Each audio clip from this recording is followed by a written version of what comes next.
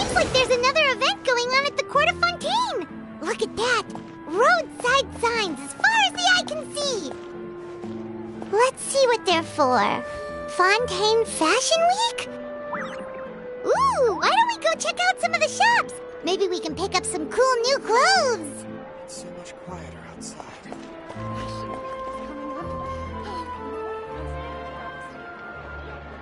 Is this really okay? I told you I could do it using the leftover funds from the original deposit. Don't tell me you're afraid that I cheaped out on the dress. No, not at all. I have only the fullest faith in your work, Miss Chiori. I'm just in shock, that's all. It's always been my dream to wear a Chioria boutique dress for my wedding. I really thought the chance had passed me by. Ooh, is that lady the owner of Chioria Boutique? We've never seen her before. I'm a woman of my word. If I say I can do something, then it'll be done. The first rule of business is to always keep your promises. Now, remember to not fold the gown, or store it under direct sunlight. I'd recommend only taking it out on the day of the wedding. But from the look on your face, I can tell that may be a little difficult for you. Oh, I'll try my best. Once he sees me in this, his jaw is gonna drop straight to the floor. Are you here to check out the offerings? Sure are! Oh, Paimon's Paimon, and this is the Traveler. You're Miss Chiori, the owner of this boutique, right? That's right. Oh, Navia told me about you. Glad to make your acquaintance. Oh, we've heard a lot about you, too. Chioria Boutique is super famous in Fontaine. Well, I appreciate the recognition. Is there anything you're looking for exactly? We're out of kids' clothes right now, I'm afraid. Hey, Paimon's not a kid! Oh, that. Well, if news of the event has reached your ears, I suppose the Fontaine Apparel Association's advertising efforts have paid off. Are there any fun and popular activities that we can take part in? Ugh, Fashion Week isn't what I'd call fun. But it certainly always attracts a crowd. It's a fashion extravaganza that only takes place once a year, after all. Will you be showing off some of your designs, too? Of course. All designers at the Court of Fontaine use the week to advertise their brand. If you're lucky, you could even land a large amount of orders as soon as the main show ends. Come to think of it, it was also at a previous fashion week that our label first took off. Aren't you pretty much an established name now? People will still buy your clothes even if you don't participate this year, right? Yeah, that's not quite how it works. While many people buy clothes for fit and style, the fashion industry also strongly values a label's artistic vision and creative direction. Why would anyone patronize a label that hasn't even bothered to put out any new designs for the year? In the end, fashion is just a representation of the spirit of the times. People support your brand because they support the vision it represents. Huh. Okay, so maybe fashion's more complicated than Paimon thought. All that complicated stuff aside, you're saying we'll be able to see new Chioria designs at the show? Absolutely. The designs have already been finalized. I'm just waiting for the fabrics to arrive. Ooh, are you using materials you can't get in Fontaine? Well, I still have a certain partiality to Inazuma-made fabrics. The textures are pleasant to the touch, and their familiarity gives me a sense of security. Oh, Paimon gets it! It's that feeling of home. Ugh, something like that. Yes. We're a long way from Inazuma, though. Aren't you concerned that your shipment might get lost or stolen along the way? No need to worry. I've already taken steps to ensure that it'll arrive safely. I've entrusted the job to Komani Express's most reliable courier.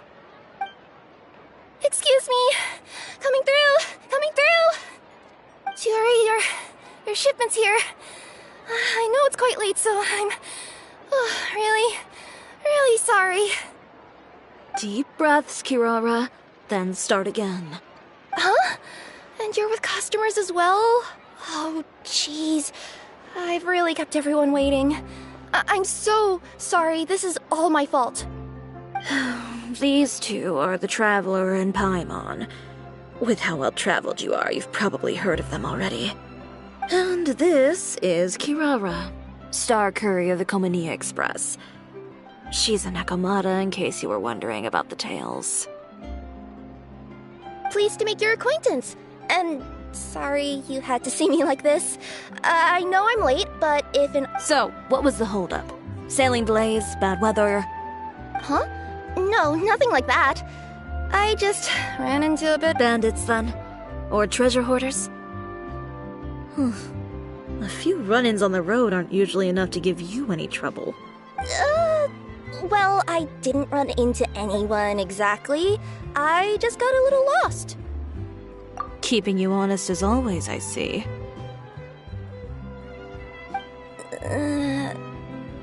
Alright. I was stopped by a group of bandits as soon as I entered Fontaine. They were a little different from the ones I usually run into. I could hear them mumbling about Komania Express. It was obvious they were looking for someone with two tails. So it was a targeted hit? I got the sense that they were actually targeting Chiori's goods. My fabric shipment? Yeah, they said that I could go as long as I left the goods with them. Otherwise, they'd stuff me into my delivery box and toss me into the sea to drown. Oh, are you okay, Kirara? Oh, I'm good. I'm still a yokai after all. I turned them over to the guards. It just took me a while to round them all up. Well, it's not completely out of the ordinary for one of your deliveries to get intercepted. But it still doesn't make sense how you knew it was my goods they were after. You've got other deliveries to make in Fontaine, don't you? Is there something else that you're keeping from me?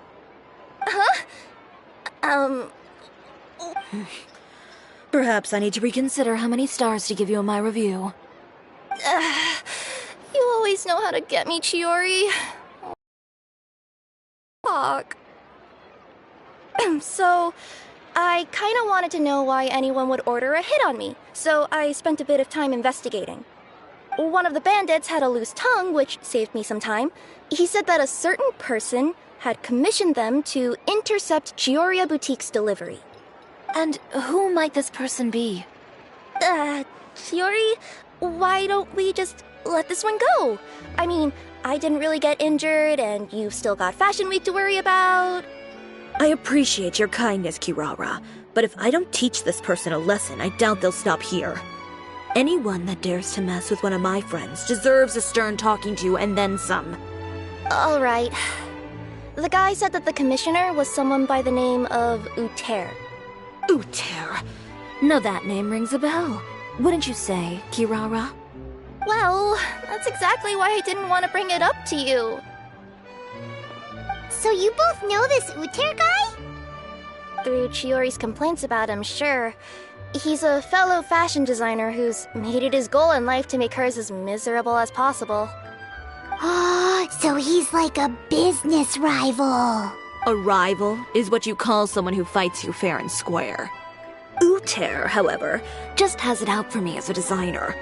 He's publicly disparaged my design choices, my use of materials. He's practically tried every trick in the book to ruin my good name. I've already warned him before to compete with me fair and square, but I guess he prefers playing dirty. Well, I'm more than happy to oblige. Wait, Chiori, where are you going? To teach someone a lesson. You must be tired after your long journey. Why don't you rest in my shop for a little while before heading back? Chiori! Wait! And she's gone. Oh no. What should we do? You seem concerned. Should we be worried about Chiori? Well, she's always been the type of person to face things head on. But with her fiery temper, I'm just worried whatever she's about to do will feel negative publicity about her right before the start of Fashion Week. Traveler, Paimon, could you go after her and check out the situation for me? As a formal employee of Komonia Express, it wouldn't be appropriate for me to get involved. Yeah, we'll take good care of Chiori. To be honest, I'm more worried about that Uter guy's safety.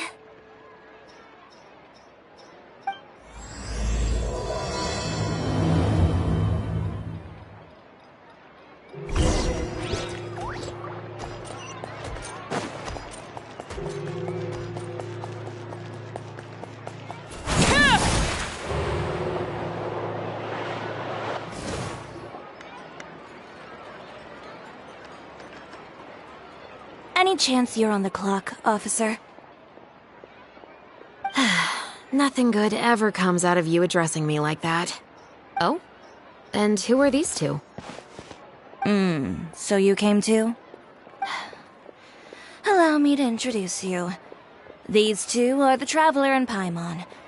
This officer over here is Shavras, captain of the Special Security and Surveillance Patrol. The Special Security and Surveillance Patrol? You mean that organization where everyone carries a musket? Well, I wouldn't say everyone on the patrol uses a musket. I just happen to have formed a platoon made up mostly of musketeers. Whoa, Chiori, Paimon didn't know you went so far back with such a cool person! It's nothing. In my line of work, it's not uncommon to run into some trouble every now and then, and she's helped me get out of a few sticky situations. In return, I've helped her take care of some things that you could say aren't exactly in her purview as the captain of the Special Patrol, and that's how we got to know each other. It's nice to meet you both. I have to say, your reputation precedes you. So, did something happen? Indeed it did. I'll need you to come with me. I only ever hear that phrase from you. Usually I'm the one asking people to do that. Well, are you coming?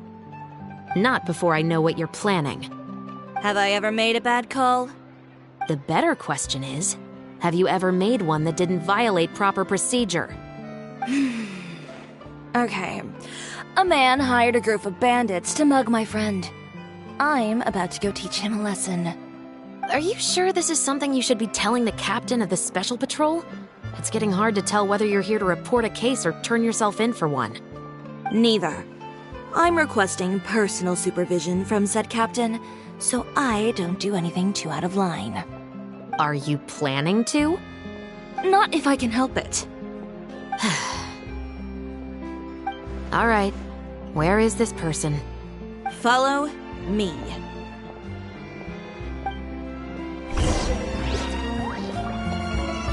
Just promise you'll start trying to keep yourself out of trouble.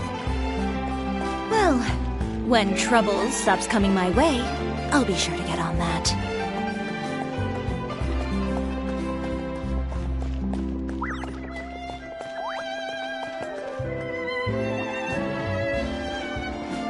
This should be the place. You all wait here. I'll go have a chat with him. You know, Chevraz, Paimon gets the sense that you two are actually pretty close. It's just as Chiori said. We got to know each other pretty well in our lines of work. You could call it a you scratch my back and I'll scratch yours sort of situation. Does Chiori often need your help? I'd say it's mutual. The Special Patrol needs her help quite often as well. We've got tough problems of our own. Getting people to talk, for example. The uniform, the musket, they're intimidating. Most people clam up the minute they see us. Lips sealed so tight, getting them to talk almost feels like trying to break into the fortress of Meripede. But put them in a clothing boutique, and they suddenly start gushing faster than the waters at the Fountain of Lucine. Oh, is it because they're trying to show off or something? Yep. People are vain creatures. They can't help but want to talk up new developments in their lives or show off how much they know about other people. And nothing brings out that sort of vanity quite like fashion. As a result, Shiori often picks up on all kinds of information in her shop. Most of her customers are members of the upper class, which means they're pretty much up to the gills in wealth and intel. You scratch my back and I'll scratch yours. Huh, Paimon gets it now? Exactly. I'm also here to ensure Chiori's safety. Those who make trouble for her also tend to be rich and powerful. And in some very rare cases, I'm forced to protect other people from Chiori herself. So, who got on her case this time? It's been a while since I last saw her that angry. Oh, so this is what happened.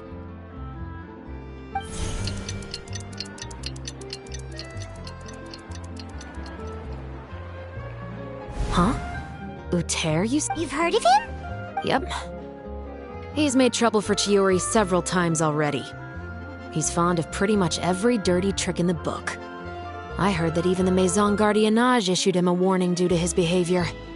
So he's back at it, huh? Whoa, what's this about? I just meant that Uter's done for. Now bring it in, you two. Get right up close. Sure, but why?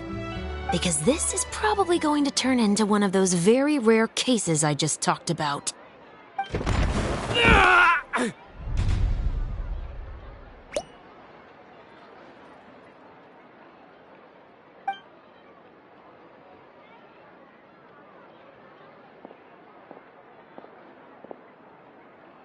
What are you doing? Stay away from me! Has anyone ever taught you the definition of stupidity? Huh? Stupidity is doing the same meaningless thing over and over again. It appears you've forgotten what I told you before. So, allow me to refresh your memory. Lay off the dirty tricks! Oh, and if you dare lay your hands on my friend again, you can expect a far less pleasant landing next time. Chiori? Officer, an assault's in progress! Please, officer, you've got to do something! Of course. I'll do my utmost to investigate the situation. Unfortunately, I was chatting with this traveler and seemed to have missed what happened. Not to worry, though. If you'd allow me to search the scene, I'm sure I'll be able to collect some useful evidence. You don't mind, do you? There's nothing— Forget it. It wasn't that big of a deal. Ms. Chiori, I must also ask you to refrain from engaging in such disorderly conduct in the future, especially out in the open like this. Apologies, officer. I guess you could say I'm just used to tossing out any trash I come across on the street. You... Is there anything else either of you have to say for yourselves? That's all from me. I sincerely hope that today's events will never happen again. We'll see about that. Whoa, that scared the heck out of Paimon! How did he just go flying? You're too kind. Now's not the time to be accepting compliments. What happened to not doing anything too out of line? Oh, not if I could help it, is what I said. And I think I kept to that. I started with a verbal warning, but he displayed neither shame nor remorse. If anything, he kept running his mouth with insults and threats. Insults and threats so bad that he deserved to be tossed out like a sack of trash? Believe it or not, they were that bad. He deserved to get knocked down a peg. It's the only way to get him to stop. You could have reported him to the guards. Oh, I will. But it'll take some time for them to gather evidence. And he denied that he ever had anything to do with those bandits. I don't want anything else to happen during Fontaine Fashion Week. On top of that, if Kirara is going to continue delivering goods for me, the least I can do is guarantee her safety. Oh, that reminds me. There is another favor I'd like to ask of you today. What a shame. I believe you've already used up your favor quota for the day. Have I? Well, it's a good thing I was planning on taking an advance on tomorrow's quota then. Don't you think you're maxed out on advances already? I always pay you back in information, don't I? It's just like you said. You scratch my back, and I scratch yours.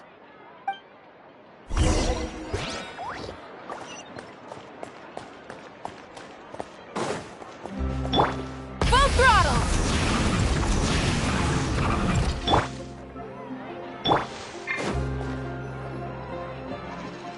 We're back.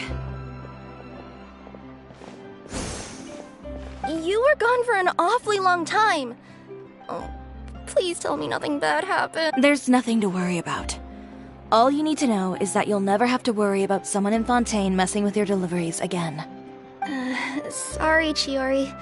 I didn't mean to cause you so much trouble. What are you talking about? You didn't do anything wrong. Those greedy bandits are to blame, along with a certain someone who doesn't know when to lay off the petty tricks. The next time you need to leave the city, call the Special Security and Surveillance Patrol. They'll escort you half of the way, and the Spina di Rosula can take the second half. With that sort of escort, the next time you make a delivery, those treasure hoarders won't go anywhere near your goods. Unless, of course, it's to offer to carry them for you. Good one, Chiori. I'm being serious. You know me. If I bring something up, you can assume it's already a done deal. You're going back to Inazuma tomorrow, right? Wait, you don't mean... I've already spoken to the captain of the Special Patrol. As discussed, the patrol's going to take a small detour during their daily training tomorrow. As for Navia, I'll give her a heads up in a bit. There's really no need. I'm just a simple courier. I don't need to be surrounded by a bunch of armed guards. Or ones with sunglasses, for that matter. Don't you think this is a bit much? Well, you certainly shouldn't count on such a procession for every trip you make to Fontaine. It's just a one-off thing. For my own peace of mind. It'll also show those guys what'll happen to those who dare to mess with my friends. Yes, well put. Well, if you think it's a good idea, Traveler, then I guess it's fine. Well, with the bad guys out of the way and your goods safely delivered, everything should be good to go for Fontaine Fashion Week, right? I believe so. I'll try to churn out a few more outfits over the next few days. I've heard a lot of suppliers will be participating this year. Paimon's gonna take a guess and say if suppliers are super important. But of course, they supply us designers with funding, equipment, factory access. You have to work with them if you want to become a truly renowned fashion house. That's also why this year's Fashion Week is so important to me. But isn't your brand already really famous, Chiori? Your clothes are so pretty and so nice to wear. I can't help but brag about them to my customers whenever I get the chance. Even so, I would imagine there are still people who've never heard of the Chiori brand, yes? Well... I mean, with the amount of places that I deliver to, it's only natural that some people from other nations haven't heard of it. Then it's still not famous enough. My goal is to make the Chiori brand renowned throughout all of Teyvat. All of it? Your business would have to get pretty huge then. Wait, would that mean I could just go to any Chiori branch on the continent to get my clothes fixed? It has been pretty inconvenient having to come to Fontaine every time I need to get them patched up. Alternatively, of course, you could just be a bit more careful with them. They're already about as durable as I can make them. Okay, I'll admit, they do get snagged on branches pretty often, but I can't help it. It's hard to be careful about that sort of thing when you're trying to take a nice nap in a tree. Well, if that's your dream, Chiori, then we should do our best to make it a reality. Is there anything we can do to help out with Fashion Week? I'm sure I could think of something. Oh, what is it? What is it? Why don't you come to my shop tomorrow and model for me? Simply put, you'll serve as my living mannequins. Oh, so we get to try on some of your clothes? Got it! Seeing them off the rack will also give me the chance to make some small adjustments to the stitching and the silhouette of the designs. Sounds easy enough. Most of the clothes you see during Fashion Week are meant to showcase the designer's vision. They're not exactly suitable for ready-to-wear use. If you like them, though, feel free to visit the boutique and see if anything catches your eye. I'll even give you a special discount. Ooh, sounds great! Paimon was just starting to get curious about all this design stuff. Then we have a deal. You'll model some formal wear, Traveler, and... I don't know.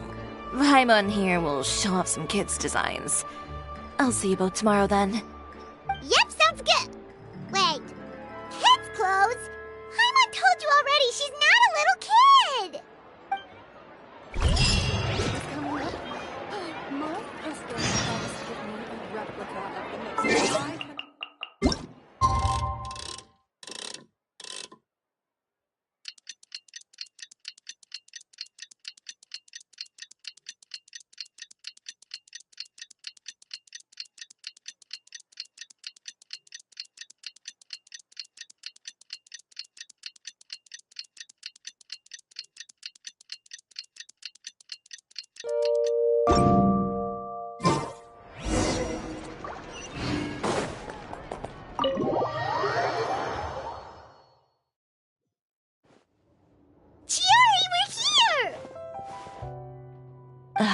you're here early.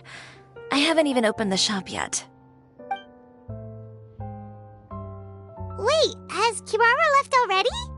Yep, with the special patrol. Bright and early. Did everything go all right on the road? I believe so. The patrol makes for quite the entourage. The way they marched forward with Kirara in the center, you'd think she was some sort of VIP. For the second leg, the Spina also came with a pretty large group, led by Navia herself. They took care to clear the path beforehand as well. Kirara won't so much as step on a single stray rock on her journey. I even heard that Navia decided out of the blue to make a batch of macarons as a going-away gift for Kirara. An excellent souvenir to remember Fontaine by, I'd say. Sounds like Navia really got into it. My thoughts exactly.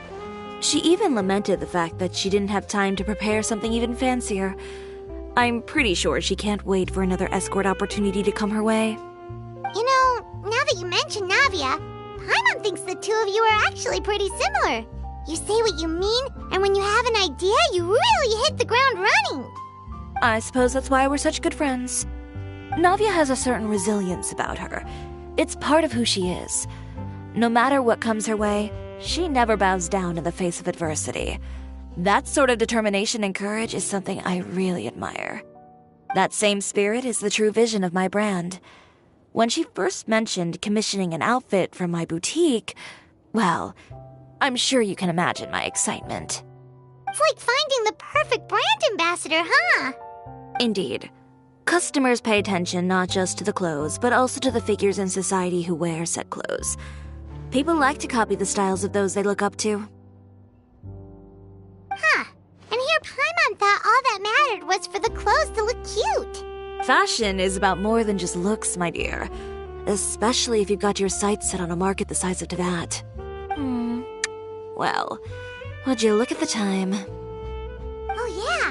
Come on, let's get down to business. We're here to model. Indeed. Give me a moment while I go retrieve some fabrics and sample outfits. Why don't you help me set up the shop displays in the meantime? Set them up? How exactly? Just carefully organize the ready-to-wear clothes with an eye toward their types and styles. This way, we can guarantee that the customers will see something different every day. Whoa, there sure is a lot that goes into running a store. Well then, I'll leave the displays to you.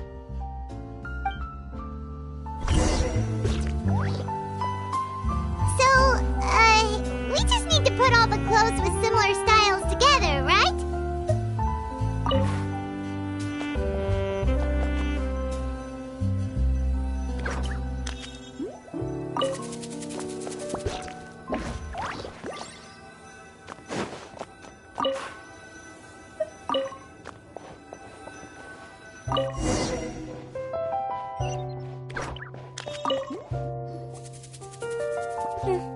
Not bad. You might just have an eye for design. Anyway, let's move on to the real task at hand. Over here, stand still. I'll take your measurements first.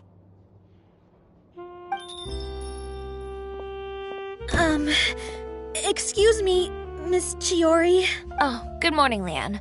How have you been recently? Not too bad. Your gown will be ready next week, so there's no need to worry about missing the ball. Or did you come here today because you'd like to make a new request, perhaps? Oh, no. Nothing like that, Miss Chiori. To be honest, I came... Cancel your order. But you can keep the deposit, of course. I know you can't return any materials you've already used. Don't worry about the materials. I'm more concerned about you. Did something happen, Leanne? Have your plans changed? It's all right. I'm not trying to make things difficult for you. I'll take note of the cancellation. Thank you. I'm really sorry. Don't worry about it. Just let me know if there's anything I can do to help.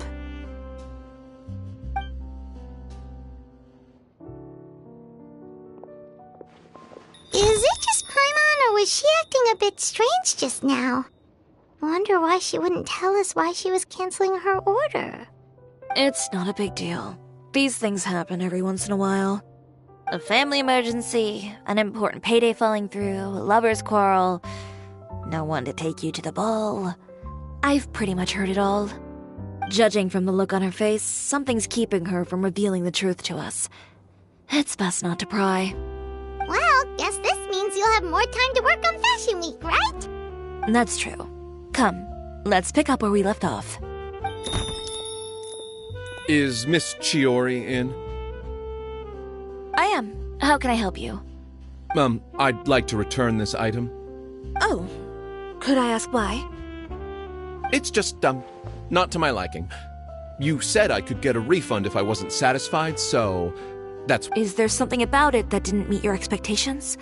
Are the sleeves too short, or is the color too dark? I can always make those adjustments for you. Oh, no need. You don't have to concern yourself with that. I'd just like that refund, please. And I'd be happy to process that for you. If you could just tell me the cause of your dissatisfaction. Is Chiori here? I'd like to return my outfit. Another one? Is there some sort of new calamity coming that I haven't heard about? Another flood? Or an apocalypse, maybe? What does the prophecy say this time? You'll be spared if you get rid of all your clothes? Surely the entire population of Fontaine didn't convene and pick this one day to come and return my clothes. What? What kind of rags are you trying to sell us, huh? The way I see it, this shop is nothing more than a black market front run by a bunch of dirty criminals. Please calm down, sir. What is he talking about? Haven't you heard? Chiori Boutique has been exposed for having close ties with criminals. It's all over the papers. And just who is it that dares to throw that accusation around? Well, you tell us. The fabrics you've got here, they're all sourced from underground factories, aren't they? I've been transparent about my materials from the very beginning. I've already proved there's nothing wrong with them. If a little hearsay and baseless slander are enough to convince you, then by all means, go ahead and hand over your garments right now. Spare yourself from that flood of yours. Or have you not been convinced of that one just yet? You... Elof! Miss Chiori? Go outside and help these customers with their return requests. There's no need to ask them why. We'll refund... Alright. And once you're done, put up the sign that says we're closed for the day. Got it.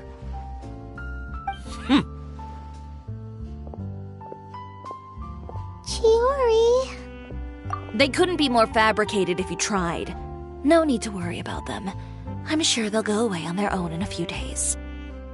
The real goal here is to divert my attention away from Fashion Week. The best response right now is to tune it out and focus on finalizing my designs. If you say so, but Paimon still can't help but worry. The best way to respond to public skepticism is to let your work speak for itself. There will be no doubt about the quality of my work once my new designs are released. The public just has to see it for themselves. Miss Chiori, bad news! Oh, for the love of... Can a woman not get a moment of peace to do her work? Go on. What's the matter now? It's our accessories supplier. They just sent word that they'll no longer be able to supply us during Fashion Week. What? No accessories? Not even the ones we pre-ordered? Yes, that's what their messenger said. And what about the models we asked them to book for us? I think they'll probably pull out as well. Even the suppliers believe those nasty rumors? Is the messenger still here? No, they've already left. So, no accessories means no brooches, no bow ties, things like that? Not just that.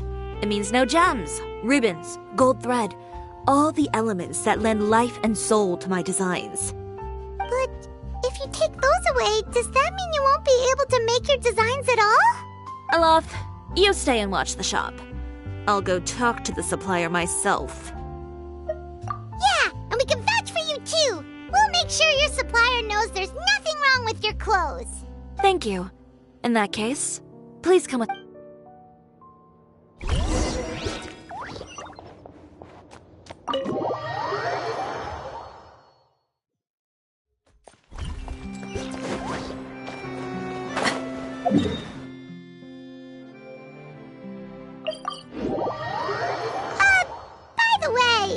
We really are just going to talk, right? Of course. I wouldn't do anything to one of my business partners, especially when a reasonable conversation should suffice.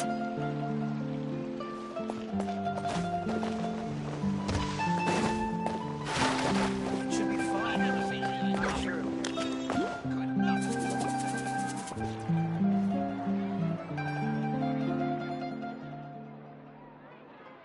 Who is it? Venger, it's Chiori. We've worked together all these years. The least you could do is allow me a face-to-face conversation.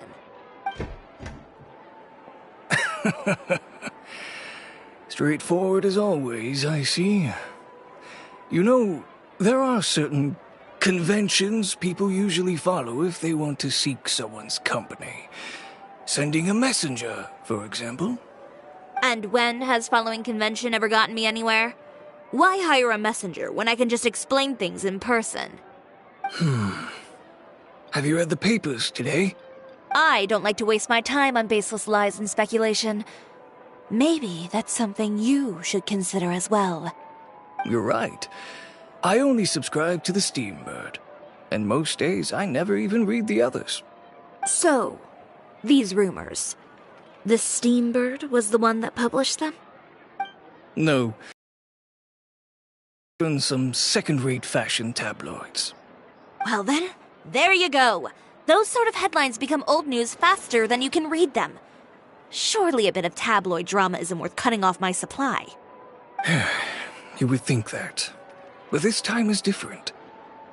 Someone paid off the tabloids to publish the same article at once. They even went so far as to leave a copy in front of every house. That's how I first learned of the rumors. Every house? That means someone must have been planning this for a very long time. It seems your rival really pulled out all the stops this time, Shiori. The article was even published alongside a photo of you. What sort of photo? A photo of you beating up someone on the street yesterday. Yesterday? Wait, that means... Ucher again. Here, I've got a copy. See for yourselves.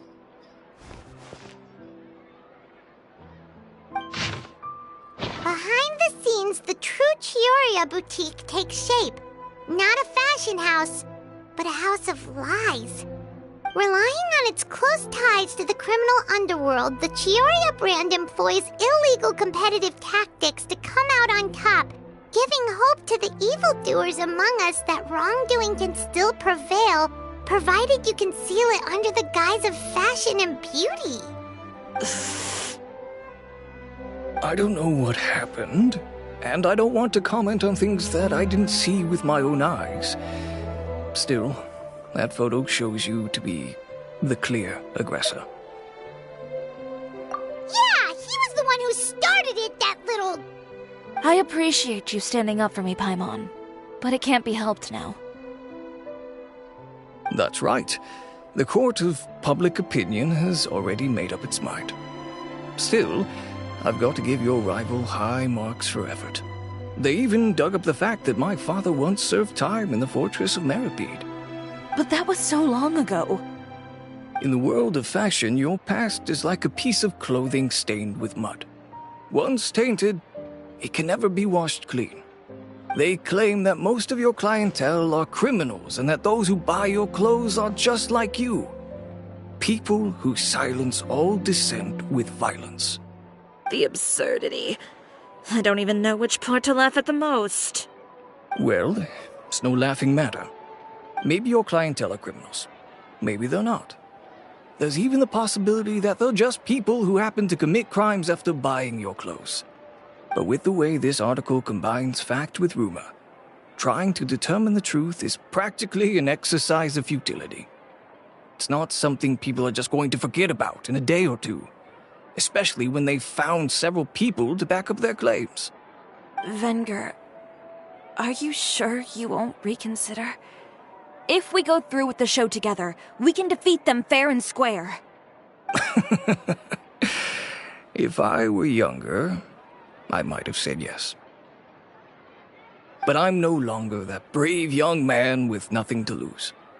I've got the family business to consider now. I'd be perfectly happy to work with you again after this, but my daughter is manning the store during Fashion Week, and I don't want her implicated in all of this. She doesn't deserve to be swarmed by all that negative publicity. I understand. Let me offer you a piece of advice, Chiori, for old time's sake. Let this Fashion Week go. There's always next year. You just need to wait for all of this to blow over. You're free to wait things out, Venger. I'll make my own choices. Have you ever thought maybe that attitude of yours is what's gotten you into all Have you ever thought maybe this attitude of mine is precisely what paved the way for my success? Fair enough. Then I suppose all there's left to say is best of luck. As for the models, none of them wanted to be implicated in all of this either. Understood. Take care.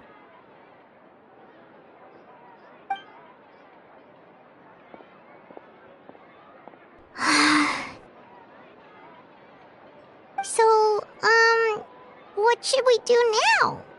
Without the accessories, I can no longer use my old designs. How could they do this? They're making things up. The boutique doesn't have anything to do with violent criminals. Can't people tell this is just a bunch of lies? Public opinion has never been about what's true and what's not. It's about echoing the loudest voice in the room. I should have seen it from the beginning. Uter knows me too well. Everything that happened yesterday was just a trap. Well, guess all we can do is just head back for now.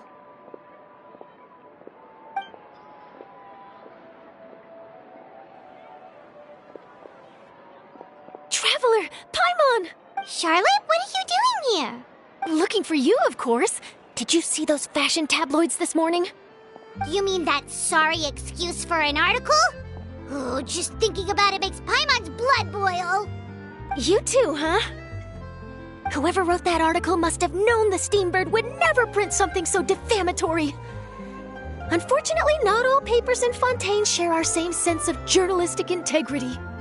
Miss Chiori doesn't deserve to suffer all this baseless slander. I was just about to find some people to interview so that I can write an article to refute all those claims. If there's one thing I can't stand, it's people who misrepresent and distort the facts. That's great! With your help, we might be able to get some people back on our side! It's my pleasure. I've met Miss Chiori several times. I know she's not the kind of person that article makes her out to be. She was the one who made the hat and tie for my camera, Monsieur Verite. Speaking of Miss Chiori, do you know where she went? Alof told me you were all together. She was just here. Maybe she went over there? Let's go check!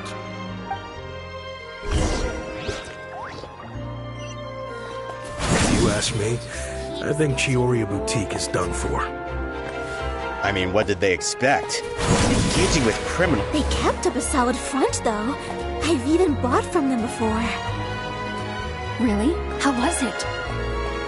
The owner was plenty fierce, that's for sure. Makes sense if she regularly deals with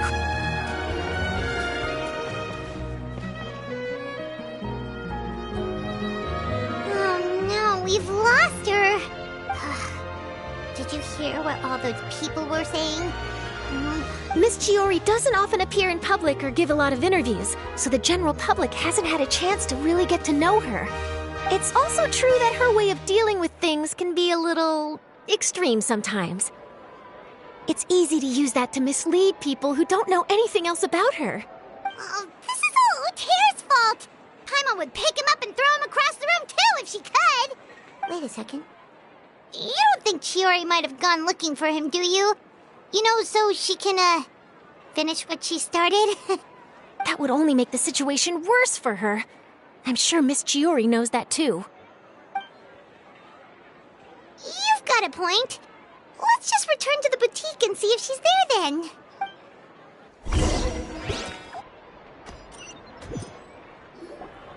Elaf, we're back!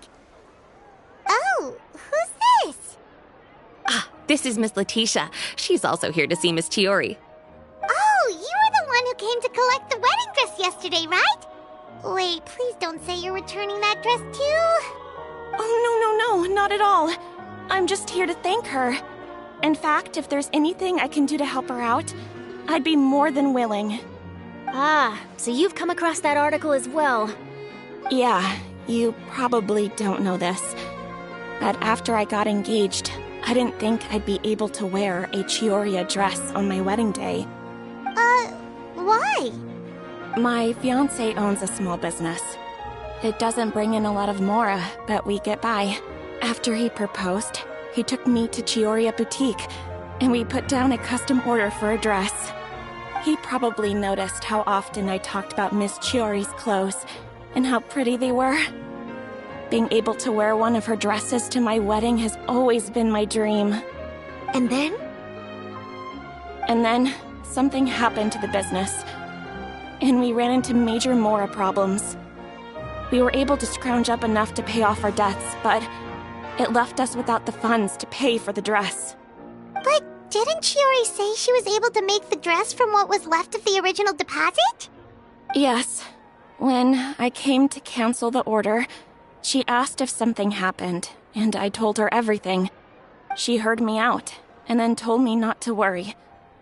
She assured me that the deposit I paid would be enough for the dress, and that she'd be able to finish making it in time as well. She promised that I'd be able to wear a Chihoria dress on my wedding day. Well, that's a good thing, isn't it? I've always known Miss Chiori to be a woman of her word. It is good. It's just, after I went home yesterday, I couldn't help but take out the dress and try it on. My fiancé happened to walk into the room, and when he saw me, he froze on the spot. Ah, what a shame. He's not supposed to see it until the wedding day. Well, see, that wasn't actually the issue. He's seen a lot of wedding dresses in his time doing business, so as soon as he saw it, he knew for sure that it must have cost far more than what we paid. Huh? So wait, that means... Yeah. Miss Chihori covered all the costs and held nothing back. The fabric, accessories, beading, construction. It was all of the highest quality. Miss Letitia, I'd really like to use your story for a piece I'm writing about the boutique. Would you mind going on the record? Huh? Well, if it would help Miss Chihori out, I wouldn't mind at all. I think it'd go a long way. Your real experience is more powerful than all those lies combined.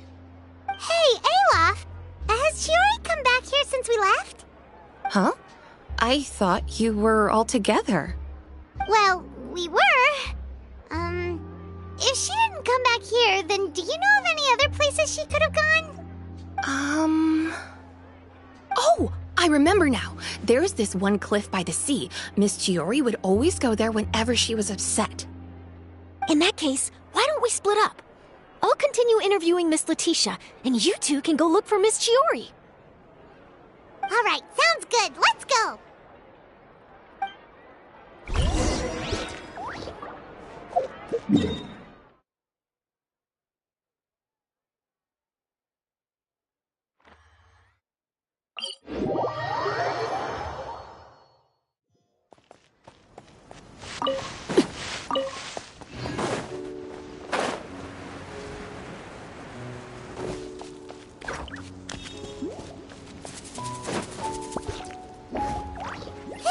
Chiori? Uh-huh. How did you know where I... Olaf told you, didn't she? She did. We were just looking for you at the shop and Letitia was there. She wanted to thank you for the dress. So, you see? You don't have to be sad. We'll figure out how to get through this together. I'm not upset. I just wanted to get some fresh air. Want to sit here with me? The view's quite stunning.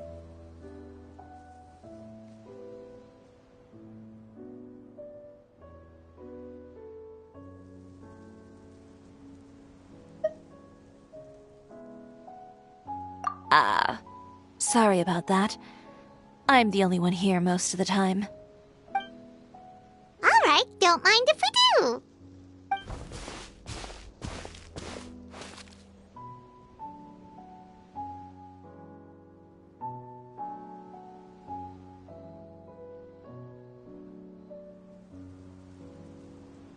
Well, how does it feel? This place is pretty great. Right? It's quiet and open, and far from the relentless critique from fashion commentators and the media. Yeah, it's important to take yourself out of that kind of stressful environment every once in a while. I didn't grow up in a very strict family. My parents would joke that I grew up to be so assertive because they spoiled me as a child. I would get together with the other children to climb trees and explore caves. One time, I even climbed over the walls of the Kamisato estate. One of the servants had to physically remove me. Whoa, Paimon would have never imagined that! But even as rambunctious as I was, when it came to needlework, I was as quiet and focused as could be. It was as if I discovered a whole new world within those vibrant, dazzling fabrics. You know the feeling? Sorta. My parents noticed, and they sent me to study under a famous Inazuman tailor. It wasn't long before I had driven away pretty much every master tailor on the archipelago. You could say I really tried their patience. You were that misbehaved? I wasn't misbehaved, exactly. I just often had strange ideas when it came to fashion. Ones that weren't in line with traditional ways of doing things. On top of that, I hated the idea of groveling and making outfits for every arrogant big shot expecting me to be at their beck and call. Anyway, a few incidents later, I soon found myself without a master. Worse, not one shop was willing to hire me. Not even to do grunt work. No wonder you left Inazuma. I was angry and frustrated. So, before I left, I swore to all those masters that my brand would one day become renowned all over Teyvat. Well, that's a great dream to strive towards. After that, I came all the way to the court of Fontaine, a city often referred to as the capital of arts and fashion. I had a lot of fun starting out. Sure, I was living in a small cramped room, but I was finally free to make whatever I wanted. I had a far more naive view of fashion back then. As long as something was pretty, it would become popular, right? A simple concept, surely. Of course, as I spent more and more time in the industry, I learned nothing was ever that simple. Least of all, fashion. Oh, you mean Letitia? Yeah, she did mention that dream. I'll be honest with you. That's the first time I ever heard something like that from one of my customers. Who would have thought? Even as I continue to pursue my dream, my work has also become someone else's. Alright, that's enough sightseeing for one day. Time to come up with a way out of this mess. Ooh, looks like you've got your game face back! Back? It was never gone to begin with. Paimon thinks we should look for evidence that Uter wrote that article, and that he hired those treasure hoarders to attack Kirara. Charlotte's already working on an article to address all those nasty rumors so we can publish all our findings in the Steambird once we're done. I don't like duking it out in the press. But if Charlotte's thrown her hat in the ring, I won't stop her either. I know where Uter's clothing factory is located. It might be a good place to start looking for some evidence. Sounds good! We'll come with! As for Fashion Week, well, there's always next year, right? So there's no need to be too upset. Huh? When did this become an either-or situation? Find incriminating evidence or participate in Fashion Week. I'm doing both.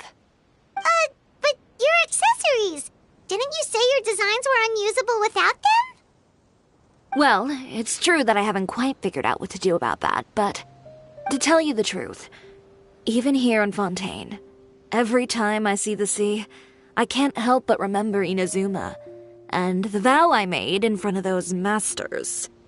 Thinking about all that, I just can't bear to take even one step back. What What did... The sea. Seashells, coral.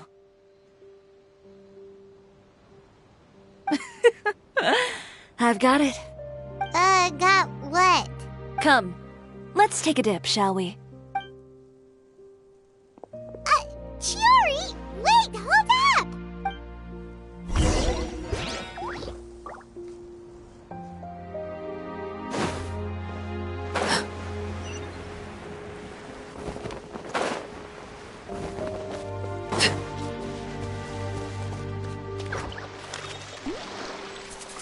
Chiori, why did you just jump into the sea all of a sudden?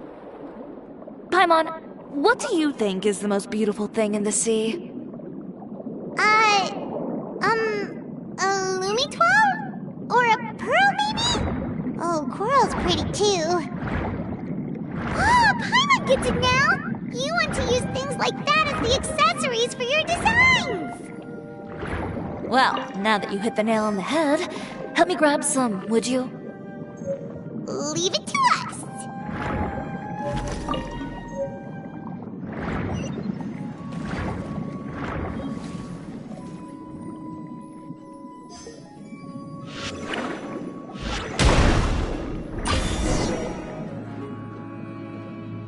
These should be enough, right?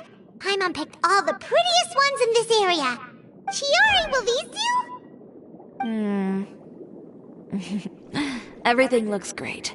I've also collected a pretty big batch, so we should have enough.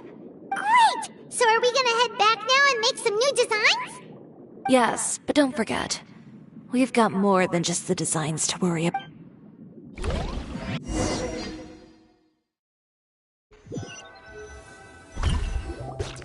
Okay, we've got the materials for the accessories. Next, we'll need to use what we have on hand to create some new outfits. You mean we have to start from scratch? Will there be enough time? I should be able to make it, if I skip out on sleep. Oh no, skipping out on sleep is not the answer. Wait, how come this conversation is giving Paimon major deja vu? Ganyu? Who's that? A friend of ours who does way too much overtime. Well, anyway, sleep is important. You're not gonna convince Paimon otherwise. Well, I can't argue with you there. One thing's for sure, though. I'm going to do whatever it takes to make it work. All this grit and determination. It reminds me of the first fashion week I ever participated in. What else can we help with? Let me see. I suppose all there's left to do is tear up all the outfits currently on display. You got it! Wait, what did you just say? You heard me. Tear them all up. When I went to that first fashion week, I had no savings to speak of. Just a few dozen yards of fabric and a dream. I had to make something work, so I tore up all the clothes that I brought with me from Inazuma, and I used the scraps to make my entries for the show. If it worked back then, why not now? We can also repurpose some of the ready-to-use accessories in the shop as well. But you worked so hard on all these outfits! I know. That's why I refuse to let it all go to waste. I'm not going to let them win, even if it takes everything I've ever made and more. Okay, then... Here goes nothing. No need to be nervous. I won't hold it against you. Of course, if anyone dared to tear up one of my dresses in front of me on a normal day, I'd probably toss them into the sewer.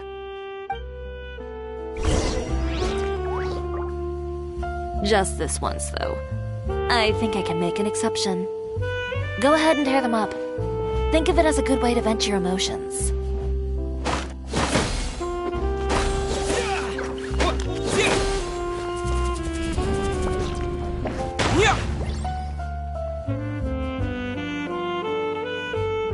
Quick! Good job. That should do it. Chiori, are you alright? Sorry for taking so long. I got caught up and... Whoa. What happened to your shop? Who did this? Those monsters. Slandering you in the papers wasn't enough for them, was it? They even sent people to wreck your shop. Give me their names. Since they're all too eager to tear up other people's clothes, I think it's about time the Spina di Rosula return the favor. Maybe you should calm down a bit first, cause you see, Huh? Ugh, what is this, a soap opera? I was the one who asked the traveler to tear up the outfits. We need all the fabric and accessories we can get. Oh, so that's what happened. I guess I got a bit ahead of myself just now. Back to what you were doing, everyone. You can all just pretend like I didn't say anything. Navia sure is scary when she's angry. If there's one thing I can't stand, it's a false accusation. No one's gonna orchestrate some conspiracy to take down one of my friends and get away with it. You and Chiori are really close. Of course. Everyone knows that Chiori makes the most gorgeous outfits in town. All of the Spina di Rosula's formal wear is custom tailored here. Now, if only you'd give me the contract for your uniforms as well. As if you'd enjoy designing something as boring and formulaic as a uniform. That's why I didn't ask you in the first place, silly. Plus, with how much your intel has helped us out in the past, to the Spina, you're more of an intelligence agency than a fashion boutique. If I had it my way, it would be the other way around. Anyway, we both know why I'm here. Tell me, how can the Spina be of service to you? If it's not too much trouble, can I borrow some skilled hands to help with some simple sewing work? I'll need all the help I can get if I'm going to finish these outfits over the next few days. Oh, no problem. I've got a few of those guys all ready to go. I just knew you wouldn't be intimidated into withdrawing from this year's show. When are you going to get started? I can help with sewing too. Actually, there's something else I'd like to ask of you. Ask away. I'm all— Oh, and Traveler and Paimon, could you help me pass word to Linny and Lynette? I'll need their help as well. I'm done with my interview. Has Miss Chiori made it back yet? Oh! What happened to the boutique? Who did this? Give me names. I'll make sure every last one lands a full feature on the front page of the Steambird tomorrow. Not this again.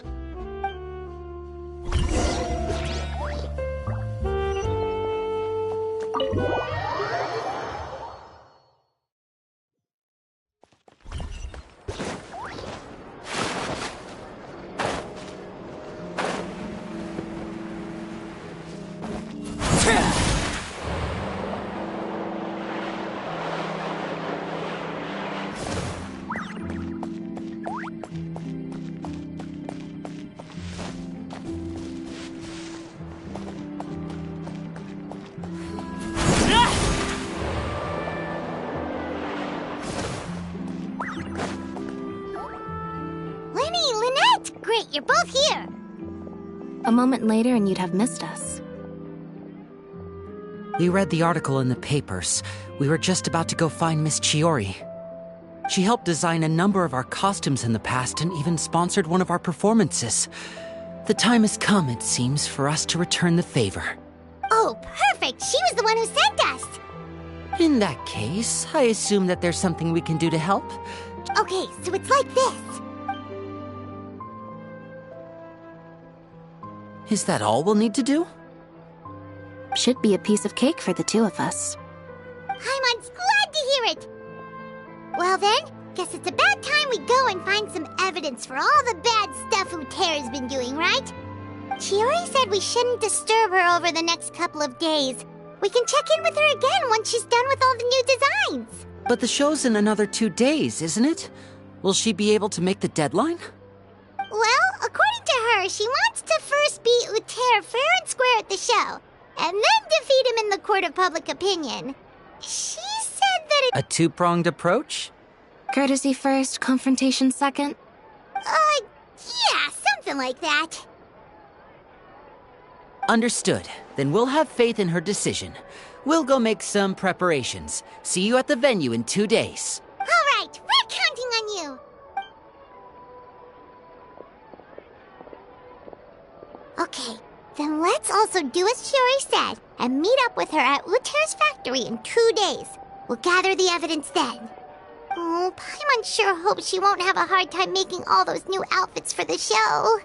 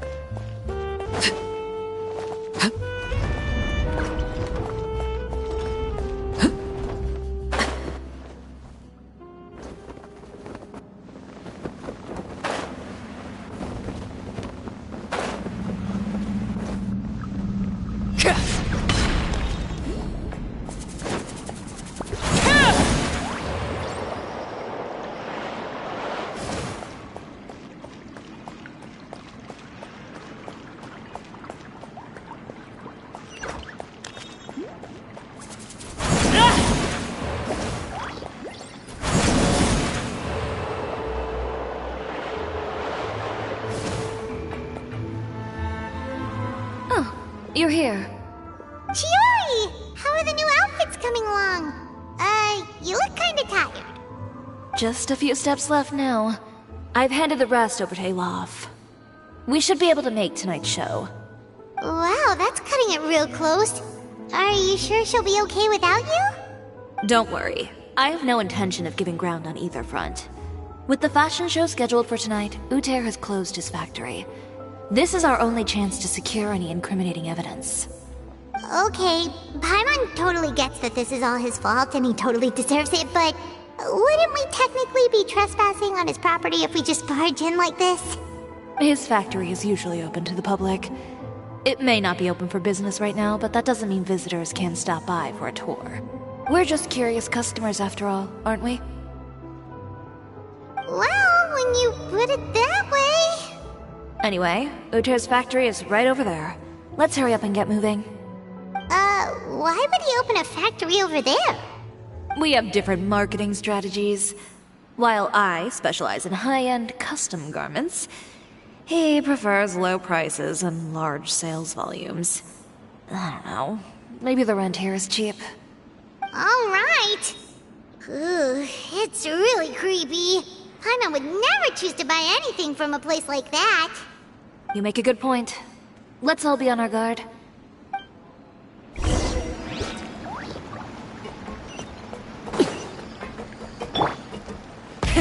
Rev the engines!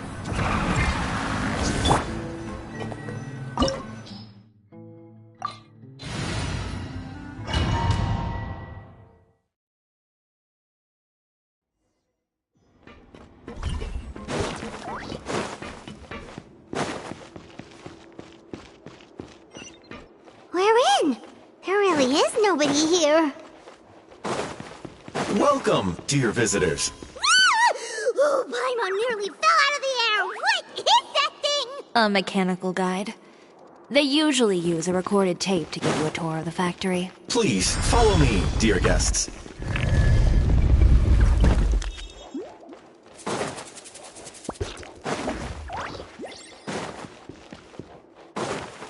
First stop on our tour is a look at the gradual evolution of our clothing brand.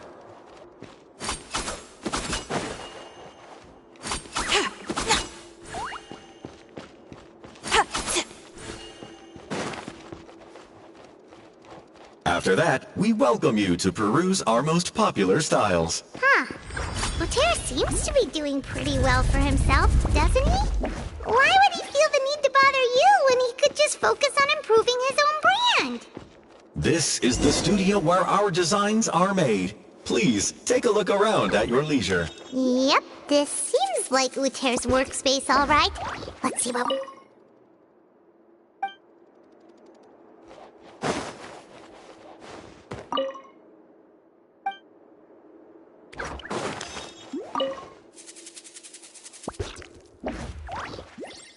These are the fitting rooms. Please use them at your leisure. Huh? There seems to be something in this fitting room. Why did the door just close? Hold on tight, Paimon. Why is it moving?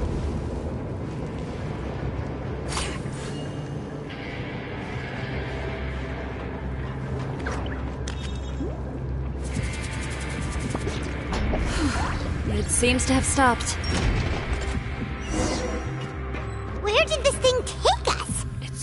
Looks like we're someplace deeper inside the factory.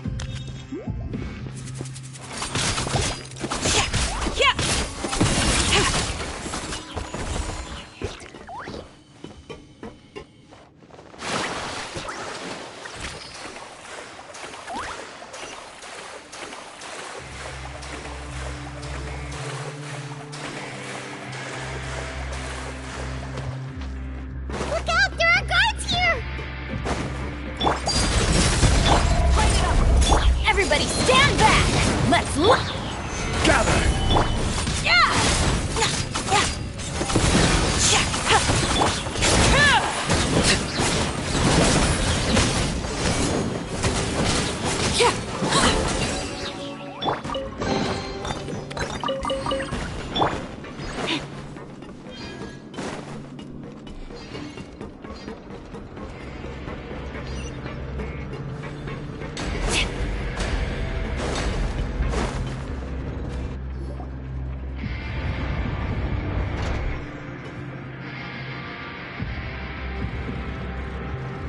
This place is filthy!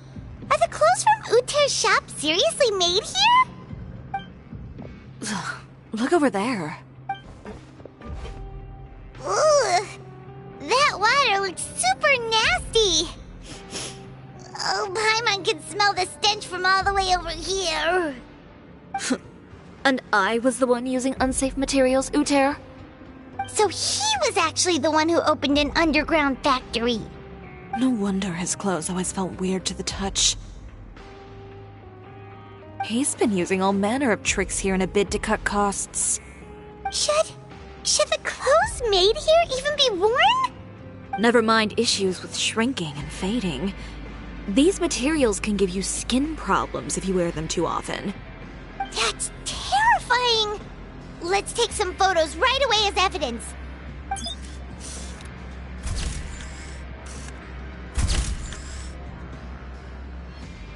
This way he won't be able to try and deny anything in court. Alright, let's keep going.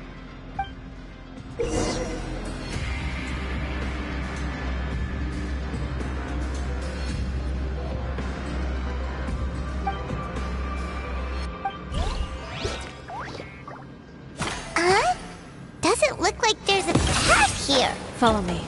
Let's go up.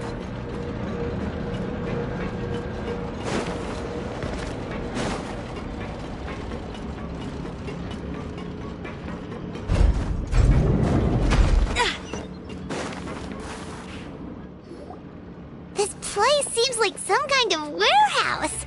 Ugh, and it stinks too. Huh?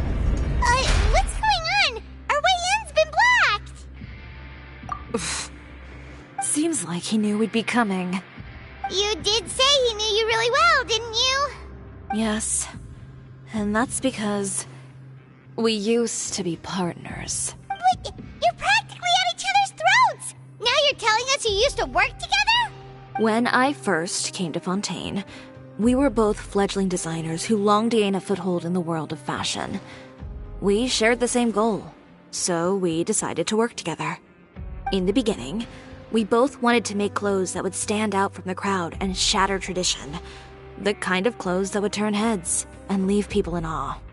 But with every criticism we received, and every sponsor that rejected us, Uter's confidence disappeared little by little. Finally, right before Fashion Week, he came to the conclusion that we wouldn't be able to make the designs we always dreamed of, and we parted ways.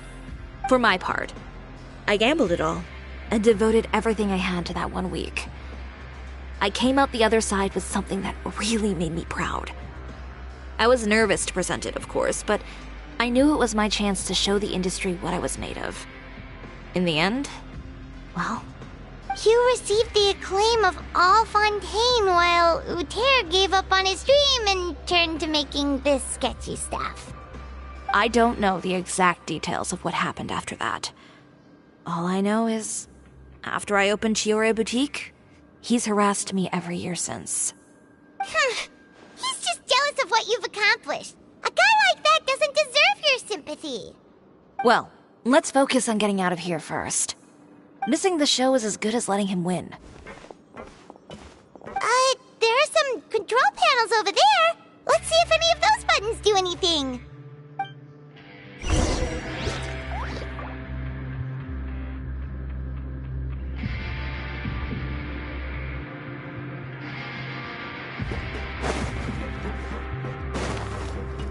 Oh, that doesn't seem to have done anything. That didn't do anything either.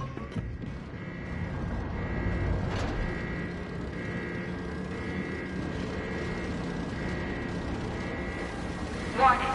Warning. Unauthorized intruders entering expulsion mode.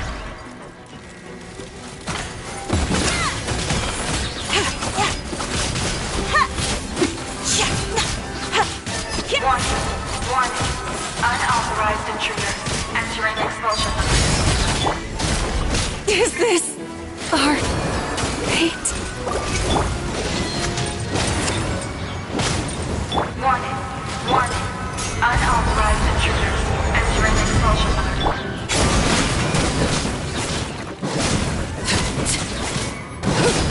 Witness my rise. Warning. Look over there. Seems like there's a way out. Maybe we can use these mechanisms to get higher.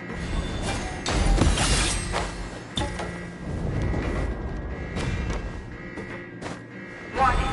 Warning. Unauthorized intruders entering expulsion mode.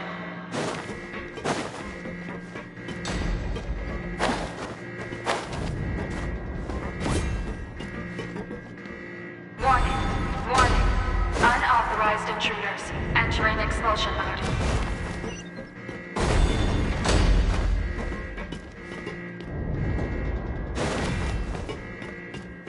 Warning.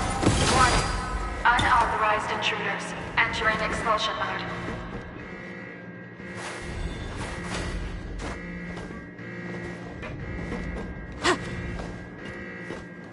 Warning. Warning. Unauthorized intruders entering expulsion mode.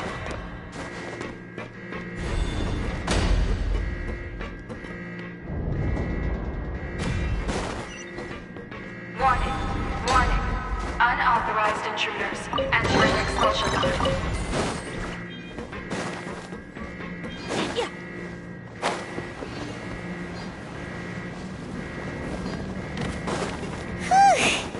We finally made it out.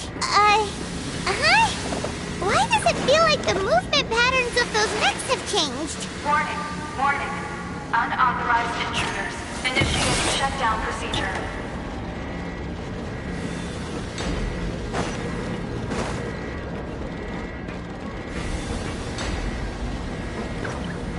Warning. Warning. Unauthorized intruders initiating shutdown procedure.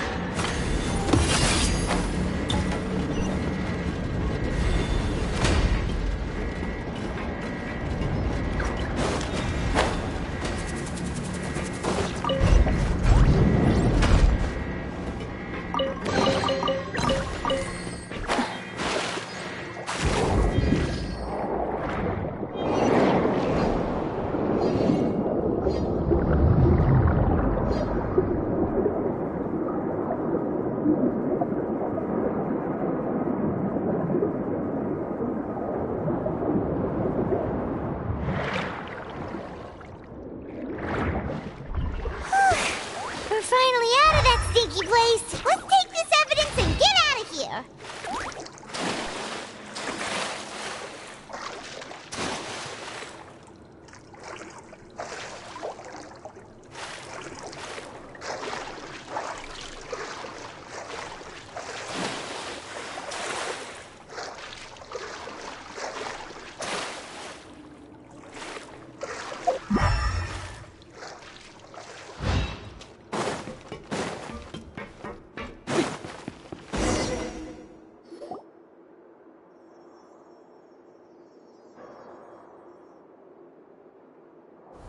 Finally, the entrance! At last!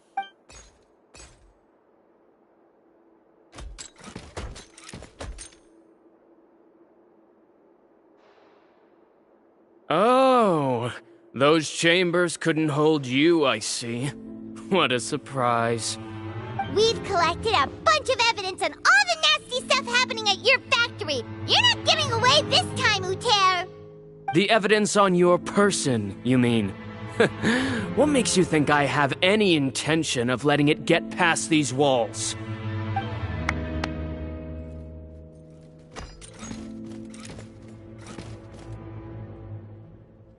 More mechanical guards? Really? Ever thought about using these funds for a legitimate purpose? Oh, but this is a legitimate purpose. What? Destroying Chioria Boutique? Or continuing to make your rotten rags? Proving that fashion is merely a laughable farce. A carnival of ignorance! You know what your problem is, Uter? You've become so obsessed with the concept of fashion itself that you let it paralyze you. Stop trying to cater to it. Focus on your own work, and you get to decide what fashion means. Spare me the lecture, why don't you? Sooner or later, you'll cater to all the voices too, you know. After all, what is fashion but another form of public opinion? Fashion is about aspiring towards a certain ideal, but it's up to you to decide what it is. My brand caters to no one but myself and my vision. That's my ideal, and it's not going to change. Well, once the people witness their former darling's spectacular fall, they'll understand how laughable that ideal truly is. That's what you've been trying to prove all this time? Your jaded understanding of the industry is the reason you've had it out for my brand for so long? You weren't like this before, Uter. What happened to the man who wanted to make something that would bring the entire world to its knees? He realized long ago how utterly naive and ridiculous that dream was. You gave up on your dream, but that wasn't enough, was it? You had to find a way to prove to yourself that it could never have been possible at all. You think you understand, but you're just a bitter man who let his regrets dictate his choices. You regret giving up on your dream. So you stopped at nothing to prove to yourself that it wasn't the wrong choice. This whole thing, Uter. It's pathetic. Pathetic? Why don't you take a look in the mirror? You're a fool daydreaming about taking all of Teyvat by storm. Well, good luck doing that when even Fontaine doesn't have a place for you anymore. You're right. Maybe all those who pursue their dreams are fools. But more pitiful still are cowards who are too afraid to even attempt what the fool is brave enough to try. You...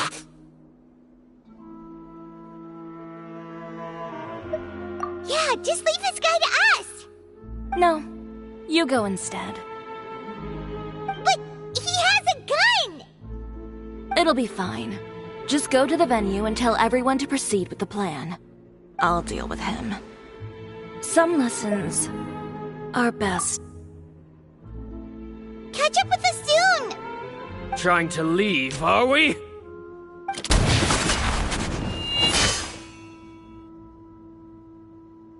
I've held back all this time because of our past partnership, Uter. But all that changed after our tour of your factory. Still trying to talk tough, I see. No matter what you've been through, no matter why you've become like this. If I may borrow the words of a friend, a guy like you doesn't deserve my sympathy. Allow me to show you the true meaning of the Chioria brand. The Chioria brand represents more than a person or a trademark. It's a way of life. Greetings, friends at Fontaine Fashion Week. Please feast your eyes on the extravaganza that Chioria Boutique has prepared for you today.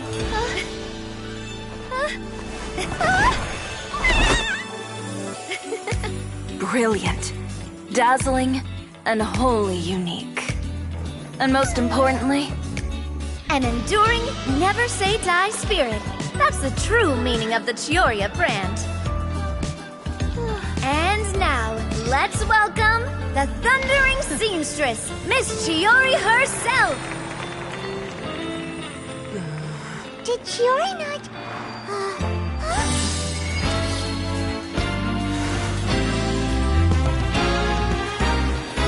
Lights! Cameras! Over here, please!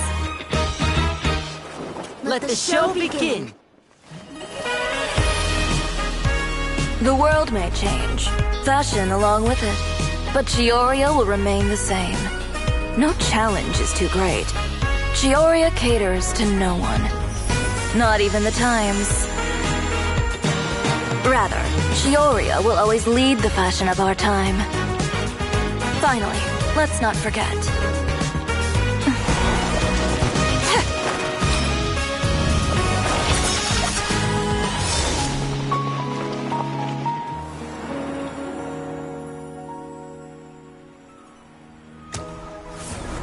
Only those who do not give up on their dreams are worthy of this brand.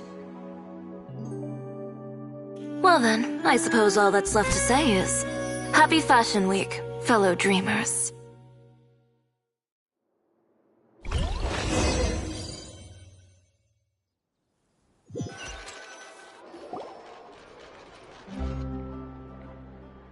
How about this? A little more to the left. Like this? Perfect. Phew. Oh, that looks great! Miss Chiori, can I take a picture? Of course. I didn't know you'd make a brand new signboard.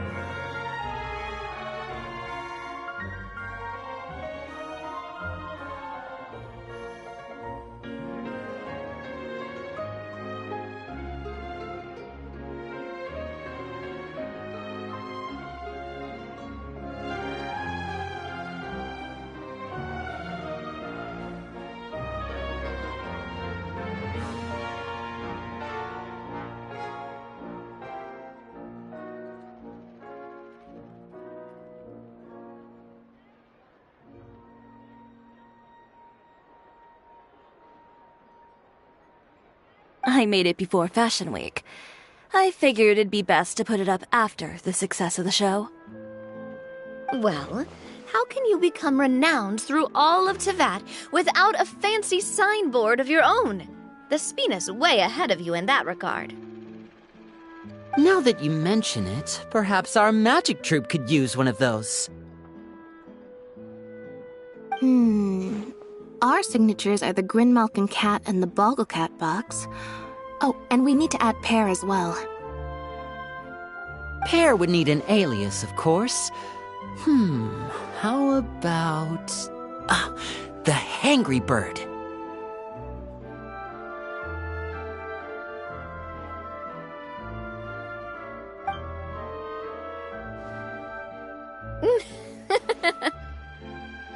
So, does that mean your signboard is going to be 2 cats and a penguin stuffed into a single hat? Ooh, that sounds super snuggly and warm. And a bit cramped. Miss Chiori, I'm done taking pictures. You can expect the article in tomorrow's Steambird, along with the evidence the Traveler gathered. Thank you, Charlotte. It's my pleasure. Bringing the truth to light is a journalist's duty. Going forward, feel free to custom order any accessories you need for Monsieur Verite. It's on the house. Huh? You really mean it? Of course. The same goes for you too, Linny and Lynette. If you have need of any costumes in the future, just drop me a note. What about something other than a costume? Thank you, Chiori. It's much Well, I don't really need anything. Just don't be a stranger, all right? I don't need anything either. So long as you continue to request my international courier services from Komania Express, we're golden. Actually, that reminds me. When will you be leaving, Kirara? Huh? About that. The Spina di Rosula has prepared a special vehicle for you, so you can just get in and we'll push it all the way out of Fontaine. What? No, that's so embarrassing. Ooh, do we get something nice too, Chiori? Of course. Just hold on a second. Disrupting public order at the show, appropriating venue lighting equipment without authorization, using weaponry in public, hosting a dangerous performance without notifying the authorities.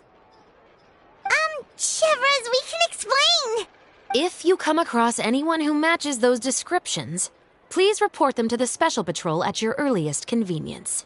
Enjoyed that, didn't you? Ugh, you nearly scared me half to death. Says the one who pulled that stunt earlier. How about you do me a favor and tell me in advance next time you're planning something like that? And if I had, would you have approved? No, but it would have at least spared me a whole lot of anxiety. Well, I would say I more than made it up to you, have I not? A whole underground workshop in the Fleuve Cendre, and the man responsible all tied up and handed to you on a silver platter.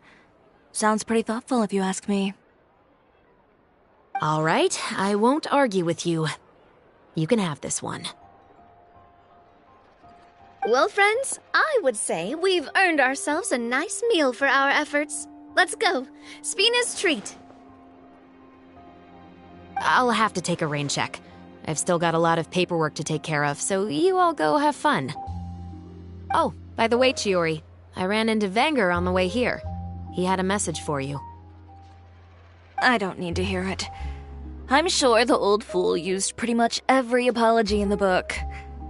I'll just visit him some other day and give him a hard time about everything. You know him well. Thanks again, Chevrolet. My pleasure. Oh, and one last thing. That was really quite an amazing show. You don't say. All right, all right. Follow me if you want in on the celebration feast. Come on. Traveler, Paimon, could you go wait for me at that place with the view? I'll let Navia know that we'll be a little late. There's something I'd like to give you. A place with a view? Oh, Paimon knows where you mean. Sure, no problem. Perfect. I'll be right there.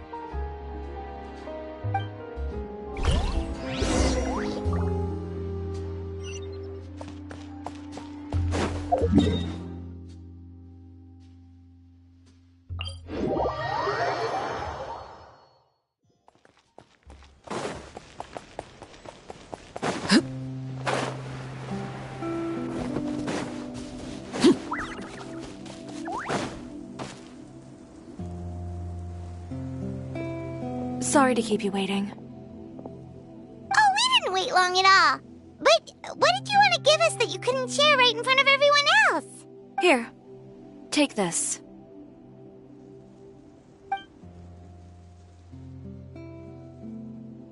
Oh, wow!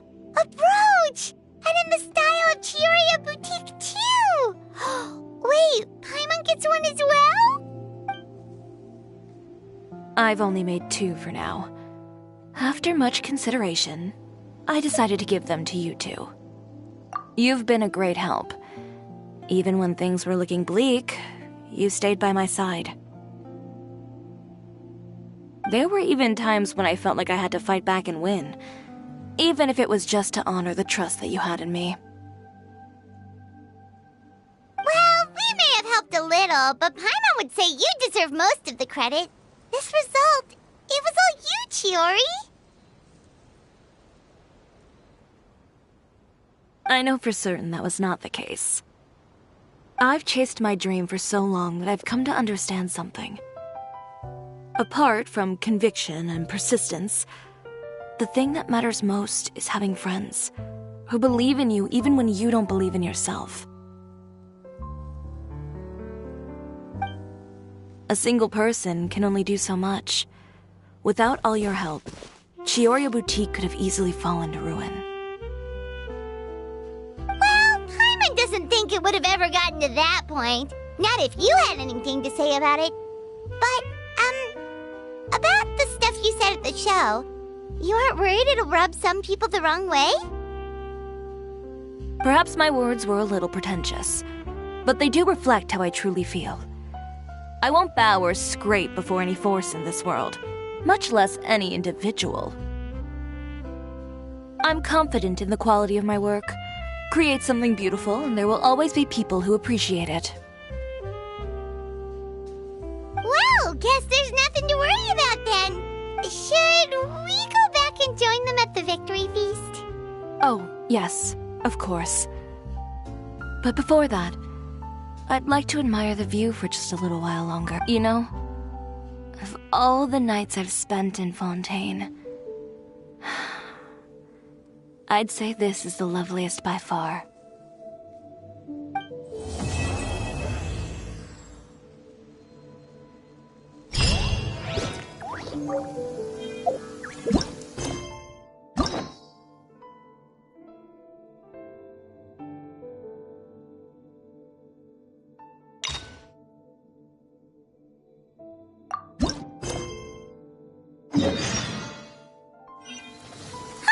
It's been a while since we visited Poisson. Maybe we should head over and have a look around.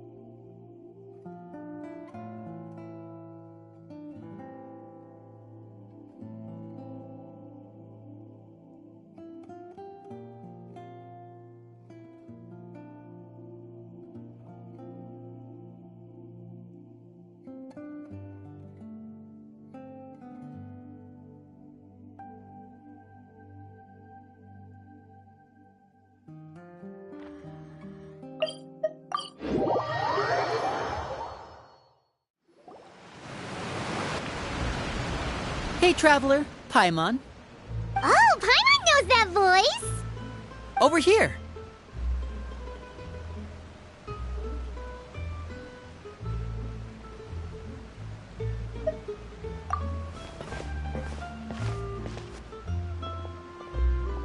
To borrow one of the more popular turns of phrase at the moment, this appears to be quite the fated reunion. Running into you two out of the blue like this has really made my day. You can say that again. What brings you to Poisson? Wait, Paimon's got it! You must be here for one of your magic shows, right? Actually, we've run into a bit of trouble on the home front, so Father arranged for us to stay in Poisson for the time being. Oh, are Lynette and Fremine here too?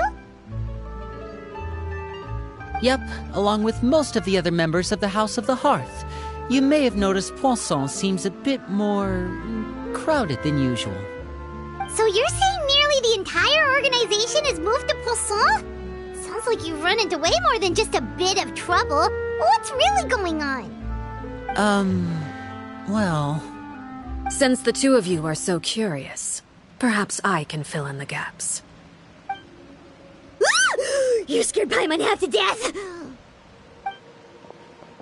Father, you're here. You know...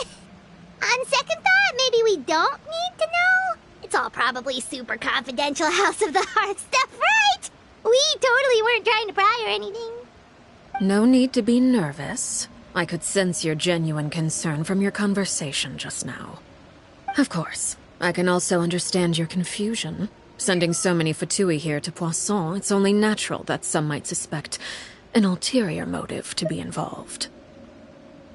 I understand. I'm well aware you've had your fair share of confrontations with the Fatui in the past, and I can't exactly guarantee that we'll remain on good terms in the future. As for right now, however, I would say we have little reason to be at odds, wouldn't you agree? The House of the Hearth could stand to be more open with those who have worked so closely with us in the past. As for the issue at hand, well, it hardly relates to any ulterior motive. To be frank, it all stems from a certain rumor circulating around the House of the Hearth. It's an internal matter. What sort of rumor? A rumor that a certain phantom child is hiding away in the House of the Hearth.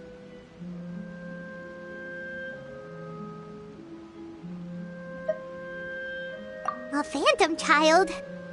Ooh, just hearing the name is giving Paimon the creeps. A spirit that should have long ceased to exist is lurking in the shadows of the House of the Hearth. So I decided to bring the children to Poisson before continuing to investigate the situation. I expect I should be able to track down the spirit fairly quickly. After that, it's just a matter of resolving the situation, if you will. It shouldn't be much trouble at all. If you're curious, or if you still have some concerns, it might be advisable to stick around for a few days. I'm sure the children would be exceedingly pleased to welcome some visitors. Lenny, I'll leave you to entertain our guests. I have some matters to attend to. Of course, Father.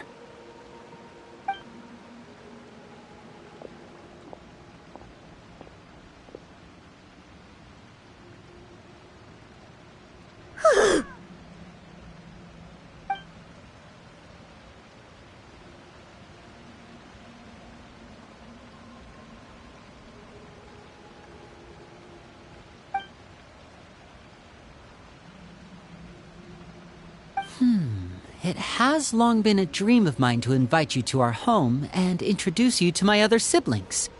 You're quite well known in the organization already. A lot of people have been talking about you, especially after everything with the prophecy. If you're willing, why don't you stay a while and have a little chat with us? Alright.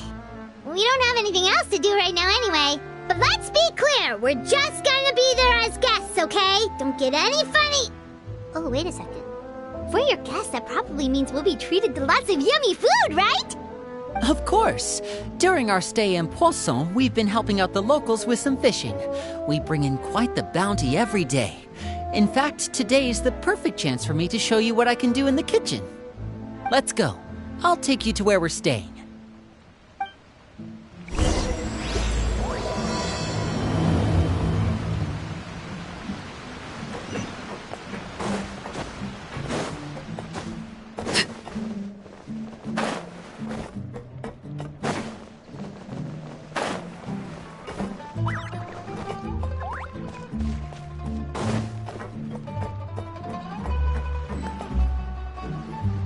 We rented this house from one of the locals to use as a temporary base.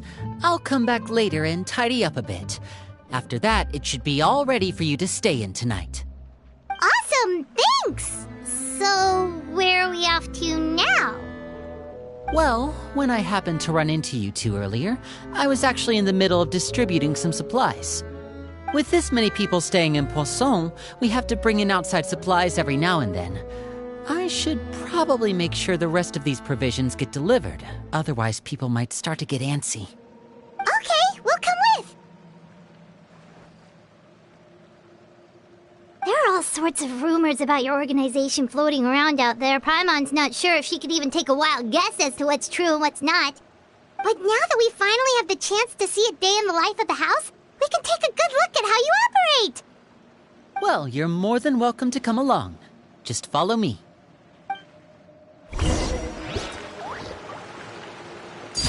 Transfixed!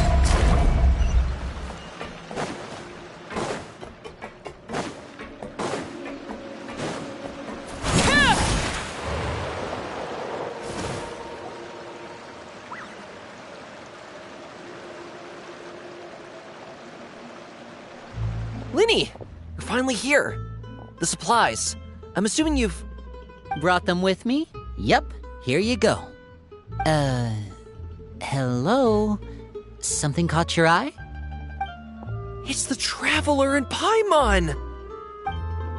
No way! Come here, everyone! Hurry! The Traveler and Paimon are here!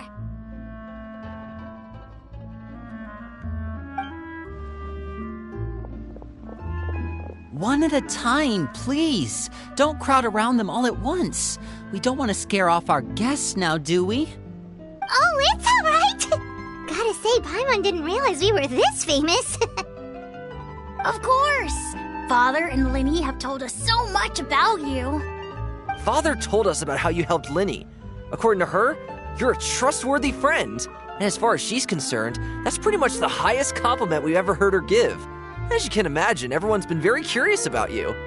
I heard the Traveler is so strong that he can move a mountain with his bare hands. I heard Paimon eats so much that she can clean out the entire pantry at Hotel Tabor in just 3 days! Wait a second! That's the rumor you heard about Paimon? Oh, not cool at all!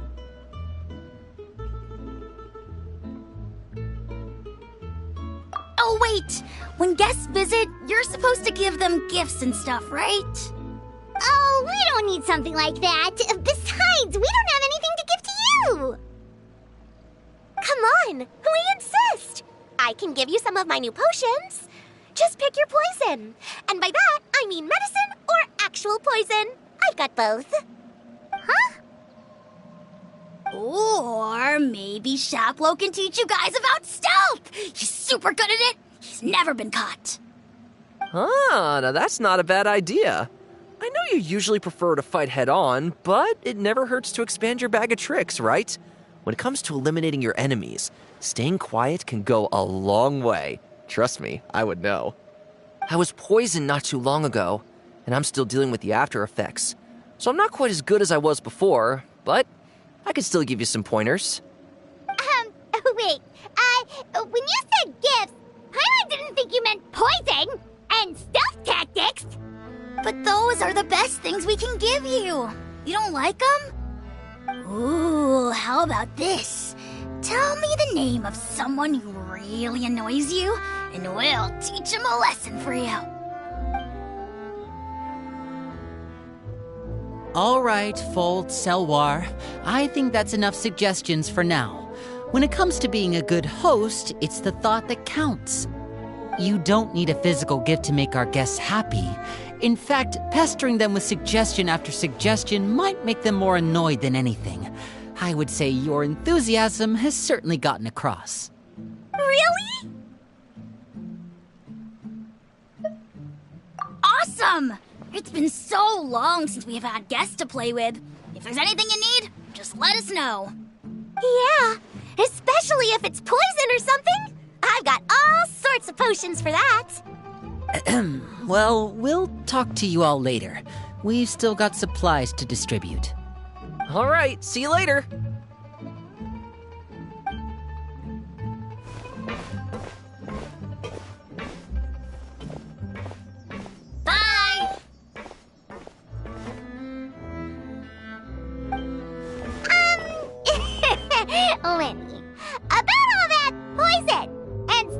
tactics talk just now. Scared you, did it? That kind of talk comes with being part of the House of the Hearth.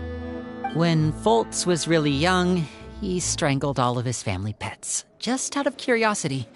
He was labeled a dangerous problem child and was abandoned by his family. Elwar has an unnatural obsession with potions. Father has forbidden her from trying all the different concoctions she comes up with, but she still tries to test them in secret. You really have to keep an eye on that one. Chaplot is around my age. While I'm mainly responsible for collecting intelligence, he handles surveillance. He's very passionate about his work and has no reservations about taking on some very difficult missions. I know you two probably aren't used to that kind of talk, but I can promise you they only had the best of intentions. Things like stealth tactics and developing different poisons, they really mean a lot to them.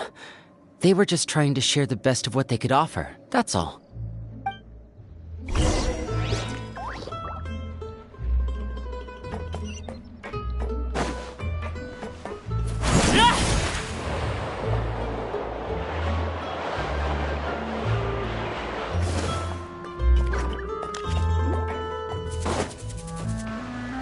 Filial, supplies are here. Thanks. And who are these two? Outsiders? Allow me to introduce you. This is the Traveler and Paimon. Oh, you're the famous duo I've been hearing so much about. It's nice to meet you. I heard you've traveled to all sorts of places.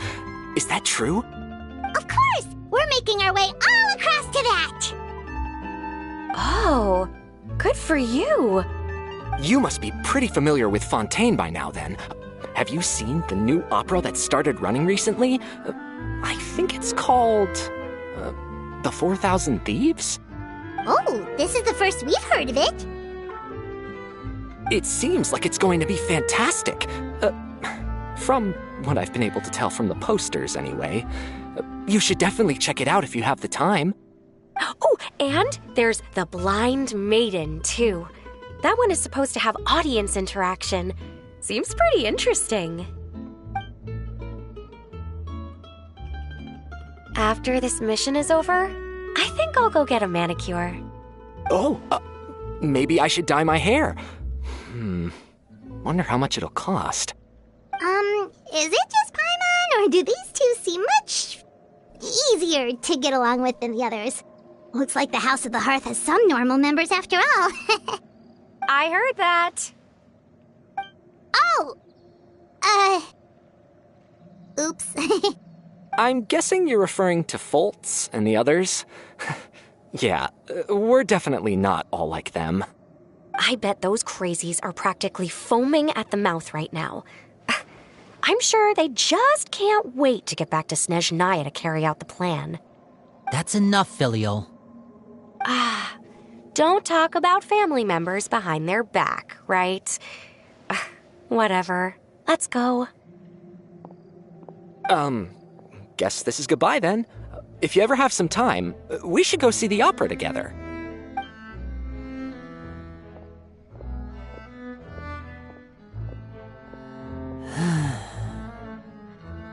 Well, that's it for the supplies. We should probably head back as well.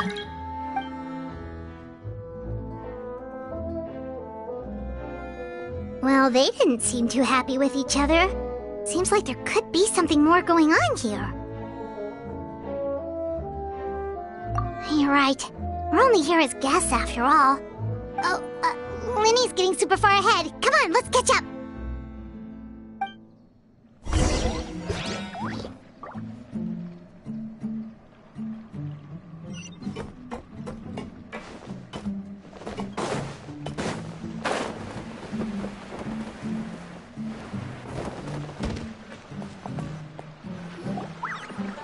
So, what do you think of the members you've met so far? Well, Father is always encouraging us to be strong-willed and independent. So if there's one thing we've got, it's people who aren't afraid to speak their mind. Well, I should probably get cooking. Wanna join? Of course! Then let's head out and... Fremine? What are you doing here? Well, Remine, nice to see you again! You too. I heard you're here as guests of House of the Hearth. Welcome. We were just going to make some food. Why don't you come along? I could use some help in the kitchen, and I seem to remember you mentioning you wanted to make seafood soup for the traveler in Paimon. Seafood soup? Oh, Paimon's drooling already.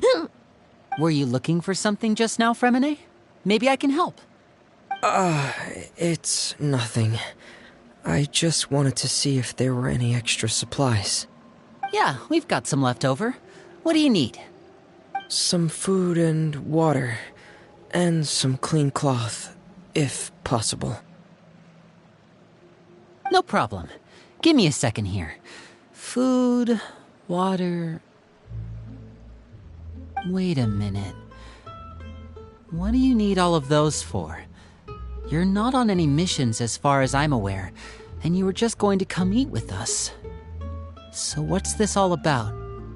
I thought I'd grab an extra portion because I get hungry at night. Could be because I'm growing, you know, and... Fremine, you remember what I told you? You're not like me. Your lying skills still need some work. Tell me what's going on. Is it really bad enough that you have to keep it from your own brother? Maybe it'll be better if we gave them some space.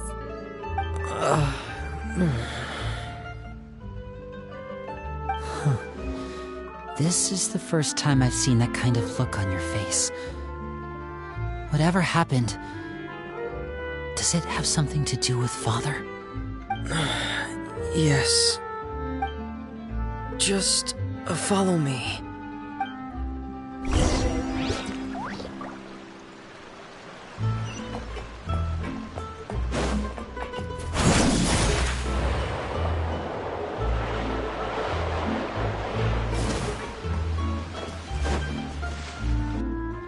You're back! Oh, and you've brought some friends with you this time! Hello, my name's Linny. I grew up in the House of the Hearth. And you are? Hi, Linny. I'm also a child of the House of the Hearth, just like you. You can call me Clairvy. Clairvy? It's nice to meet you. Does that name ring any bells, Linny? No, not at all. That's not a name we have on our roster, I'm sure of it. What I'm not sure of, though, is how she managed to sneak in. She must be the phantom child Father's been searching for. From the looks of it, I'm guessing you were the one that found her, Fremine. You, haven't told Father, have you? No, I haven't told anyone. I've just been keeping her hidden. For how long? About half a month now. So ever since we got to Poisson, then? Do you have any idea what you're doing? I know what I'm doing. Really? Because from where I'm standing, it looks like you're hiding the very person Father has been trying to find. If Father finds out about this, everyone involved is going to be punished. You know the rules of the house, Fremine. I know you do. Father doesn't tolerate any form of betrayal. So why are you doing this? I've thought it through. And I just can't hand her over like that. Linny, don't you remember last year? Chaplot nearly died after getting poisoned during that one mission. He wasn't able to get back before the poison started taking effect, and not a single person was there to help him. That night, while I was sleeping, I heard a voice telling me to go save him. I opened my eyes, but I couldn't find the source of the voice. I thought maybe I was just hearing things, but I went to look for him anyway. Luckily, I got there with enough time to save his life. That feeling of being haunted, of hearing voices, it's happened many times in the House of the Hearth. I'm sure you've noticed. So what you're saying is, That was her? She was the one who spoke to you that night? Unless there are other spirits roaming around the House of the Hearth, I don't think there's any other possibility. If Clairvy were our enemy, it wouldn't matter whether she was a spirit or an actual child. I would have acted without a second thought, because that's what Father ordered us to do. But she's been living with us, helping us from the shadows all this time. I think that makes her family. I couldn't just hand her over to be dealt with. Not when there's so much we still don't know. So what's your plan then? You can't keep her here forever. Someone is bound to find out eventually. I haven't thought that far yet. I don't want to disobey an order from Father, but I also don't want to put Clairvy in danger. Come with me. There are a couple things I'd like to say to you in private.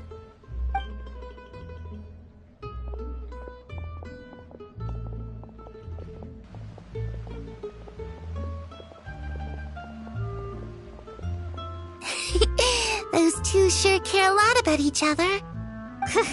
Well, they got a funny way of showing it. From where Paimon was floating, it sure seemed like they were about to bite each other's heads off. No way! They have a really deep bond. I could tell right away, because I also have a friend like that. I just don't know how long that kind of bond can last.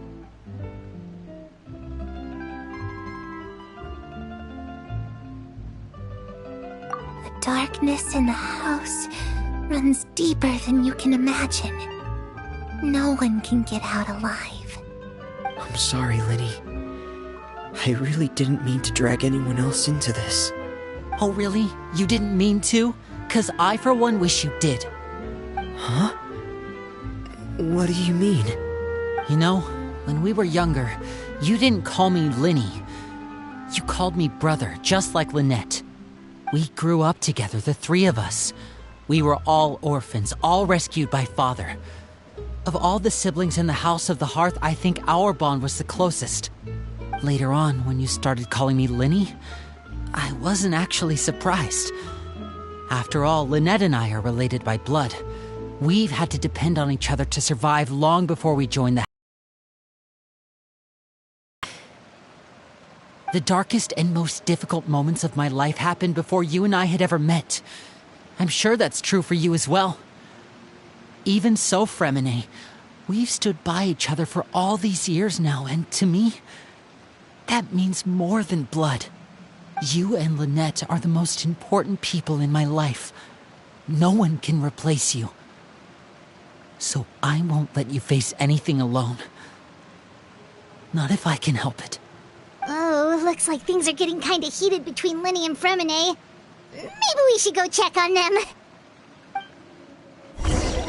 Oh, it's raining. I should put my clothes away. Hey, you two! Hope we aren't interrupting anything. Like a fight, or... Oh, wait a minute, Fremine. You're not crying, are you? Is everything alright? Everything's fine. Thanks for asking. Well, we're all friends here, right? We've been through so much together, so if there's anything we can do to help, just say the word. It's just a small family dispute. It's not something our guests should trouble themselves with. In fact, it might be better if your stay ended here. What are you getting at, Traveler? When guests are around, families are often on their best behavior. And any disputes are less likely to escalate. That's what you're trying to say, isn't it? I... just... Thank you. I was really hoping to keep you out of it. But even if I could think of some other reason to turn you away, I'm not sure I could convince you. I know things could turn dangerous, so I promise you this. From now on, I'll protect you like my life depends on it. Me too. Well, back to the matter at hand then. If we don't plan on handing Clairvy over to Father, then our only other option is to solve the mystery of her identity before Father is able to track her down. That means finding out where she came from and what she's doing here. Then we can send her on her merry way and pretend like none of this ever happened. I've tried that already. And? And... nothing. I tried taking her somewhere really far away, but... after some time, she just reappeared. She even came with us all the way to Poisson. It seems like wherever the house is, she follows. I don't know much about spirits. Do you two have any ideas? Let's see here. Paimon remembers hearing something like, if you fulfill a spirit's last wish before they died, they'll let go of whatever's keeping them here and return to the ley lines. Oh, it's just that Paimon doesn't really remember where she heard that, so it's not guaranteed to work or anything. Well, sounds like it's worth a shot. Guess that means we should go ask her about her wish. But first, Fremine, I need you to promise me something. What is it? I need you to promise me that this will stay between the two of us. We're the masterminds behind this whole thing. No one else gets involved. Can you do that for me? Of course. I promise. All right. Then let's seal the promise just like when we were kids. Fist bump on 3. Ready? 1, 2, 3. I swear.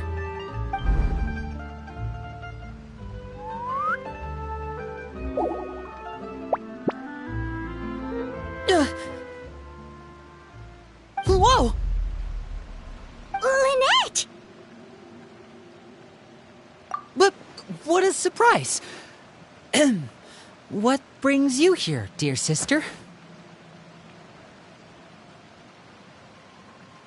And, when exactly did you get here?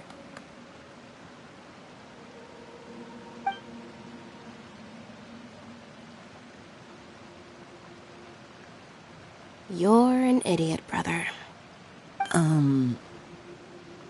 And you too, Fremine.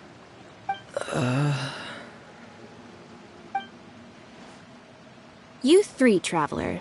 And you 4, Paimon. Wait, what did we do?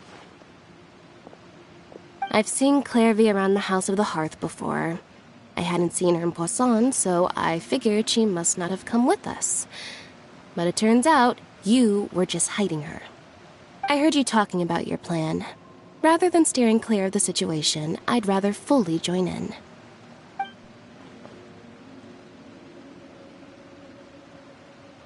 If you don't agree, I'll have no choice but to report everything back to Father. Simple as that. You're not giving us much wiggle room here, Lynette. Well, I guess we're all in this together then. After we talk to Clairvy, we'll figure out our next move. There's no time to lose. Let's go.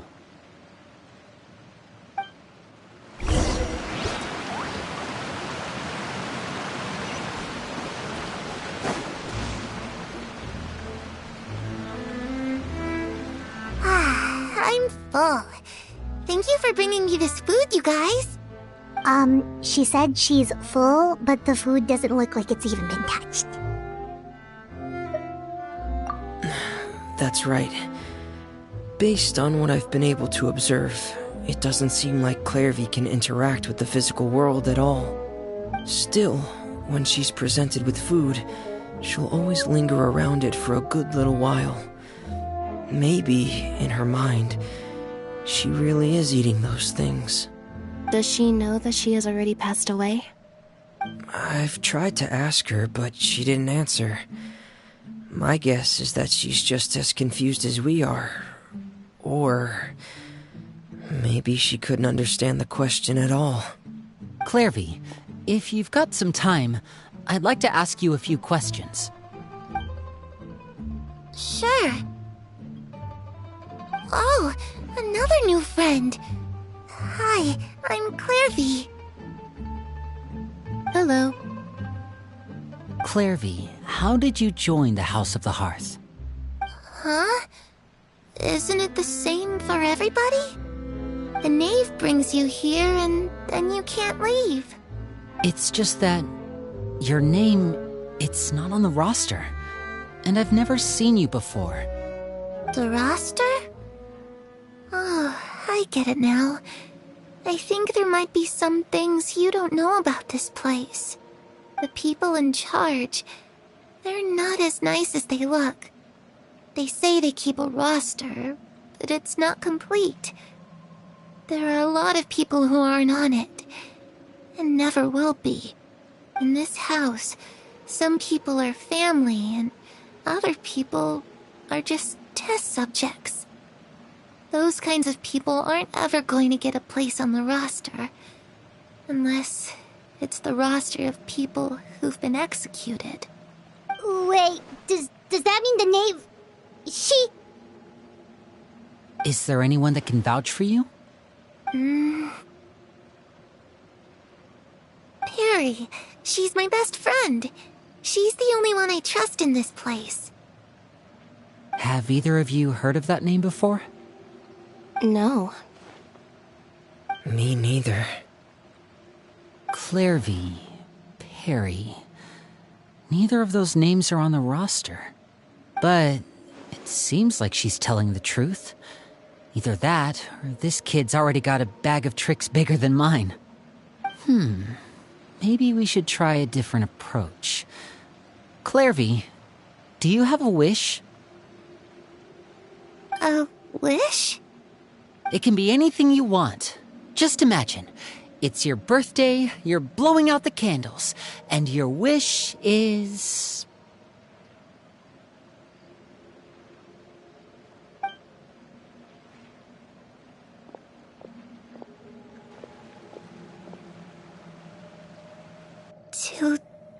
To go outside, where the sun can find me.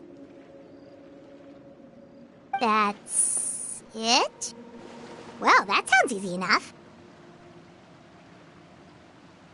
The darkness in the house runs deeper than you can imagine. No one can get out alive.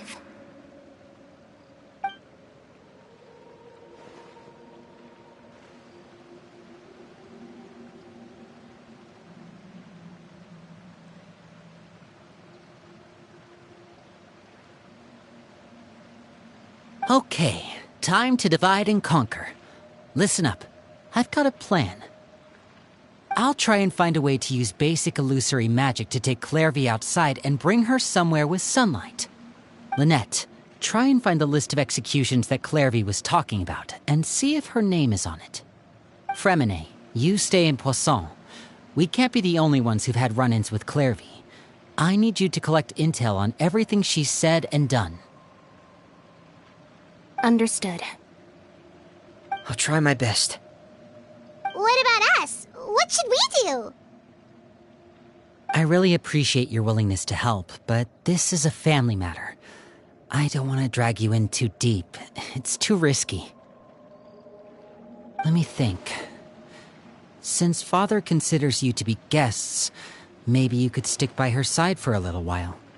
You don't need to do anything except keep up some nice, casual conversation. Ah, Paimon gets it. You want us to distract her.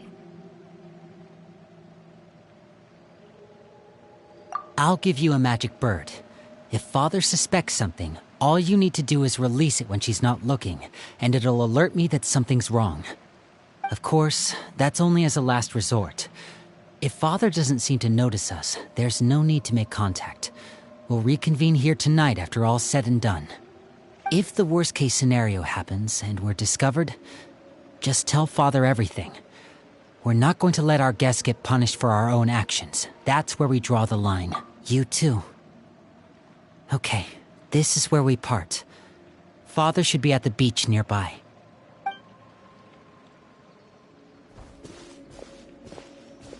I really hope this goes well. No, it has to go well. That's the only way this can get resolved.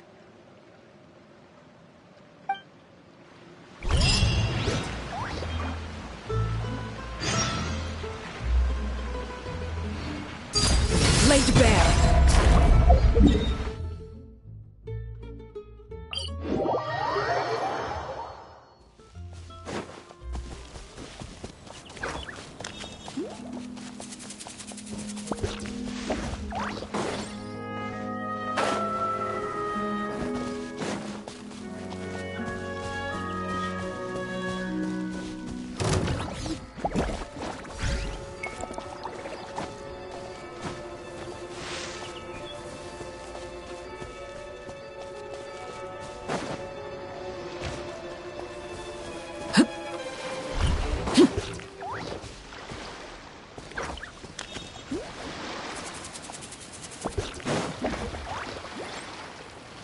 It's the knave! And... child!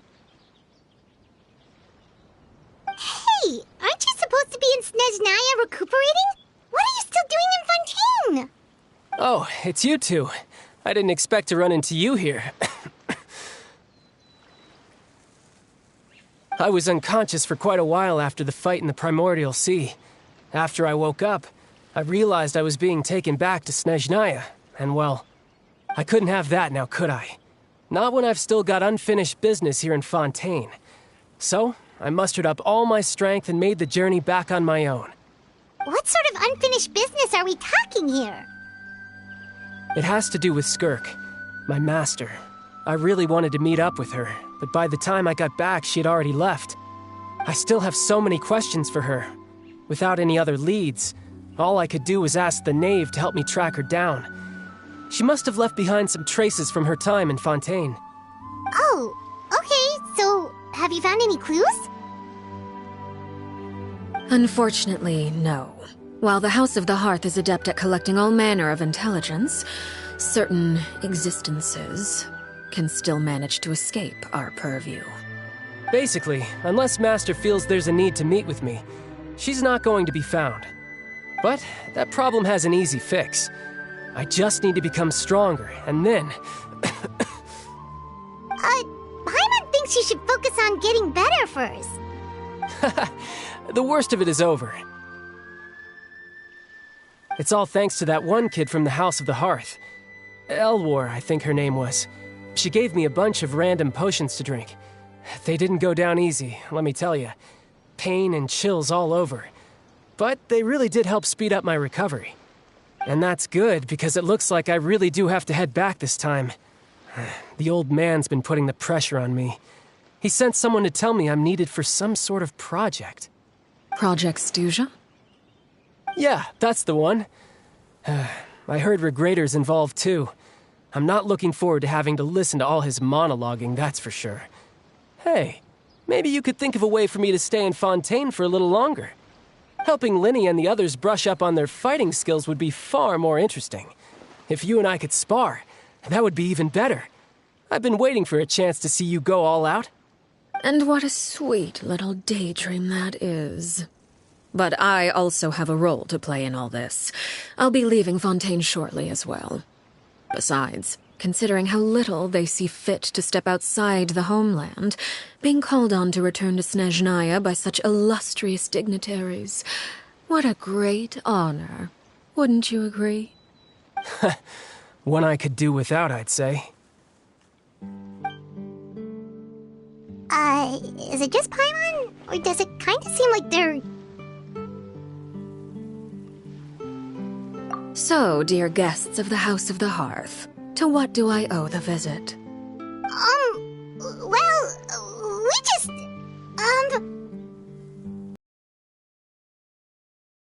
We're close to Linny and the others, but we still don't know much about you! Is that so? Introductions have already been made, have they not? Well, you see? There's only so much you can learn about someone from a short introduction. At least tell us something a little extra, like... Why do you call yourself father? Good question. I'd also like to know. The fact that you have to ask tells me our intelligence work has been quite successful. Telling you the answer to that question would only serve to undermine that success. And we can't have that, now can we? Spoken like a true diplomat. That was some expert sidestepping right there. Well, if there's nothing else, I think I'll take my leave. I still have a small matter to resolve at home. Wait, don't go!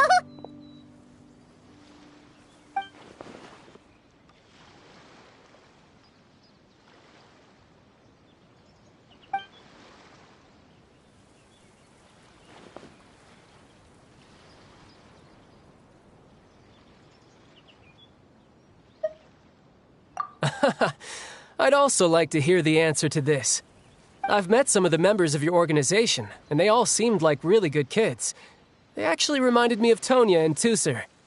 Which, by the way, if you ever betray them, I'm just letting you know, I won't let you off easy. And why would I betray them? Well, you've already betrayed the House of the Hearth once, haven't you? At least, that's what I heard.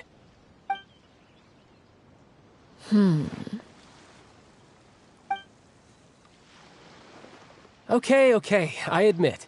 That's just what the old man told me. The rooster, I mean.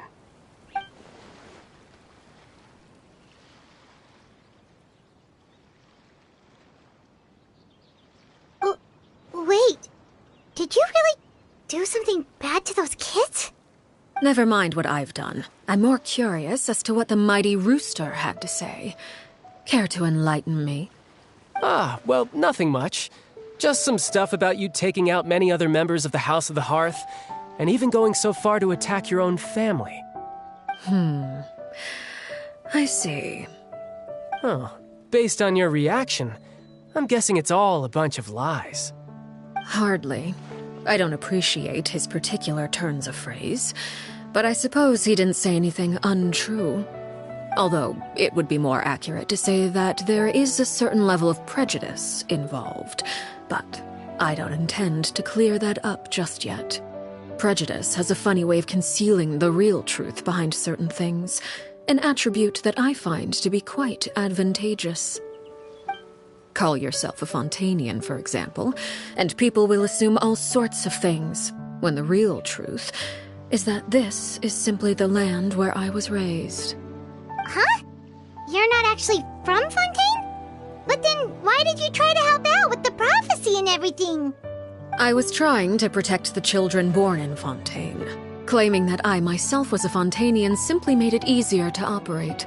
People would hardly suspect a fellow Fontanian of having any ulterior motives. Who wouldn't want to save their homeland after all? The primordial sea wouldn't have any effect on me, but it would have caused great harm to the House of the Hearth. Well, you wanted extra information, didn't you? There you go. I hope that satisfied your curiosity.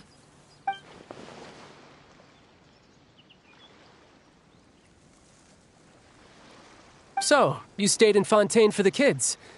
I guess I was wrong to believe you'd betray them. Apologies. Looks like I was holding on to some prejudices myself. Good. Like I said, I like it when others have misconceptions of me. Actually, while I was recuperating at the House of the Hearth, there was something else that really caught my attention. I heard that members always resolve disputes and arguments with a friendly spar, and the loser has to back down. Seems pretty cool if you ask me. Would also give them plenty of opportunities to hone their skills. Well, that's only a recent development. In the past, such spars weren't nearly so friendly. The losing party would lose everything, including their life. They were that high stakes? Whew, at least that's not a thing anymore. Well, the current atmosphere's not half bad. I'm a bit jealous, actually. You've got so many family members around you, and you even get to live with them. Having a lot of family around means dealing with a considerable amount of bickering and scheming. Once Tonya and Tusser enter their rebellious phase, I'm sure you'll understand. Just imagine. Tusser becomes obsessed with plucking out strands from the rooster's mustache, or Tonya decides to dye her hair 42 different colors. Okay. I get the picture.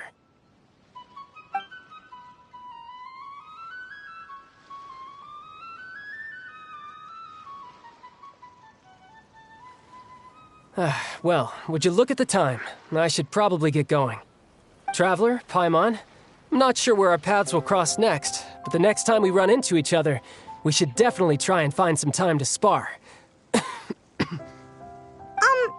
Again, maybe this is a conversation we can have when you look less like you're gonna keel over. All right. Well, thanks for everything, Arlecchino. No thanks necessary. You also played a part in obtaining the Gnosis. I would say we can call ourselves even. I like the sound of that. Well, I'm off. See you all some other time. We should probably get going too. Do you want to head back with us? Oh? You want me to leave so soon? Oh, well, you see, I'm rather enjoying the evening breeze. If you don't mind, I think I'll stick around for a bit. I have some things to think about. Apologies for not attending to you like a proper host. Please forgive this slight. I do hope you'll have a pleasant stay. We managed to keep her distracted until nightfall. Good thing Child was there to keep the conversation going. You don't think she suspected anything, do you? Oh, I wonder if Liddy ran into any issues. Let's hurry back and see how everything went. Oh? You decided to stay a little longer? Let's take in the ocean view together, then.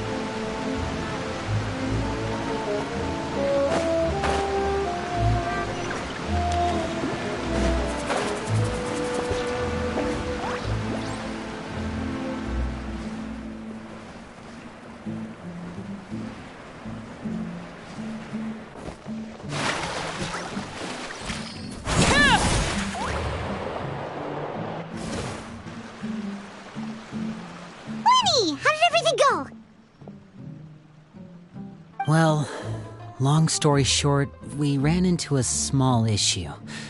Clairvy can't go into the sunlight. Everything was fine at first. She followed me up to the surface just like I told her.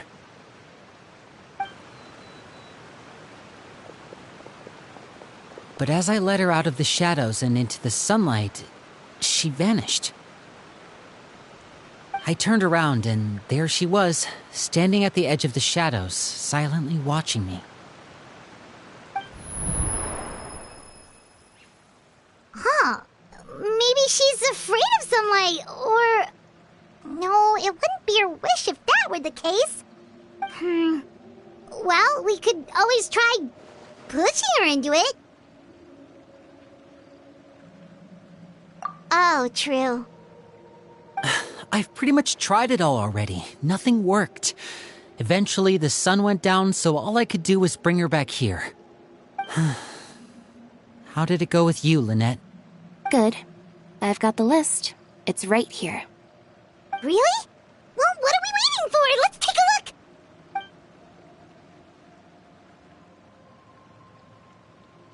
Oh, that's a lot of pages.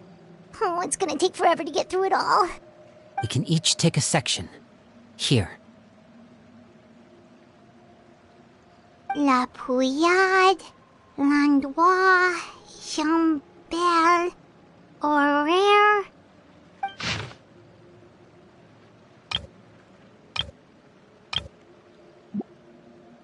Oh, yikes. That Horaire guy has a huge scar on his face. He's kinda giving Paimon the creeps. Ah, I've met him before. The scar is from an injury he received during a mission. I still remember him joking with me about it. He said any future lover would take one look at him and then lose all interest. Did he say anything else? Well, I asked if there was someone he was interested in. He said no, and that's where our conversation ended. It was only later that I learned he really did have someone he liked. He risked everything to escape so he could be with her, but it didn't work. One day, Father asked to see him, and, well, I never saw him again after that. Wait, so that means the knave, she... It may seem cruel, but it's just one of the rules of the house. Betrayal is not to be taken lightly. We know too many secrets to come and go as we please. So, if you do try to leave, you pay with your life.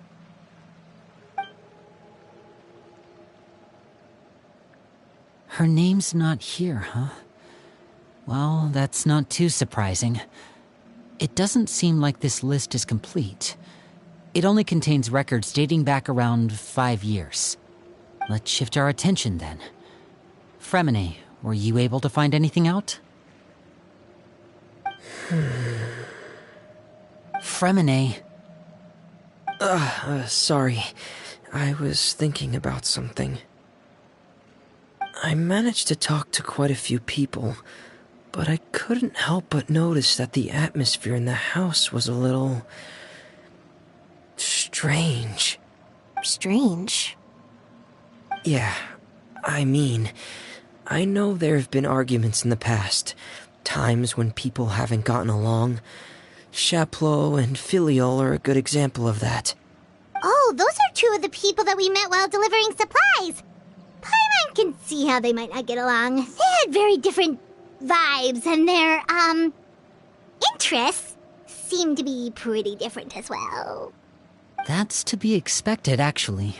Father brought us all here, shared her knowledge with us, taught us how to fight. That's one thing we all share. But that's also where the similarities end. Not all of us feel the same desire to stay here. As members of the House of the Hearth, we're also considered part of the Fatui. And to a lot of people, that's an identity they never asked for. Certain members get older and realize they want something else for themselves. But considering the rules of the house, most people would never say that out loud. People like Chaplot and Foltz are loyal to Father and her vision. They're proud to be part of the Fatui. Filiol and Nantoy, on the other hand, well, they aren't quite as enthusiastic. These kinds of conflicts have always been there. It's not like Father is in the dark about any of this. Well, that's true.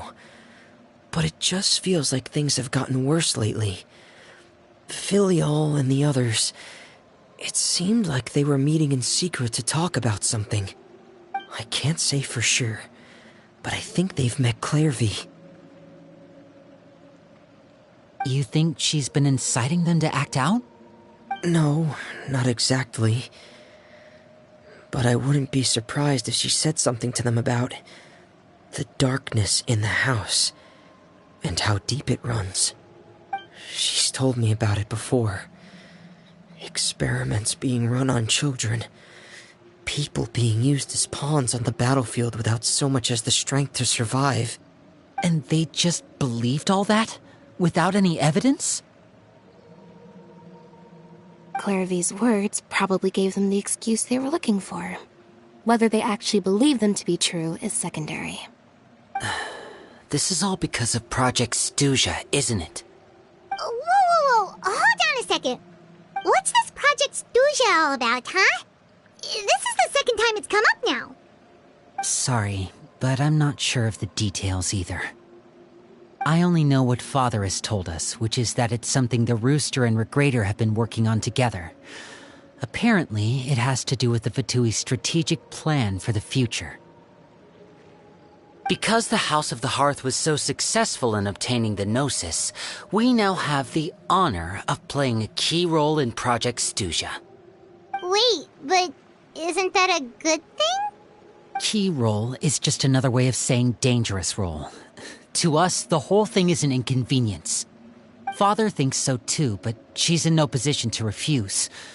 Their plan isn't exactly unreasonable, and they've been funneling the house a lot of funding.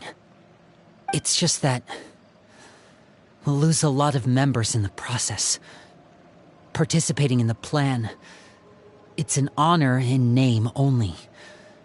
What they're really trying to do is subdue us. The existence of an intelligence organization outside their control makes them feel uneasy.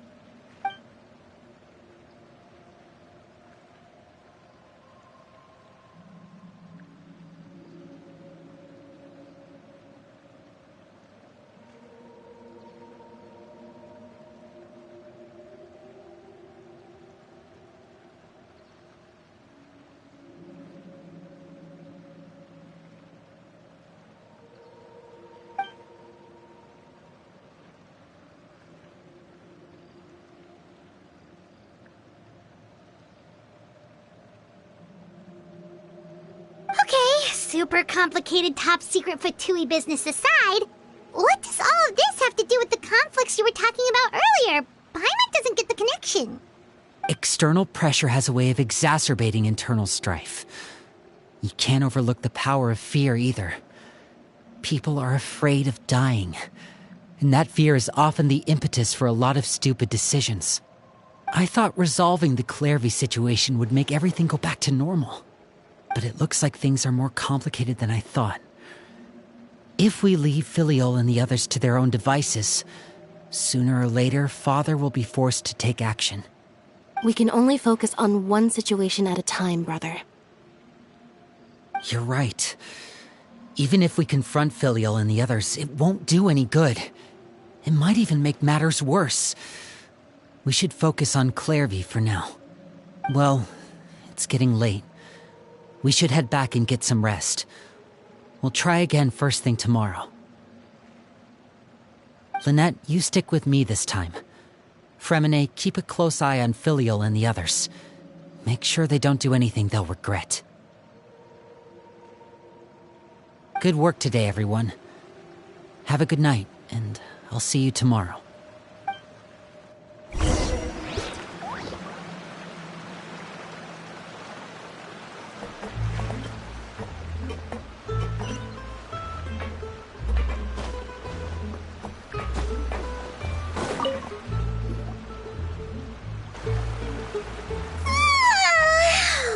Paimon was looking forward to an early night, but she can't sleep at all. Hey, you don't think the knave will be too angry with Linny and everyone if she finds out about all this, do you? She's even scary when she smiles. If she were to actually get angry... Ooh, you have to protect Paimon if that happens, okay, Traveler?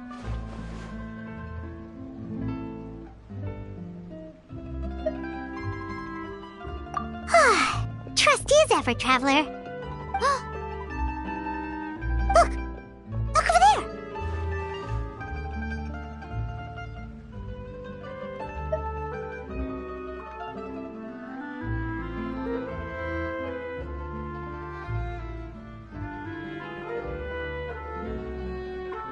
Quick! Let's catch up with her before anyone sees!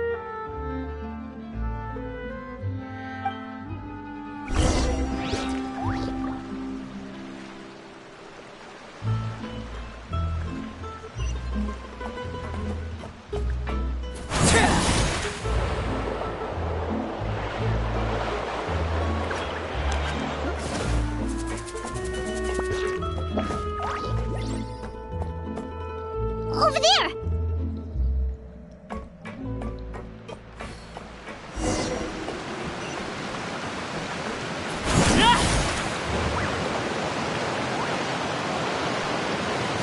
Oh, where is she going?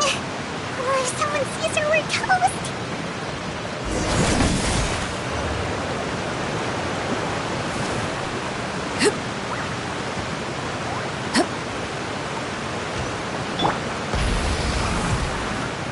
Oh, look! She stopped!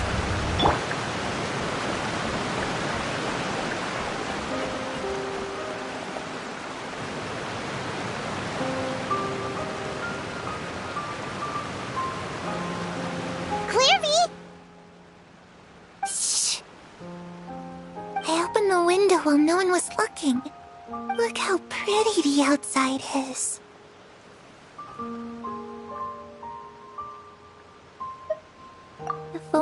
could have more than this. You probably think I'm being silly, huh? All this hopeless resisting. It's better to dream of what I could have than try to make it a reality, right? Please, help us get on the same page here, Clary. We need you to tell us what you know. Can you do that? Sure.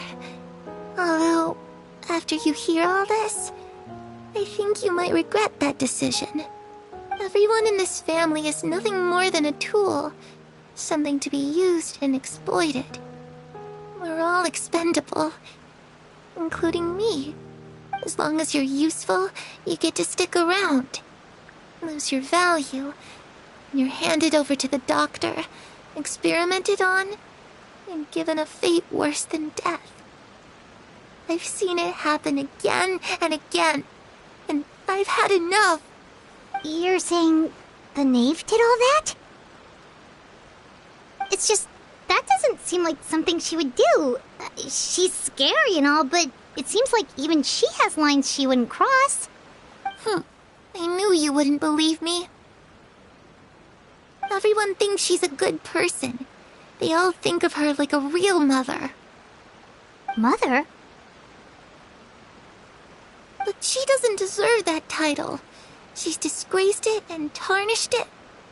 And if I had things my way, I'd never see her again. If only Perry were here, she'd understand. Perry. There's that name again. Also, Paimon's getting a strange feeling. It almost feels like she's not really here with us. Paimon can't tell if she's actually talking to us or if she's mistaken us for someone else. Well, in any case, it seems like she really needs someone to talk to. We should keep her company for a little longer. She looks so young. But it seems like she's been through a lot. It's getting windy. I should close the window. Ooh, look at the moon. Isn't it pretty? Hey, wanna hear a secret? I heard that if you look up at the night sky in Snezhnaya, you can see the aurora. It's supposed to be super pretty. Even prettier than the moon tonight. Perry and I promised each other that once we're older, we're gonna go see it together. But I can't find her. I'm worried she's also been... No, that wouldn't happen to her. She's special. Mother likes her a lot. I should really go talk to Mother, but we just fought. She doesn't want to see me, and I'm too scared to face her. What should I do?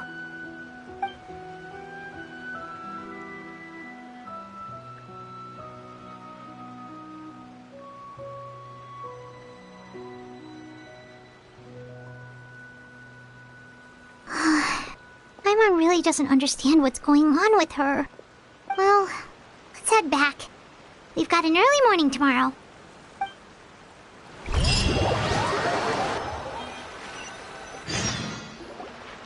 All right, looks like we're all here.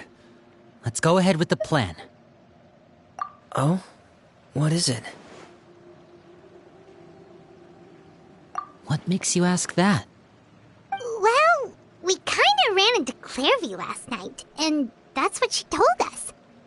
We met the doctor back in Sumeru. He's super dangerous, and he's done all sorts of bad things. It's possible that Father and the Doctor have had certain dealings, but I don't think Father would work with him. We're not really on the same side, so there's not a lot of trust between them. That doesn't exactly set the stage for a successful partnership. I did hear, though, that when Father first became a Harbinger, the Doctor offered to work with the House of the Hearth. Father rejected most of his proposals, except for one. It had to do with some sort of secret experiment. Secret experiment? Could that be what Clairvy was talking about? I don't think so. I don't know any details about the experiment itself, but I do know it's an entirely independent operation. The Doctor only proposed a direction for the research. That was the extent of his involvement. I still don't think that counts as working together. The details of the experiment are confidential, but complete records are kept on all participants. That doesn't seem to be the case with the situation Clairvy referred to. I know you don't agree with some of the Fatui's methods, and I'm not asking you to. But I am asking you to trust us on this. The House of the Hearth has its own principles. There are certain lines we're not willing to cross. Alright, that's good to hear at least. Clairvy seems to think the knave and the doctor worked together to do something horrible. If that turned out to be true, Paimon doesn't know how he would even face you guys. It's just that it doesn't seem like Clairvy is lying either. The easiest thing to do would be just ask the knave directly, but Paimon doesn't think she'd tell us. Father didn't come back last night. She's probably still near the shore. We'll be counting on you to distract her. Lynette, you're with me. Fremine, you know what to do. Be on your guard, everyone. All right, let's get to it.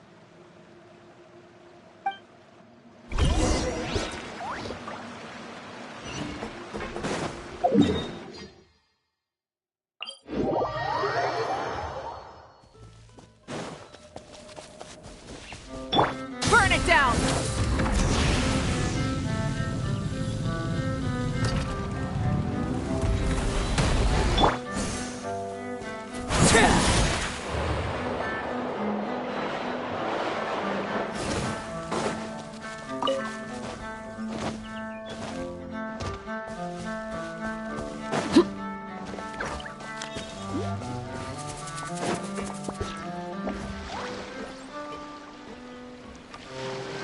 Ah, it's you two again. I must say, you look a bit pale. Did you have trouble sleeping last night? A little. Perhaps if you had less on your mind, you'd be able to absolve yourself of such troubles. So what are you planning to do now? Catch up on some sleep? Or should I give you some time to rack your brain for a topic to discuss before I ask any questions? Although I must profess to being curious. Without Child here, how do you plan on distracting me? Us? Distract you? Good one. But no, we were just here for a chat. Looks like you could have used some extra time to think. No matter. If you don't have any other plans, why don't you accompany me somewhere? Don't worry. I'll be sure to steer clear of any scheming children. The ocean breeze is sure nice today. Children always think they can hide things from the grown-ups. But nothing gets past me. Least of all a little scheming. I think I'll let them have at it for a little longer. I can be very patient. Well, I'll leave you to think things over. If you're so inclined, meet me outside the Palais Mermonia. Good things come to children who do as they're told. So I do hope you decide to tag along.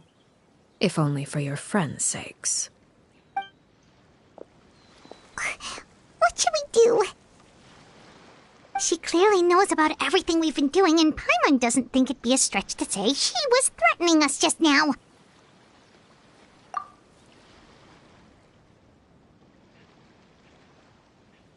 Oh, good idea. Hopefully he sees it in time. Well, we should probably head to the Palais Mermonia. Paimon doesn't want to find out what happens if we don't show up. Based on what the knave was saying just now, it sure didn't seem like it'd be anything good. Okay, then we probably shouldn't keep her waiting. It seems like Lynn and the others are on thin ice, so let's do our best to not get them in any more trouble.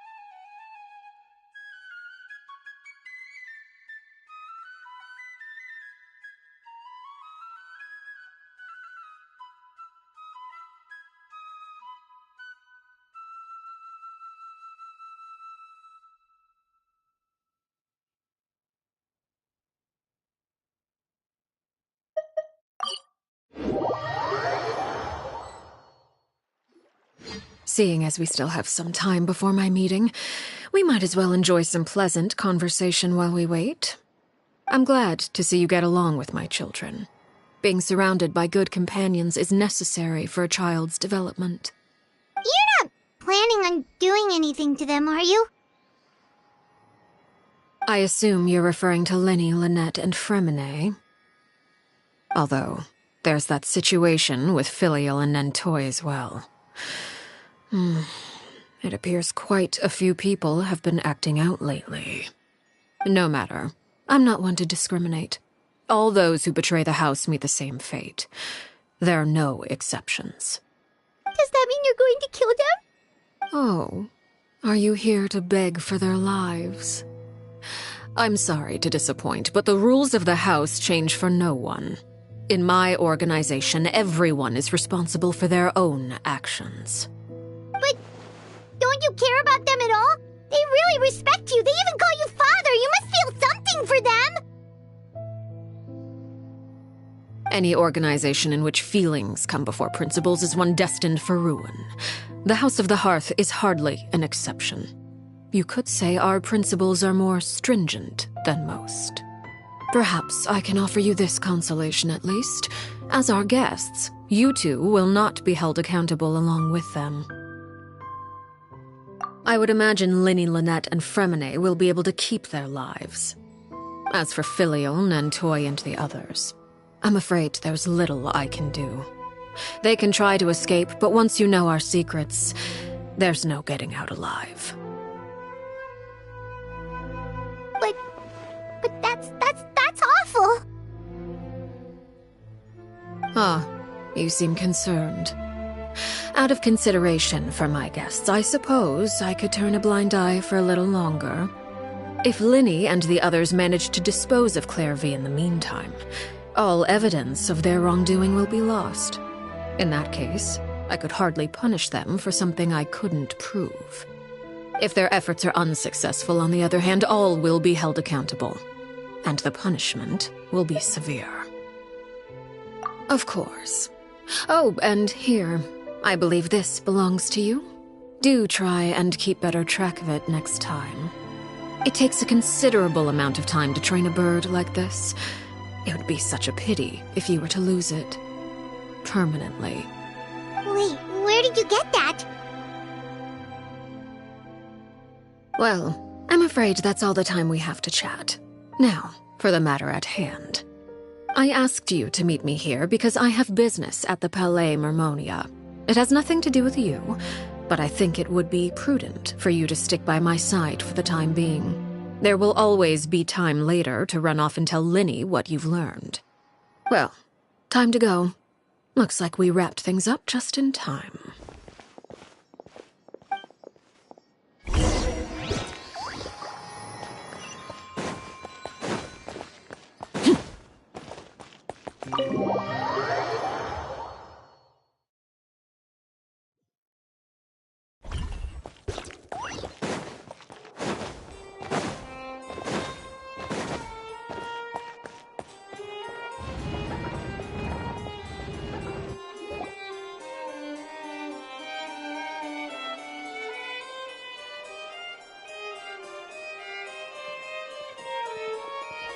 It's been a while, Monsieur Neuvillette.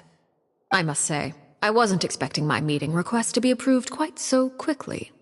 The Palais Mermonia operates with an efficiency worthy of admiration. It is only right that an esteemed diplomat such as yourself should be afforded the proper level of respect. Although, if I may speak plainly, I must confess that I did not anticipate we would have the occasion to meet again after presenting you with the Gnosis. I see you've brought the Traveler and Paimon with you as well. If I may inquire as to the purpose of your visit. I'll be departing Fontaine shortly. There is, however, an outstanding matter that I would like to see resolved before I go. It requires a rather lengthy explanation, I'm afraid. So I took the liberty of explaining everything in this proposal. Please review it at your leisure, Monsieur Neuvillette.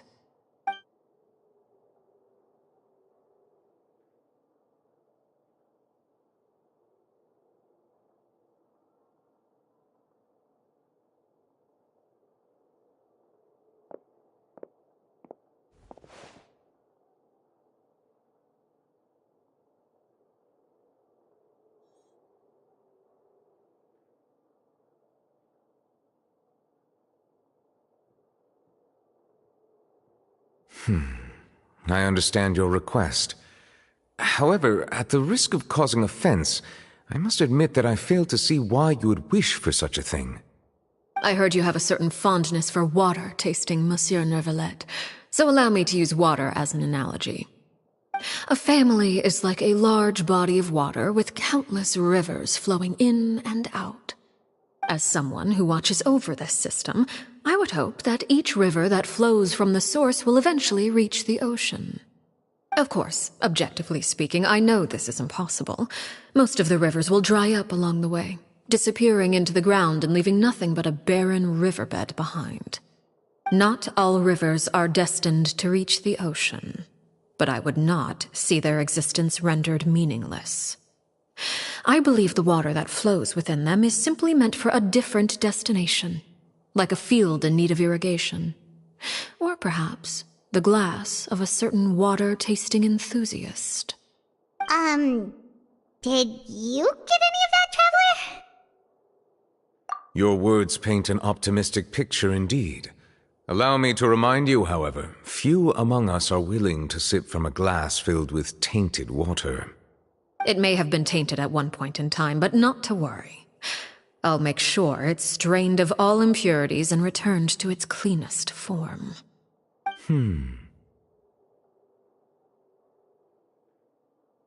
I seem to recall there being a transactional aspect to your proposal.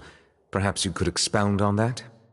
If you accept my proposal, Monsieur Neuvillette, I will gradually withdraw my forces from Fontaine.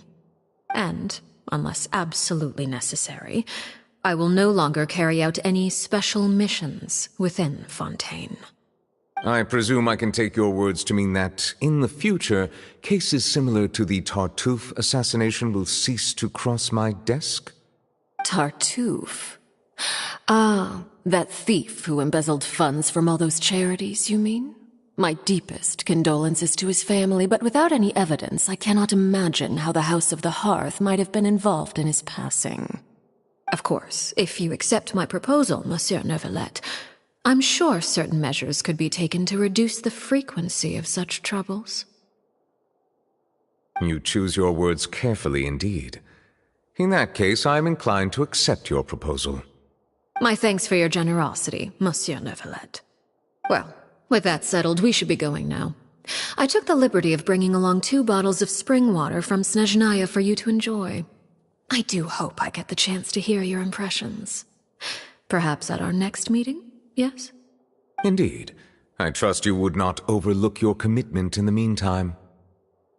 All right, Traveler Paimon. Time to go.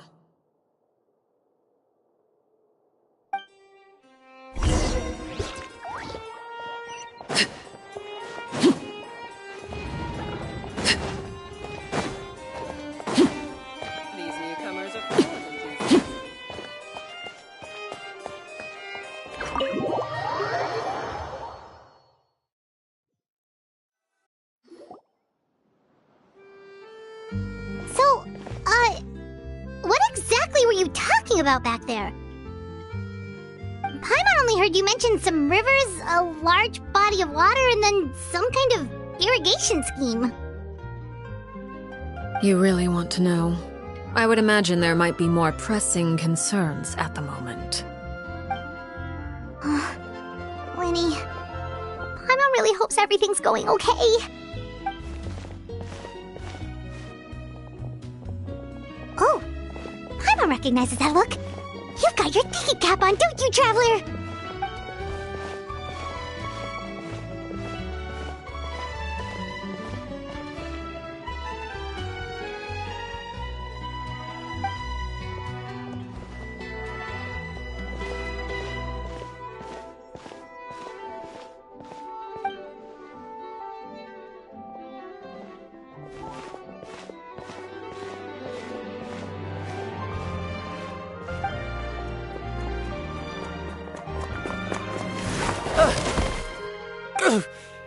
Oh, shoot. Are you alright? Oh, jeez, I'm so sorry. I was so focused on selling these papers, I wasn't looking where I was going. Well, let me make it up to you at least. Here, take this paper. On the house.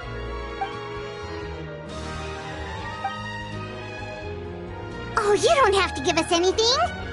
Please, I want to. It's not like I'm short on supply. All the extras will be useless come tomorrow anyway. It's my fault, really. I was just trying to bring home some extra mora for the family, but I bit off more than I can chew. I haven't had many takers today, so I'm still swimming in papers. What's going on here? Nothing much. I just ran into your friend here on accident. I should probably get going, actually, so... Hold on. Of course, I'm happy to compensate you with mora, it's just... I don't have any on me at the moment. I'll take 3 papers. Here. Your payment. Oh! Thank you for your patronage. May the Archons bless you with good fortune. If only I had the chance to run into such generous customers every day. I should probably just take on a smaller inventory, though, right? I'm getting married soon, so sometimes it's hard to not get ahead of myself. Anyway, I should head out. Goodbye! Well, now that my affairs are settled, we should take the boat back to Poisson. We've even acquired some light reading to enjoy along the way. Actually, why don't we stick around for a little longer? Paimon just realized how hungry she is. She can't head back to Poisson on an empty stomach.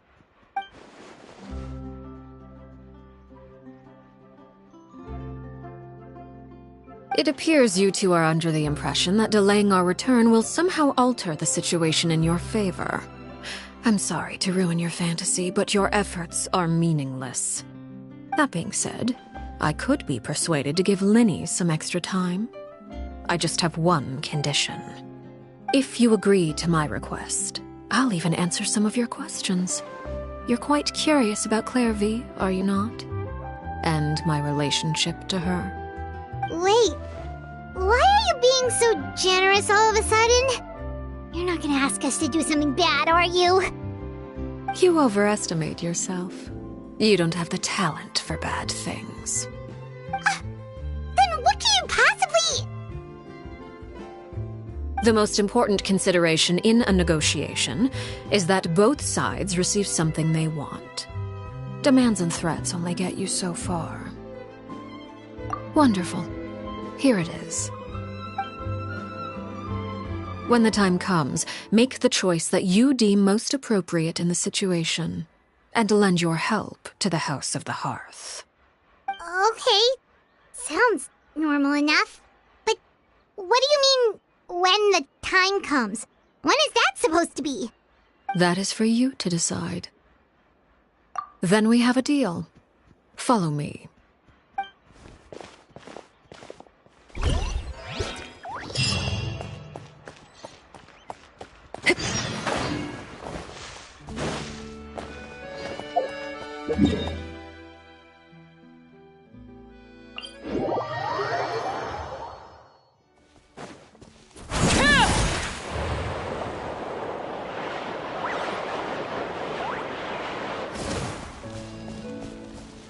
Try and stop me!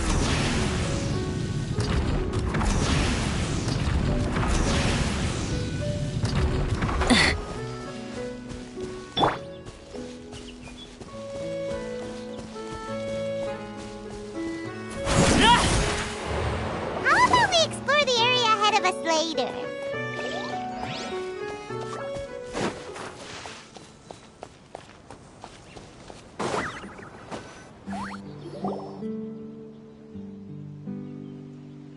What is this place?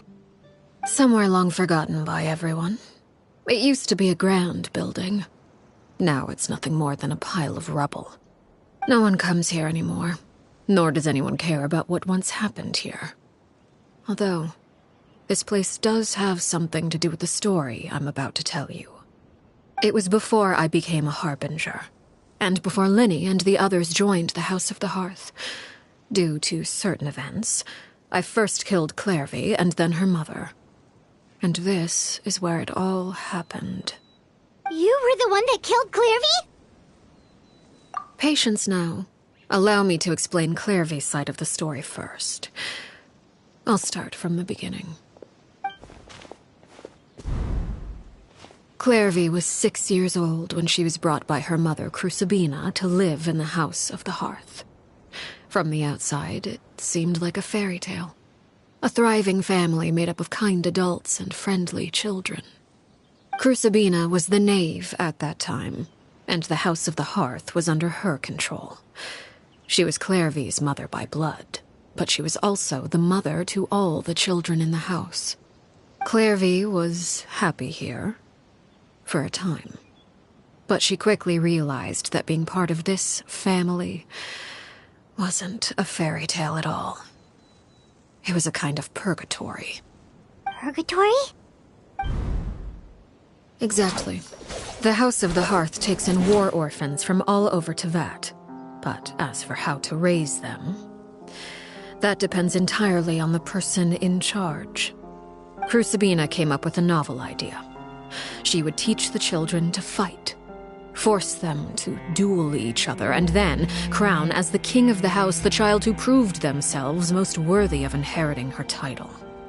It's difficult to estimate the number of children who died or were maimed in the process. There's little I can say about the ones who died.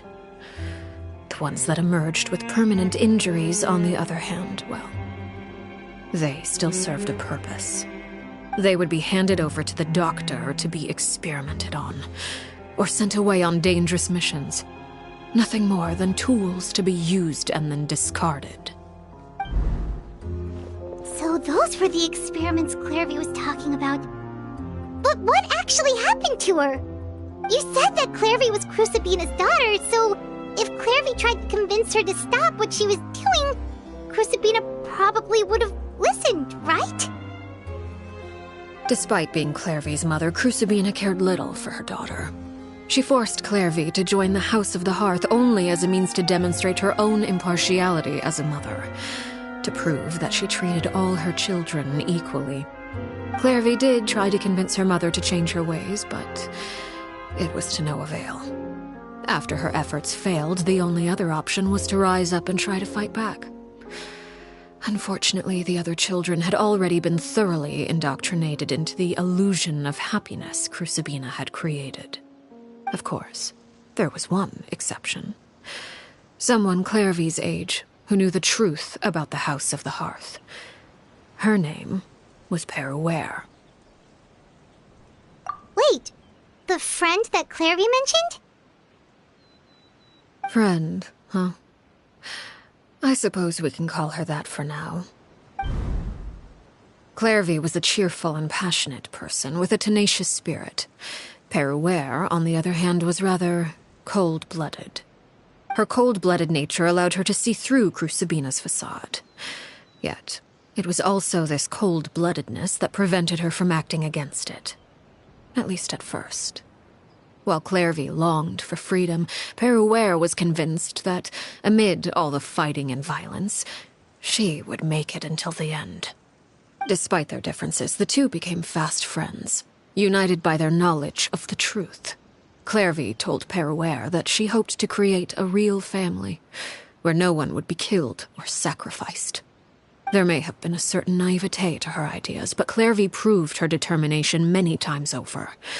She tried countless times to run away, ask for help, or expose the truth. But her efforts only earned her beating after beating. The only thing that kept her going was her strength of will. Even with her body racked with pain, she would still stand on her tiptoes and open the window at night. She and Peruere would look out at the moon together, a fierce longing for freedom shining in her eyes. But one day that light simply vanished. Oh no. What happened? Her hopelessness resulted from a culmination of things. 10 years had passed. 10 years worth of failure after failure.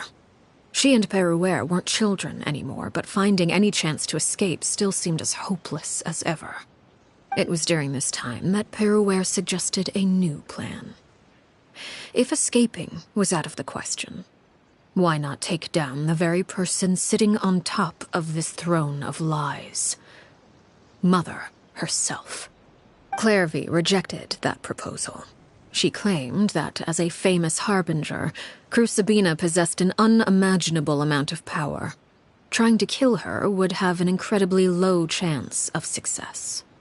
Clairvy never gave another reason, but Peruere could see it written all over her face. Clairvy still thought of Crucibina as her mother.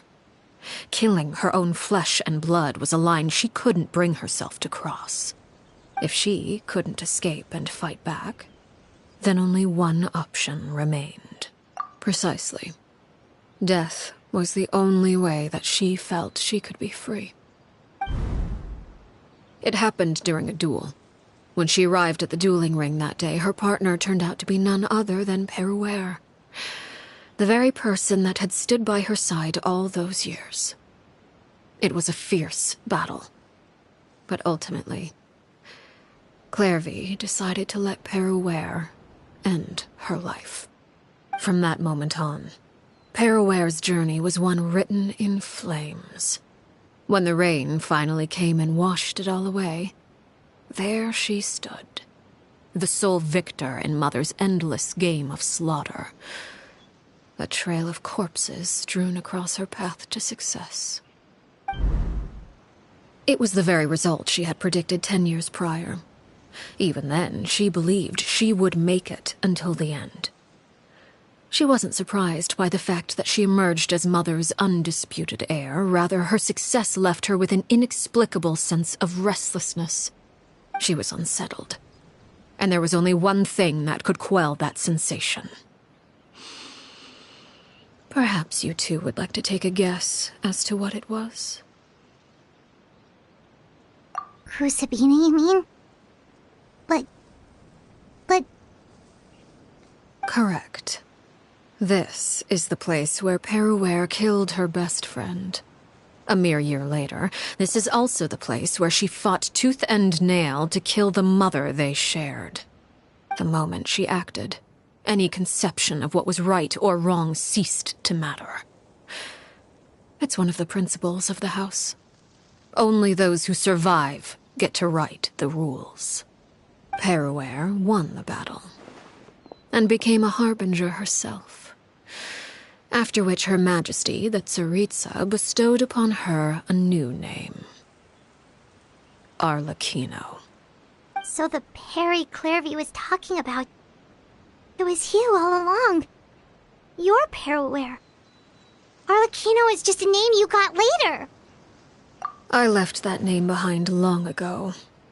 I must say, hearing it now does bring back memories. After I defeated Crucibina, the moniker of Mother died with her.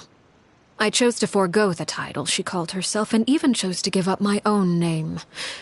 I rebuilt the House of the Hearth under a new identity. Not only as Arlecchino, but as father. And that is where the story ends. Any more questions? Yeah. Based on what you just told us, Clairvy wasn't a little kid when she was killed. So the Clairvy we met... Was she really a spirit at all? I suppose you could call her an illusion born of flame. Her existence is like ashes to a fire. Something left over in the wake of blaze and ruin. You see, a certain power runs through my veins. It's not unlike a curse. My flames leave behind shadows of anything they consume. Of course, the chances of those shadows morphing into a sentient entity are exceedingly slim. Clairvy is a very special case. Clairvy died when she was 16 years old, but what emerged from the flames was her 6-year-old self. Her appearance wasn't the only thing affected. Most of her memories were lost to the blaze as well.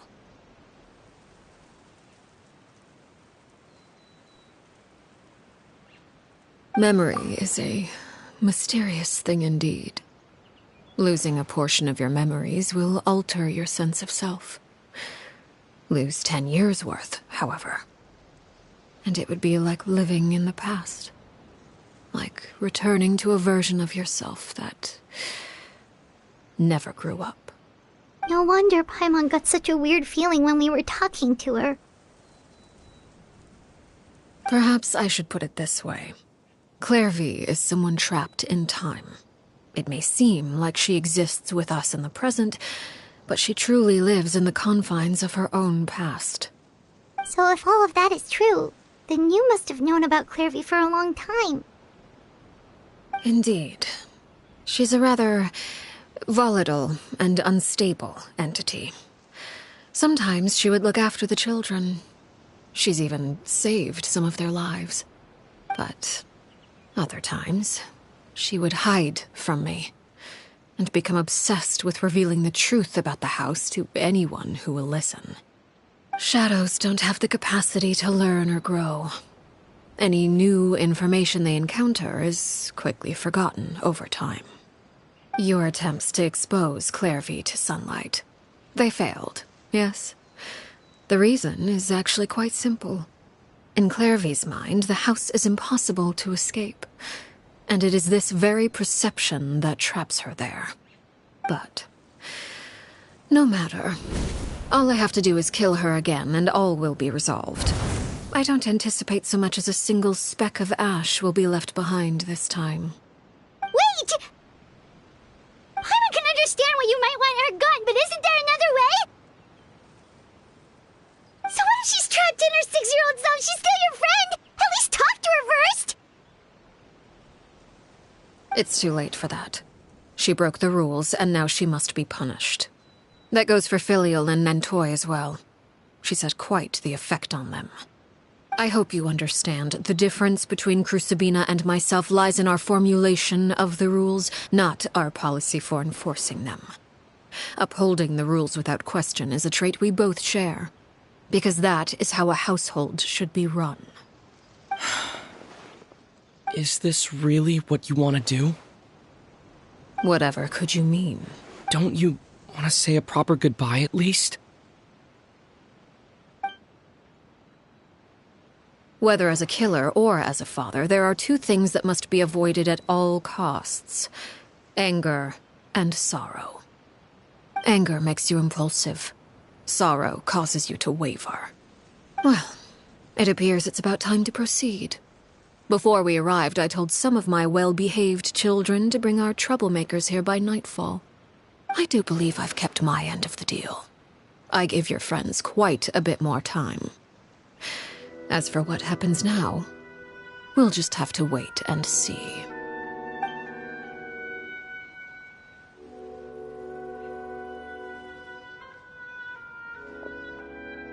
Here they are, Father. You gonna execute him? Seeing something like that would actually be a first for me. Lenny! I'm sorry. I heard about how you helped buy us more time. But I still failed. I couldn't find a way to fulfill her wish. Huh? Are you... Perry? Indeed, it's been a while, Clairvy. Perry! Shh. Stay right there. I'm sorry to postpone our reunion, but first I believe certain scores need settling.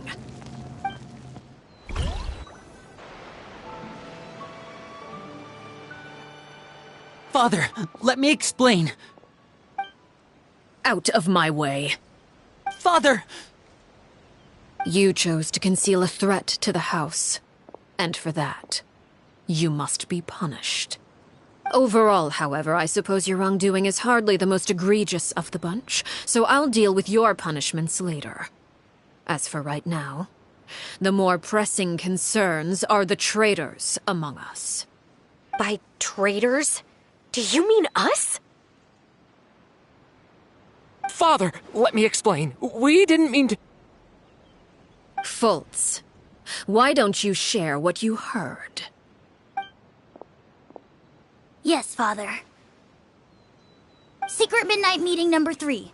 Participants: Filial, Nantoy, Sato, Toddy. Nantoy clearly said, "If only Father wasn't the one who took us in." Sato added, "I'm sick of this life. I just want to live as a normal person." Filial was the worst of them all. She called us crazies and said a bunch of mean things about Father. I did not! You're lying! Fultz is trying to frame us! It's not like I'm the only one who heard those things. After that, you and Toddy and a bunch of other people started talking about Clairvy. You were using all those things Clairvy brought up as an excuse to question Father. We're birds locked in a cage. The only way out is to destroy it. That's what you said, wasn't it? You little... You just want me gone, don't you? What did I ever do to you, huh? And you, Sheplo, have you forgotten who stood by your sickbed, watched over you, and changed your dressings? Come on, let's hear it then. What's your reason for all this?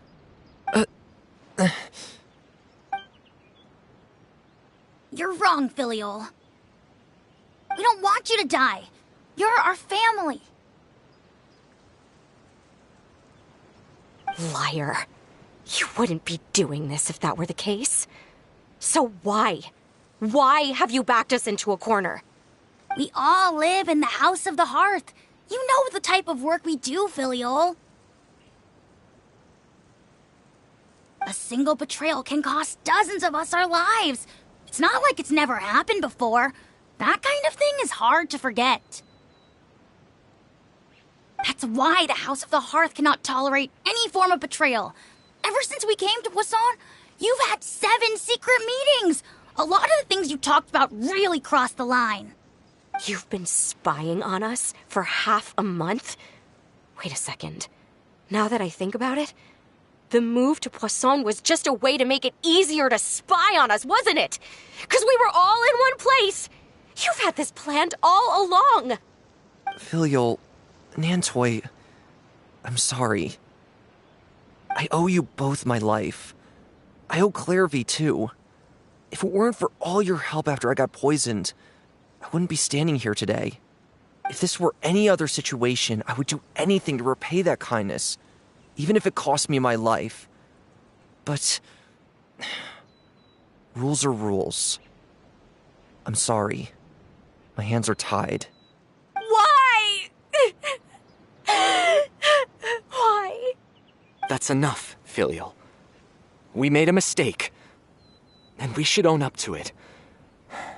We broke the rules, plain and simple. And now we have to face the consequences. I'm sorry, Chapleau. Fultz. I'm sorry, Father. We accept our punishment. Chapleau, according to the rules of the House of the Hearth, how should these traitors be punished? All those who betray the house pay with their lives. And so it shall be.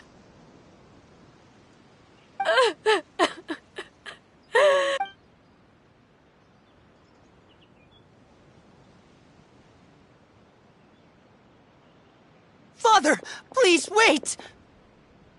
Something you want to say, Linny? Please reconsider, Father. What Filial and the others did, does it really count as betrayal? We all come from broken families. From the very first day we joined the House of the Hearth, we wanted nothing more than to make it a real home. But the truth is, none of us know what a real home should look like. I'm not saying I have all the answers. All I know is this. Killing Filial and the others may uphold the rules, but doing so will only bring us further away from being a real family than we've ever been. So please, Father, please reconsider. I agree with Linny. Father, please. Linny, you...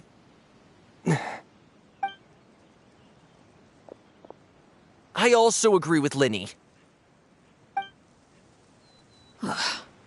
An order once given cannot be rescinded. However, given the extent of your determination, I suppose we shall have to go about this a different way. Draw our weapons?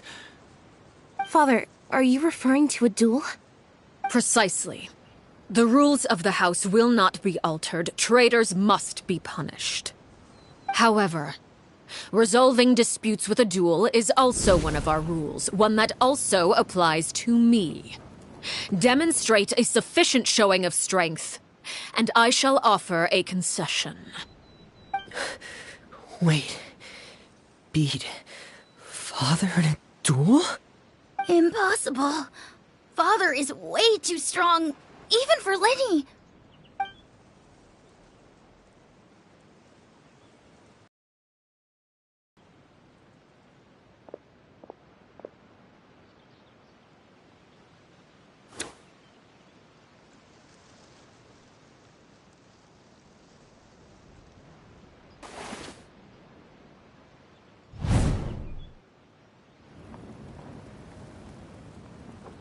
Did you hear that, Traveler?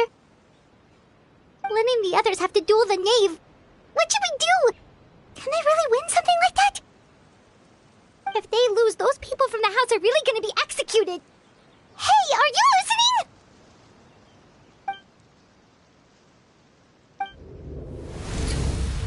Don't you want to say a proper goodbye at least? Anger makes you impulsive. Sorrow causes you to waver.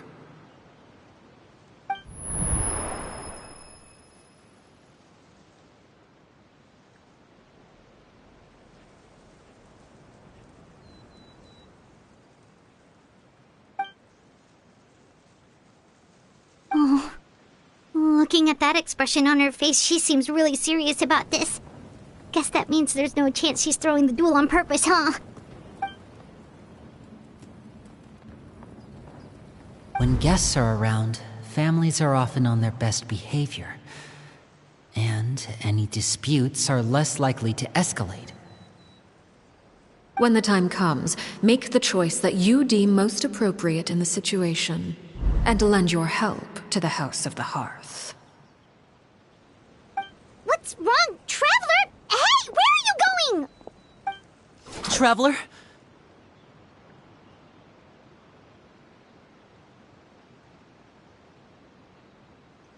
You're asking to join the duel against the knave? I'll allow it. We do have a ready-made dueling ring at our disposal, after all. All I would advise is this. Keep a firm grasp on your weapon, and give it your all.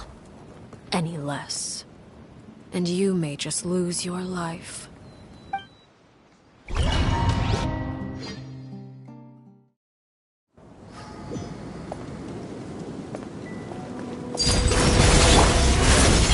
Teamwork is dreamwork! Is it my turn now?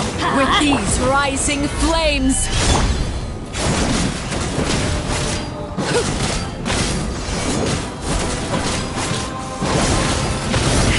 Now our chance!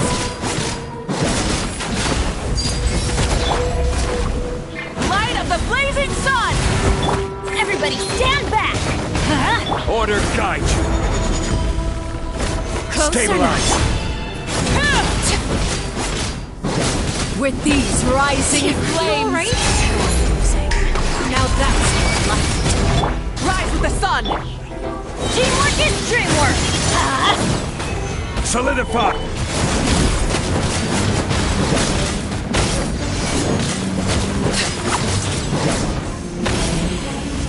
Spare your energy. Running is a little Have a taste of purgatory. Light it up! Let's light it up! Look at Solidify. trapped like a bunch Now's of our chance! ants. Is it my turn now? Going in! Gather. Burn it down! How amusing. Father's even stronger than I expected.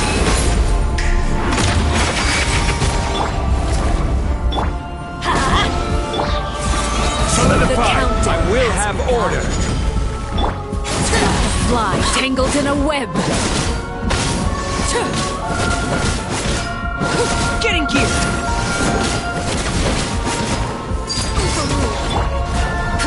Teamwork is dreamwork! Huh? your energy. Running is of little use. Not bad. You've proven to be a worthy opponent after. Watch out for Father's movements!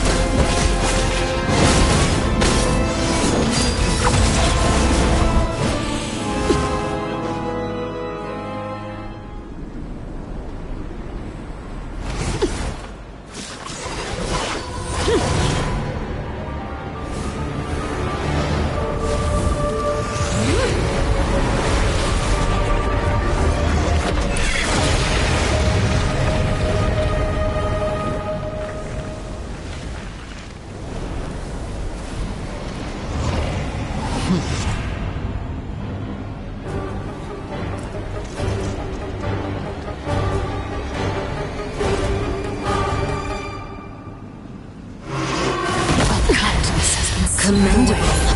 My blade is all that remains. Light it up! I'm going in! Watch out for Father's movements! Look out!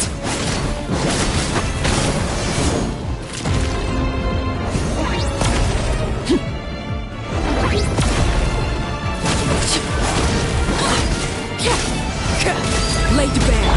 Burn it down! Teamwork is dreamwork! Let's see how strong you resist. No more chance! Over here! I hear. Who's next? Children's city. The sun and moon have set. Only ruin remains. All hope has been extinguished. Watch out for Father's movements! Look out! This is order.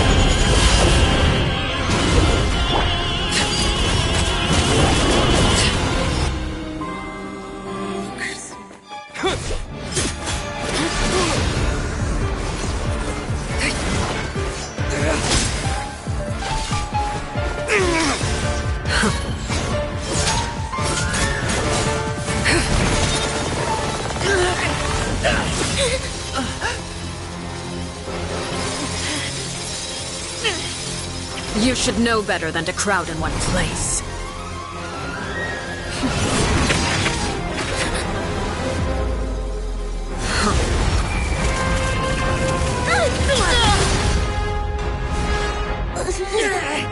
Oh, I know.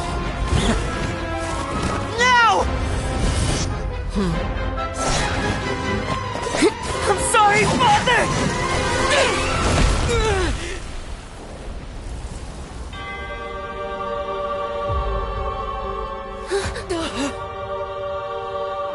Sorry for what? This pitiful excuse for an attack.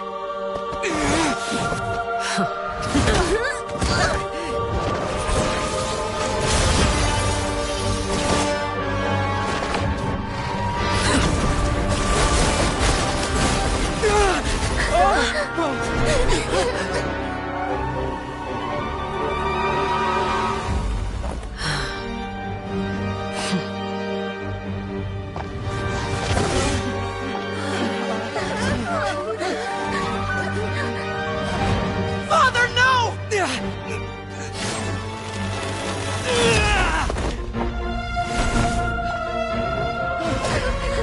Made it out, did you?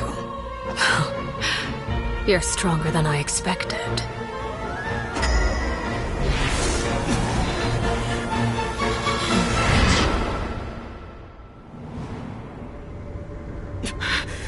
A crimson moon? I can't move.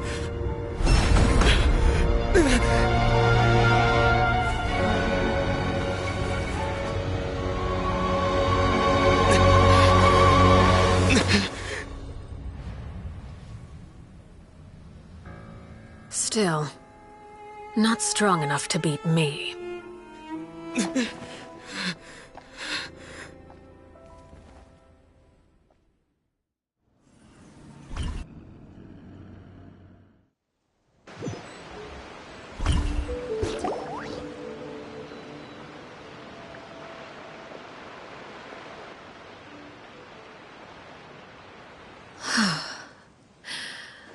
I believe we can end things here. It's not often that we get to enjoy the company of guests, after all. We wouldn't want things to get too out of hand. Brother, are you alright? Lenny. Given that I am the victor of this duel, as agreed, the punishment stands. No!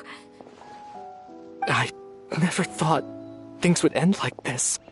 However, everyone involved in the duel demonstrated a remarkable level of strength and determination. In light of this, I'm prepared to change the method of execution. Elwar, the bottled flames I gave you for safekeeping. Do you still have them? Yes? I wasn't sure what they were for, but I've kept them super safe. I didn't lose a single one. Wonderful. Then, in just a moment, I'll have you administer them. Bottled flames? Indeed. They're the product of a secret experiment. Under certain special circumstances, flames can be extracted from my person and preserved. Once ingested, searing pain will spread across every inch of your body. No harm will come to you physically, but your memories will be burned away. If you can withstand the pain. When you awake, you'll have forgotten everything you know about the House of the Hearth, and will be expelled from the organization. In other words, administering this concoction will kill the version of you that grew up in the house, and give you a new identity.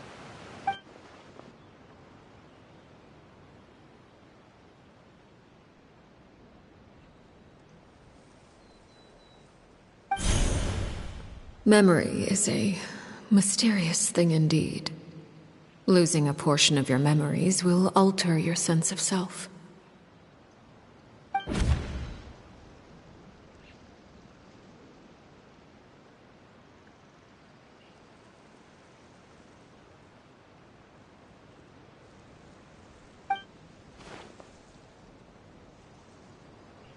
So, you're just letting us go, Father? You misunderstand. Memories are extremely important. Once consumed by flame, the version of you standing before me will die, and our secrets will die with you. So no, I don't intend to just let you go, because the person who survives will be nothing but a stranger. Even so, I won't have to live in fear anymore. I'm sorry, Father. I'm sorry I let you down. But I really... Don't cry, Filial. You haven't left the house yet, so there are still rules to be followed, yes? Remember what I taught you. Anger makes you impulsive, sorrow causes you to waver. Don't let yourself be controlled by your emotions. Of course. I'll remember. Dry your tears, and go pursue the life you really want.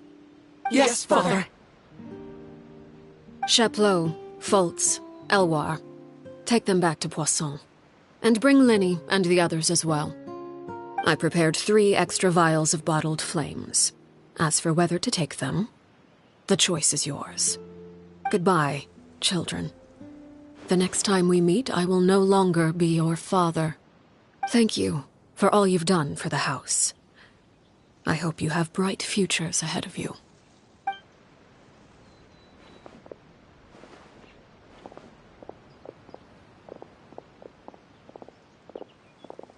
Father.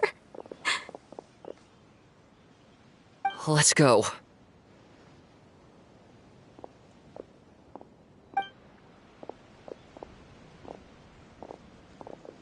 Here, grab my arm, Linny. I'll help you walk back. Thank you.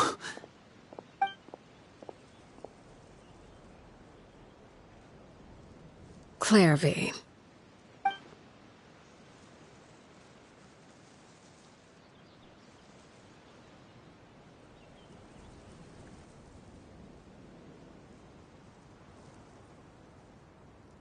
Can we talk now?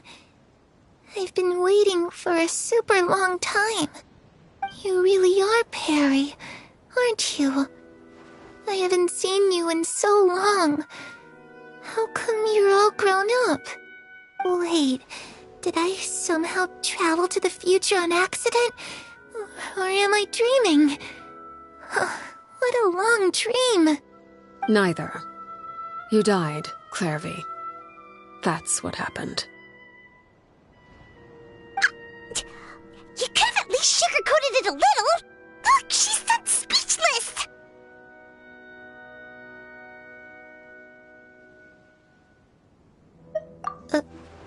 Oh. Okay then. Huh? That's it? You accepted it just like that? Yep. If that's what Perry says happened, then I believe her. Perry wouldn't lie to me. Plus, I don't really need to know why I'm like this. I'm more curious about what happens in the future. If you're a harbinger now, Perry, that means Mother is gone, isn't she? Can you tell me about it? I want to know what happened to her. And to me. You never stopped trying to defy fate.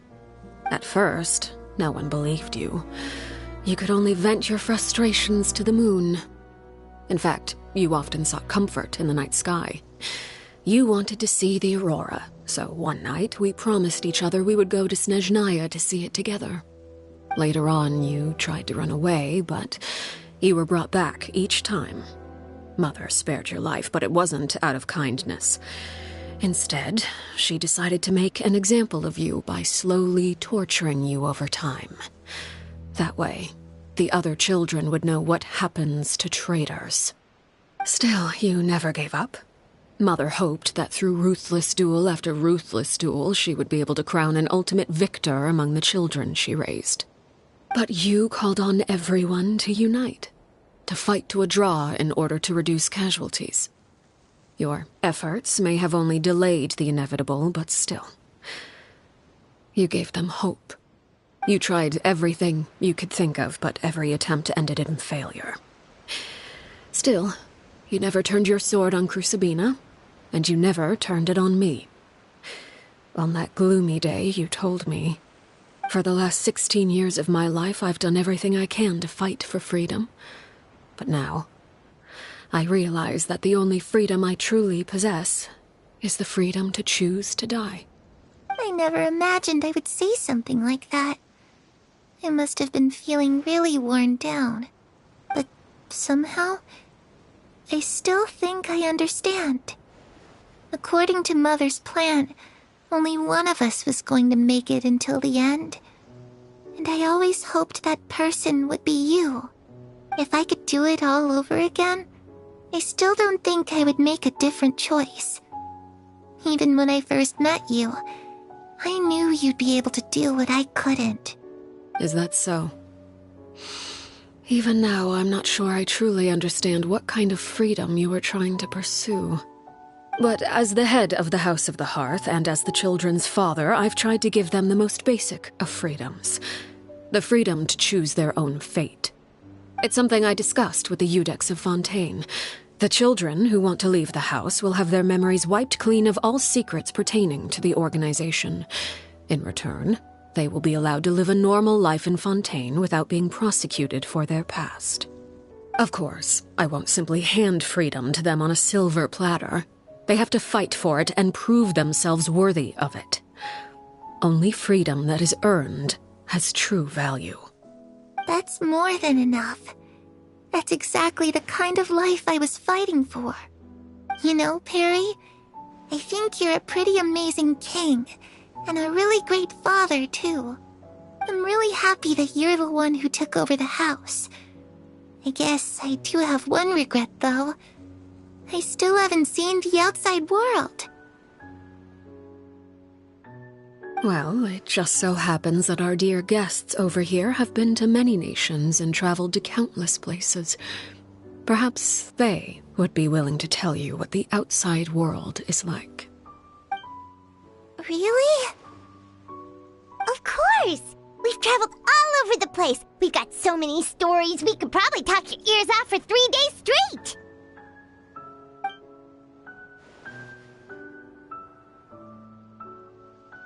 You know, I used to dream of being a bard. Playing the lute while singing into the winds of freedom. Even if there was no one there to listen, I would have continued to sing no matter what. Ah, that's where Mora comes from. I never knew that before. If I had some Mora, I would buy 3 new dresses. One for me, one for Perry, and one for Mother. It's just too bad Perry doesn't like wearing dresses. And Mother, well, she probably wouldn't accept something like that either. I guess I'd just have to keep them all for me then. I could wear a different one every day. Those yokai you mentioned, what do they look like? I once saw a drawing of this one guy with horns on his head and a super scary face. Are there any yokai like that? Oh, sounds like you're talking about an Oni. Yep, we've met one, and let Paimon tell you, they're not nearly as scary as they look.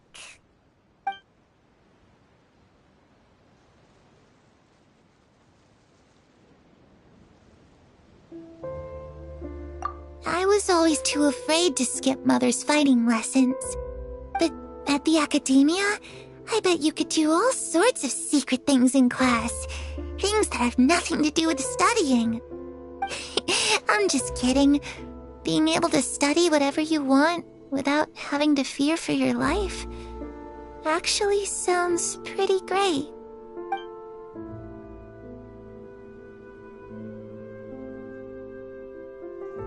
The situation was super dangerous. Lenny and Lynette were accused of committing a crime, and they were going to have to stand trial at the Opera Epicles. Oh no, that must have been hard for all of you. Don't worry, we were able to turn the situation around super quickly, all thanks to Detective Paimon, of course. How'd you do that? Come on, tell me. Okay, so it was like this. After the failed magic show, we rushed to the scene and...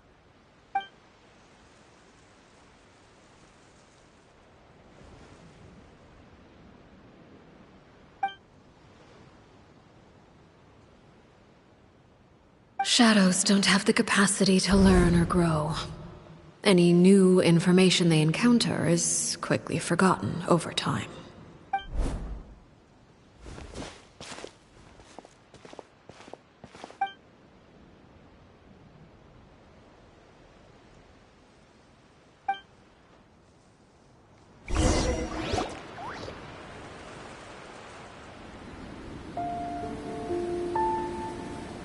Clairvy, you've worked tirelessly from the shadows to overthrow the House of the Hearth. Now, by my authority as the Knave, I shall announce how this matter ends. You are hereby expelled from the House of the Hearth. You are no longer tied to this place, nor are you bound by its rules. You're saying that I can finally leave? I get to experience the outside world as well? Oh, I almost forgot. There's no getting older for me. Still, seeing who you grew up to be makes me really happy, Harroware. Take care of yourself. Goodbye. May we meet again someday.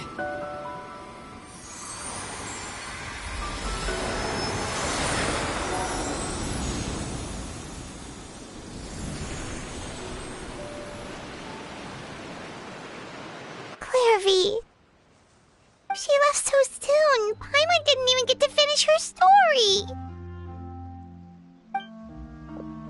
I also have certain sentiments left unsaid. I wanted to tell her that the aurora I saw in Snezhnaya was just as beautiful as the ones in the pictures. But a shadow's memories reset at dawn. Had we delayed any longer, we wouldn't have had the time to say goodbye. Whatever regrets may linger, let them be lost to the coming of a new day. Father?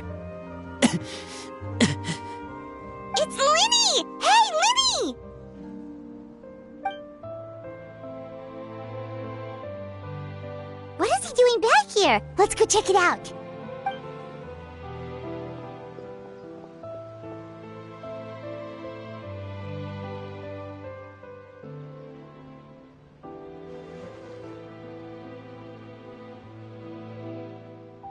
Father, the bottled flames have been administered. Filio and the others have... And you? Thank you for giving us that choice, Father. But we never wanted to leave the house. It's the only home we've ever known. Lynette and Fremine feel the same way. They're recuperating back at the Hotel Bouffe d'été. But I decided to come back and tell you where we stood. I'm sure you're well aware of the expectations I have for you. I want you to follow in my footsteps and become the next king of the house. Yet you seem to have different ideas. I must admit, I'm rather surprised by your decision to stay. There's nothing wrong with choosing to live a quiet life. Leading this organization is a heavy responsibility. One not so easily carried by someone forced onto the throne. I just never understood what you saw in me. What made you believe I was deserving of that throne? You're brave, talented, and, most importantly, you cherish your family. You would do anything to protect them, even if it costs you your life.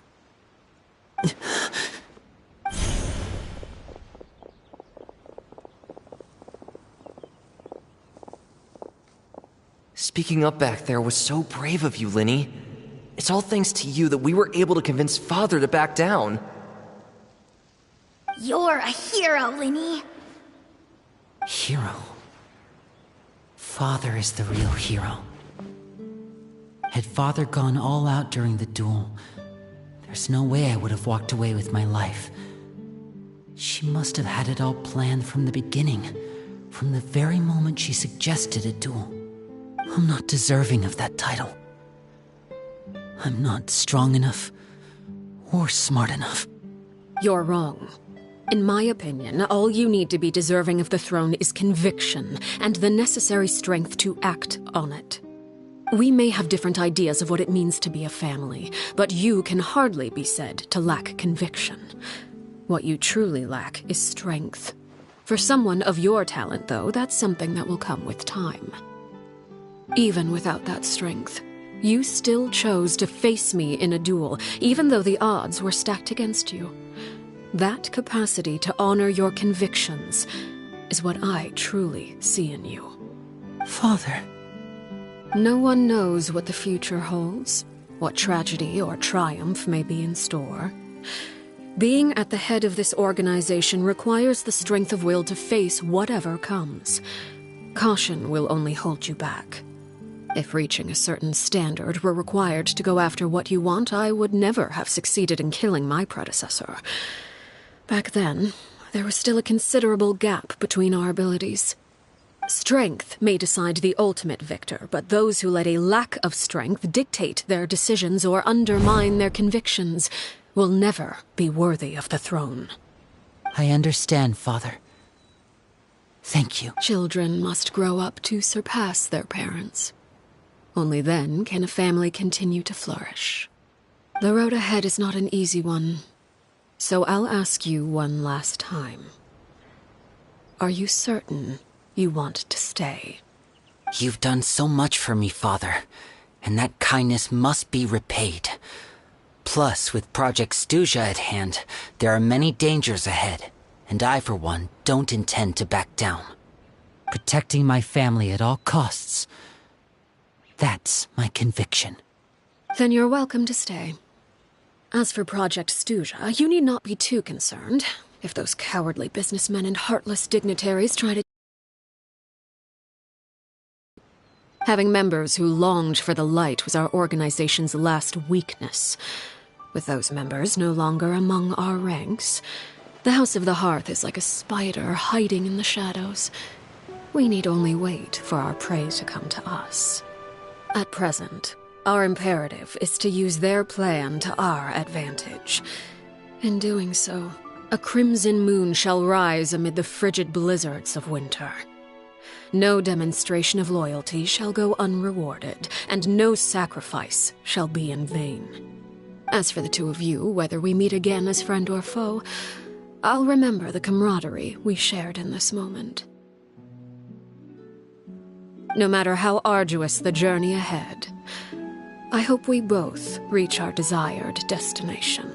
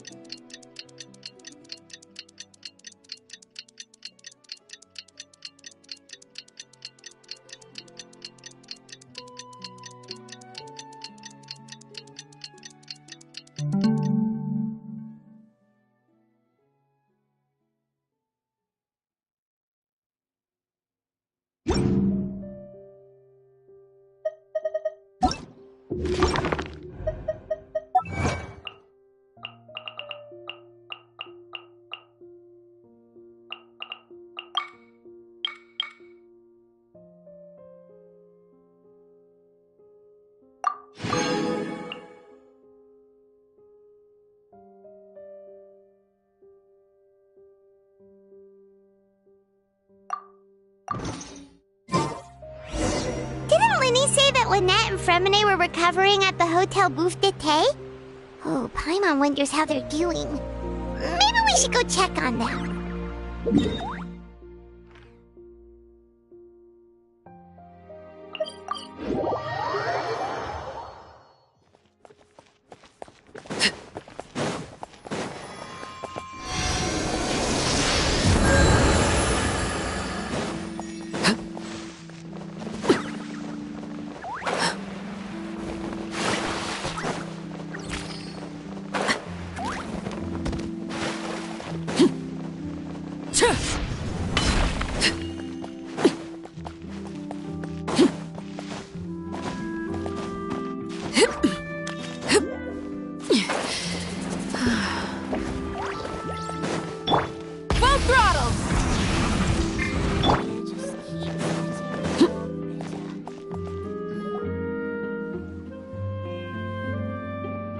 Lynette, Fremine, how are you feeling?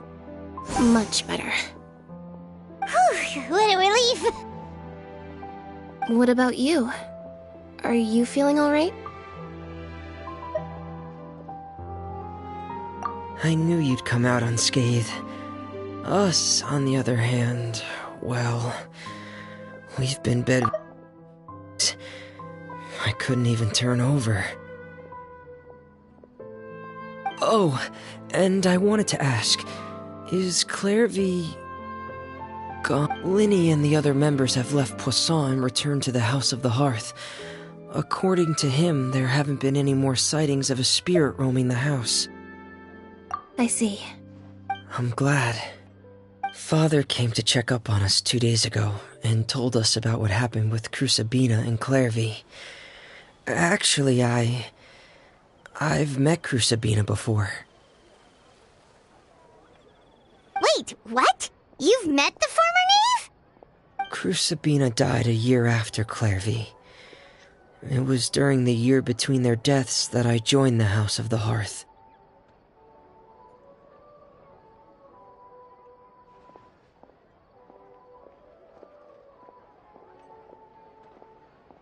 Crucibina had an extremely cruel and radical way of doing things. While she was alive, the atmosphere in the house was suffocating.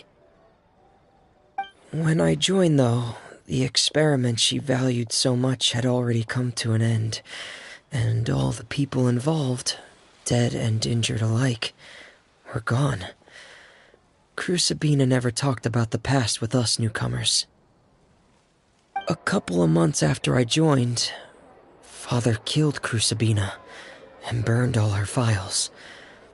With that, the names of all the people subjected to her experiments, Clairvy included, were lost to the flames, along with the painful memories they represented. Father took in Lenny and me a couple months after that, but she never mentioned anything about Crucibina or Clairvy. It really seems like something she was planning to keep to herself. The last time you talked to her, did she mention why she kept it a secret for so long? She said she didn't want us to be affected by the darkness of the past.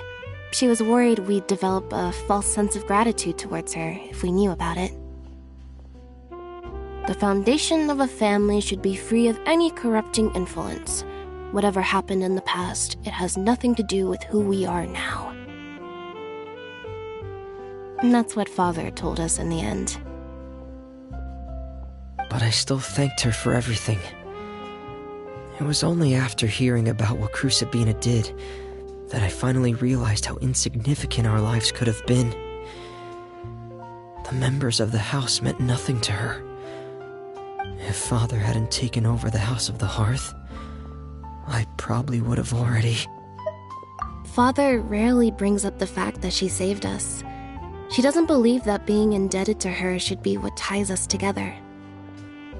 But even if we didn't owe her anything, we would still choose to stay. Because we may have arguments or times when we feel wronged, some people may even choose to leave. But as long as Father is here, we will always have a home. Whether the path before us is bathed in sunlight or shrouded in shadow, we'll follow Father wherever she chooses to go. So I wanted to say thank you for helping us make it through this crisis. Without your help, we could have lost a lot more along the way. Oh, we didn't do anything, really. Of course. You're welcome anytime. Are Filio and Nantoy okay? I actually saw them at a cafe this morning. They didn't recognize me. From what I could tell, they were drinking coffee and talking about one of the operas that started running recently. They seemed happy. If I had to take a guess, I would say they finally found the kind of life they always wished for.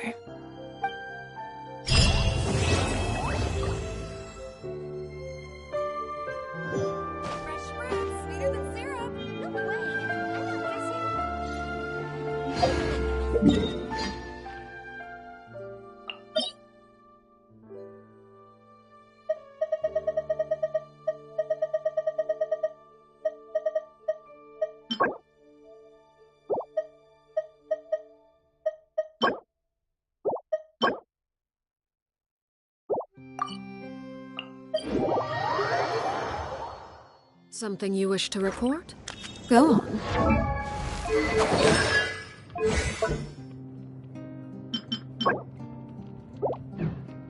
You have my undivided attention.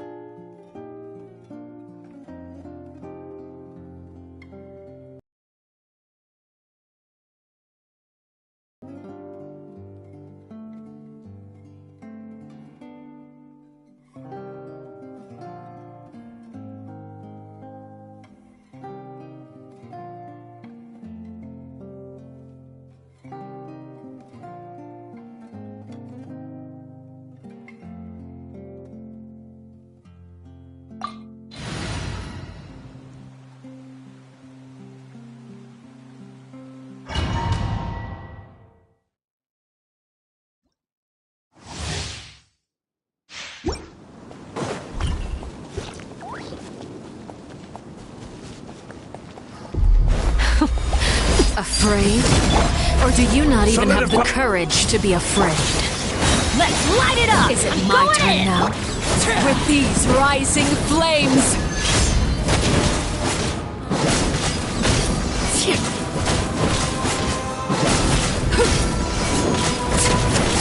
How amazing.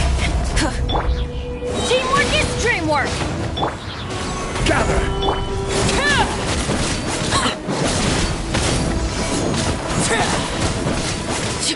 With these rising flames! Is it my turn now? Laid bare.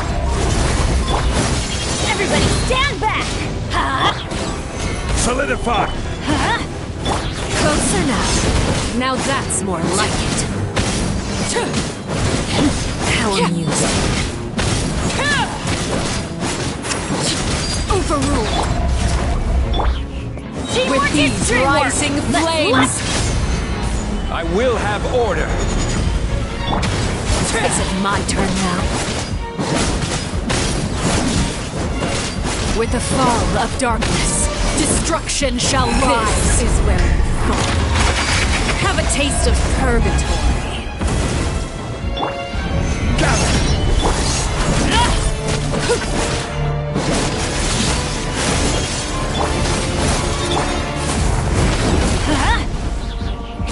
I'm going in! Is it my turn now?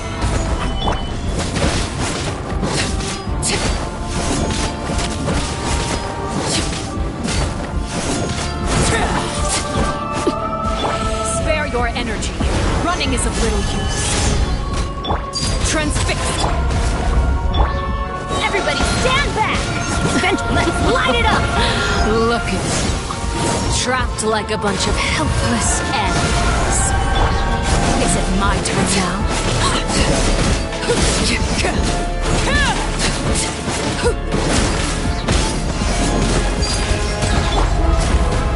Teamwork is dreamwork! Solidify! Order guide you! How amusing.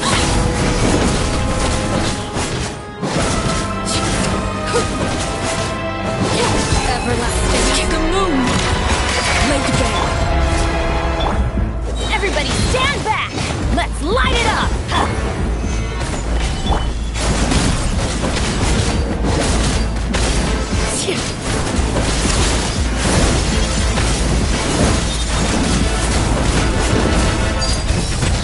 Burn it down! Teamwork is it dreamwork! my turn now? Gather! This is where you fall.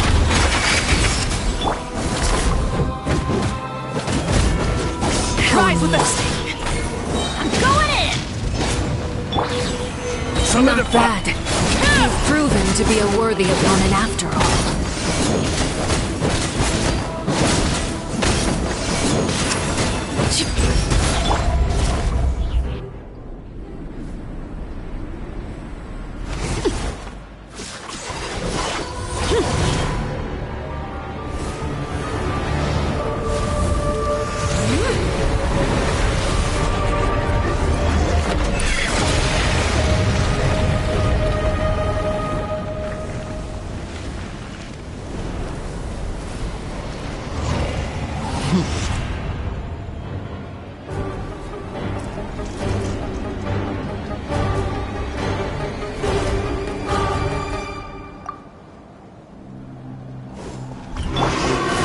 Kindness has been seared away. My blade is all that remains. Everybody stand back! This is order!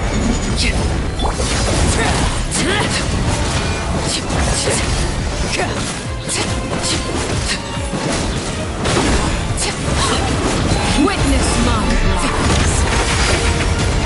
Light it up! Teamwork is dreamwork! Solidify!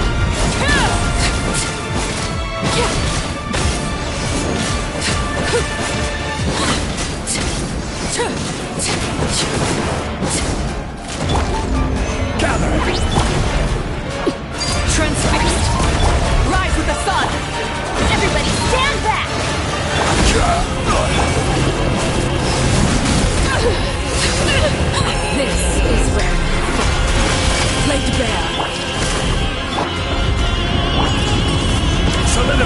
sun and moon have set.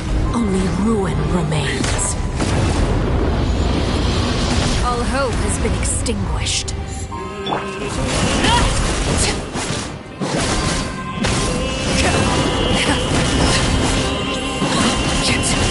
Overruled. Burn it down. Teamwork is dreamwork. Let's Stabilize. Let's see how strong your resolve truly is.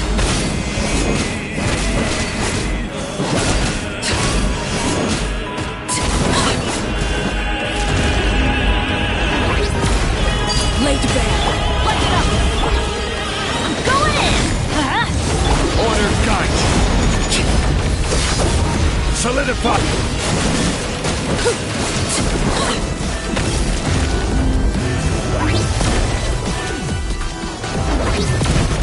This shall be mine.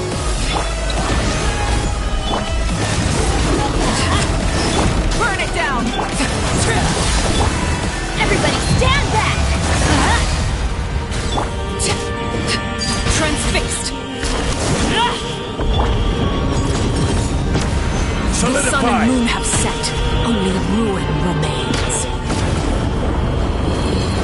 All hope has been extinguished. Even bedrock can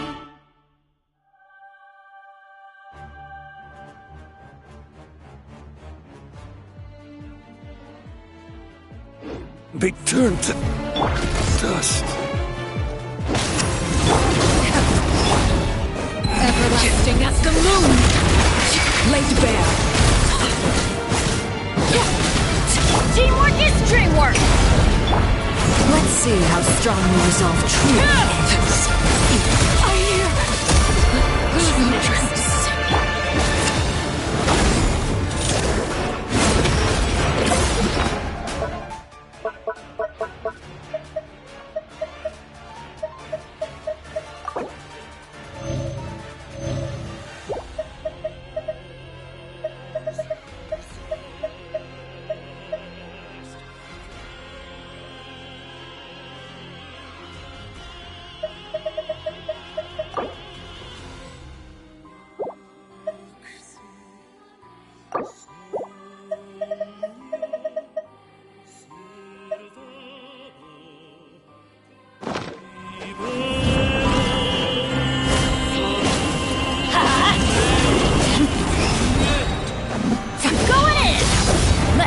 Why do they never miss? Light it up! Let's light it up!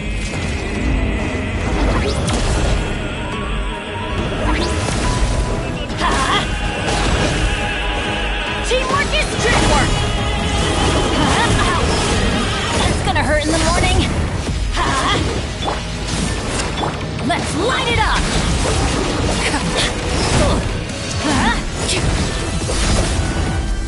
Everybody stand back!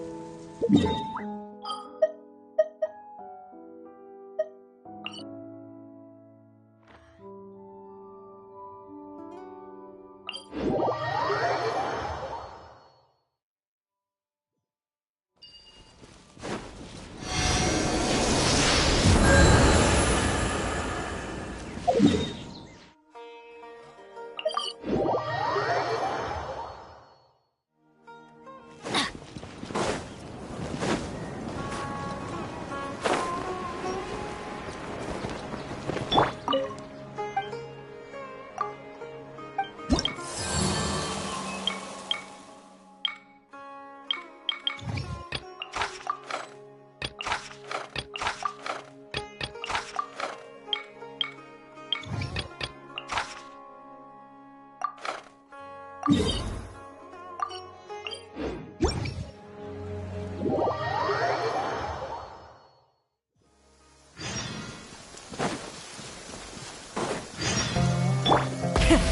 the engines!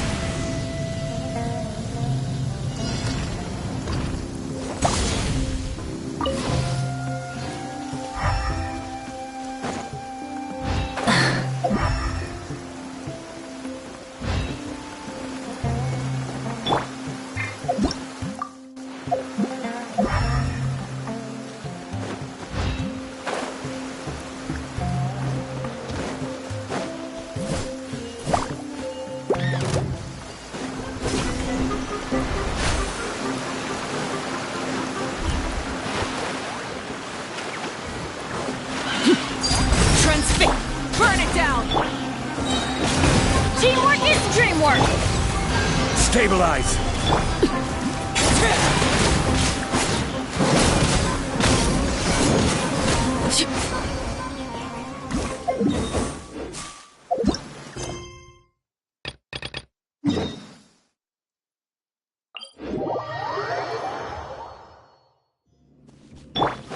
Try and stop me!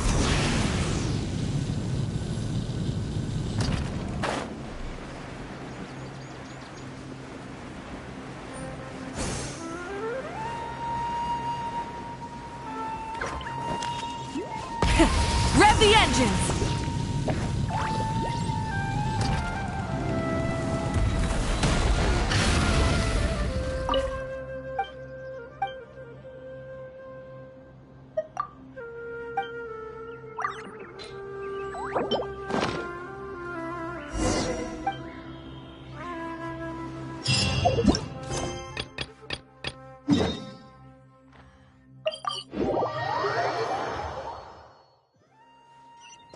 Full throttle!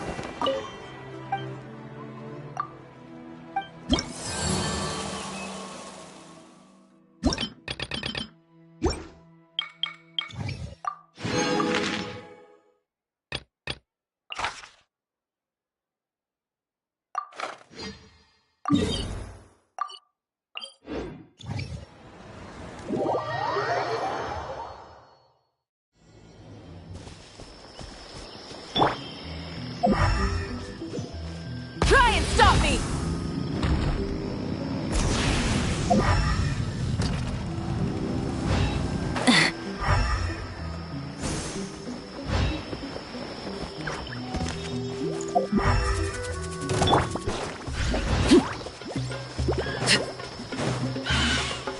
Laid bare! Rise with the sun! I'm going in!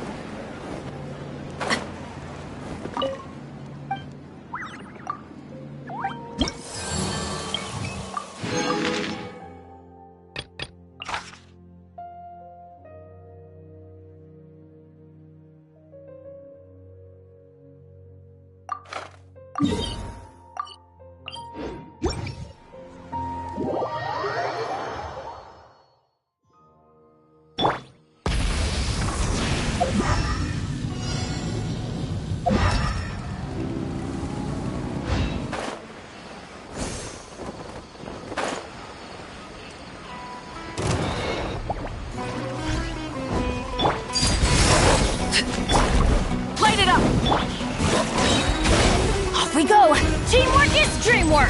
Ha! Solidify! I will have order!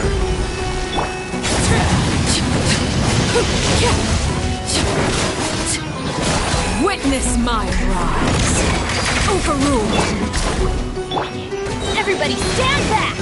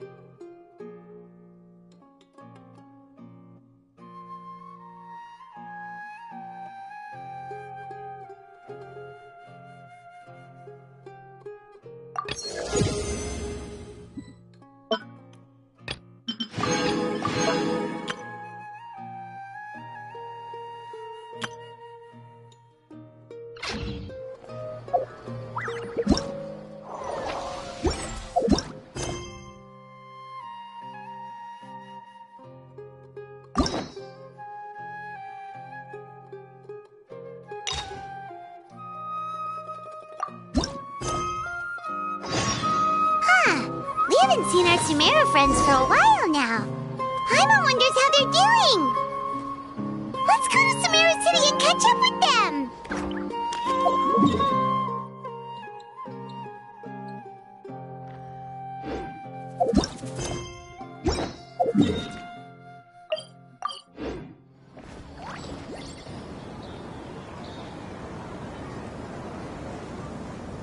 Whoa, the academia sure is busy during the day.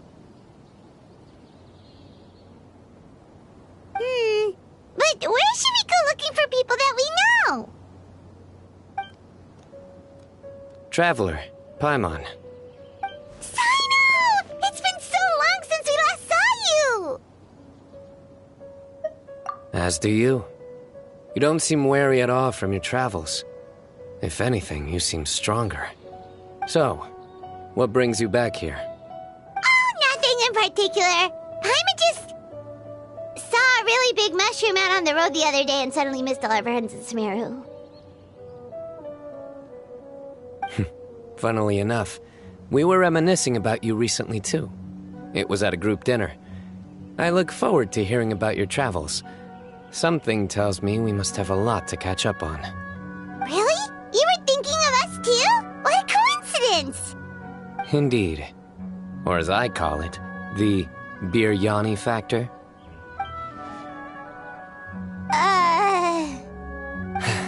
You really want me to say the rest? Okay. It's always rice to meet stew again. Oh, darn, he said it. You like that one, huh? You must if you remember it after all this time. Admit the truth. You have long been in awe of my razor-sharp wit. All right. Here's your 500 Mora.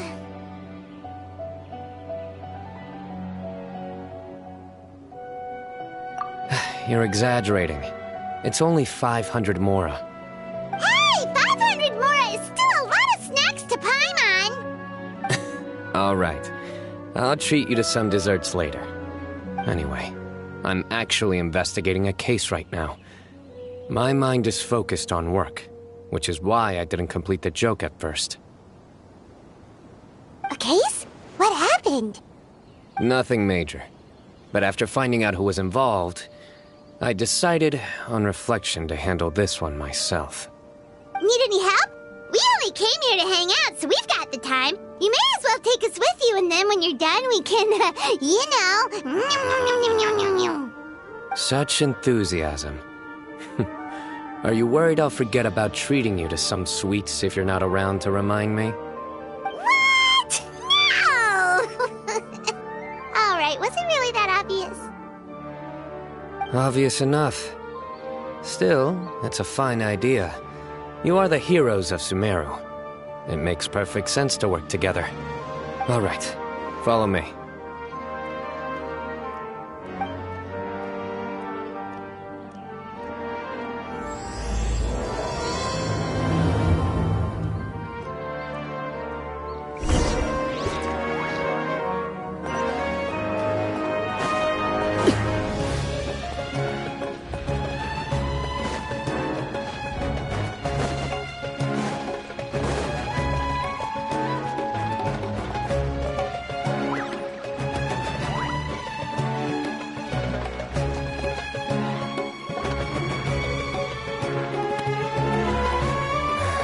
Do you see him?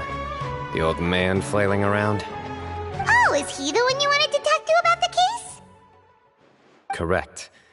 His name is Cyrus, a former Spontamod sage. He taught both me and Lisa. Huh? Sino's teacher is in trouble? It's ridiculous. I'm just an old man who enjoys a spot of gardening, shopping, and wine. What sort of person targets an old retiree? Professor, I've brought some friends.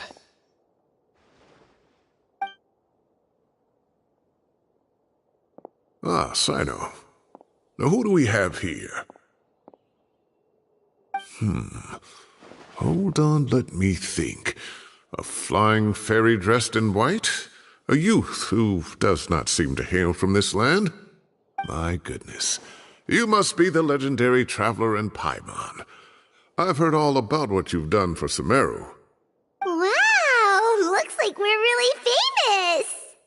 I've told him about you before. You are my friends, after all. That's right. Let me summarize the situation. A couple of days ago, Professor Cyrus suddenly received a threat letter. A threat letter? Exactly. Who sends a threat letter to an old man like me, for goodness sake? This is the letter in question. Cyrus, I have uncovered your secret. If you wish to prevent it from going public, leave 10 million mora at the back door of the cafe. Secondly, don't come looking for me. You'll never find me. But I will always be watching you and all of your secrets. Finally, if you dare to report this to the Matra, there will be consequences. Wow, they sure didn't mince their words. Clearly, this person must be desperate for Mora. 10 million mora, what a joke. I'm just a single retiree with nothing to my name beyond the tomatoes in my garden. Where do people think I'm hiding 10 million mora, huh? In my tomatoes? There were no witnesses, so currently the letter is all we've got. So, Traveler, Paimon, let's put our heads together. Paimon's ready too! Alright, take a look. Do you see anything suspicious?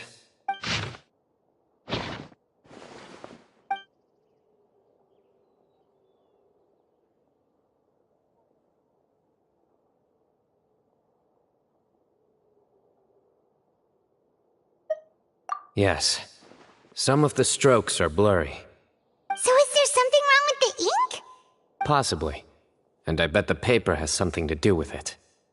Most of the paper around here is much smoother than this, and the ink is absorbed quickly so it doesn't run. This paper, meanwhile, it's very coarse-grained. Almost as if it's made from some sort of plant matter.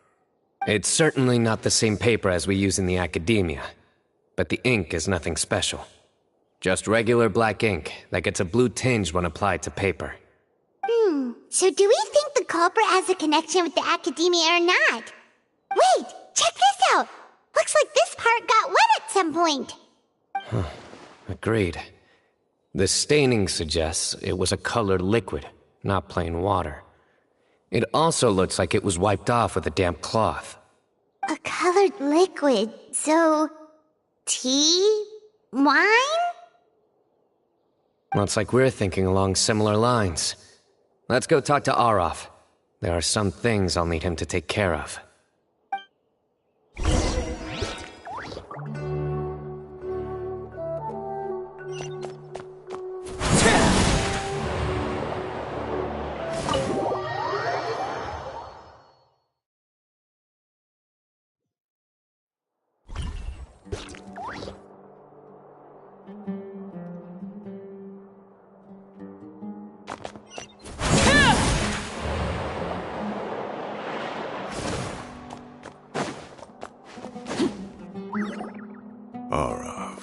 Arav. Ah, there he is. Mahamatra Sino. Sir Cyrus. Ah, and the Traveler and Paimon. It's been a while.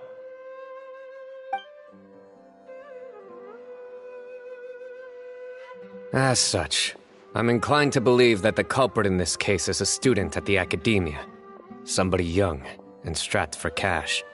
Oh, one last thing. I'd start your investigation by taking a look at the cafes in the city.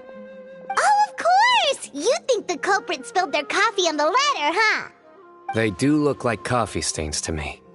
Also, if I'm not mistaken, the letter is written on a type of scented paper that has aromatics added during the manufacturing process. The kind often provided as writing material for customers in cafes and taverns. Ah, of course! Yes, like they sell in the gift shops.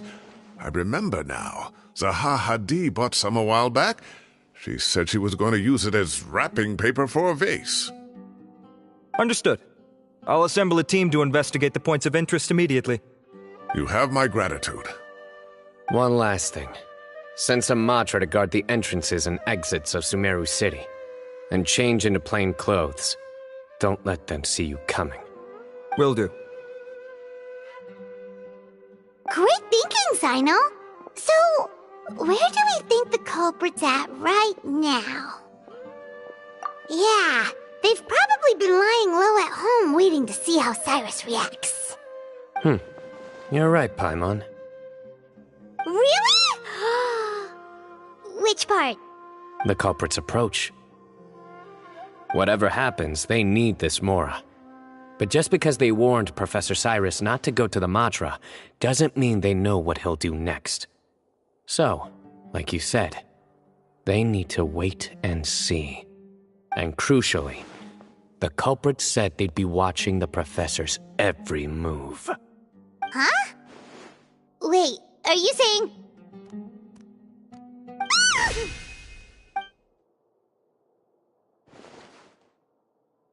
Found you! What are you doing? You wrote the threat letter. I don't know what you're talking about. What threat letter? I sensed someone was watching us from the shadows the moment we entered the House of Dana. You managed to stay relatively well hidden for someone reckless enough to threaten Professor Cyrus. There are a lot of people here, but we were looking specifically for Arav. Whoever followed us the whole way was likely to be the culprit. I was just listening in, that's all. You know something big's going down when Mahamatra Sino shows up, right? So I got a little curious. What's the big deal? You smiled when Arav left. I saw it as clear as day. Is smiling a crime now? There are coffee stains on the letter. You mixed some coffee with water, gently smeared it onto the paper, then wiped it off with a wet cloth, all to create the impression that the letter was written at a cafe. Closing off the exits to the city doesn't affect you, because you already live here. And as long as the Matra were focused on the cafes, you would be free from scrutiny. The cafe was a red herring all along. You had to be somewhere where you could monitor the Professor's movements. You can't pin this on me! I haven't done anything! Really? Then why are you shaking like a leaf? The innocent have no reason to fear the Matra. But you... your heart's racing, and your eyelids are twitching. You're a terrible liar. I would never... Don't try anything or you'll pay the price. Now come with me.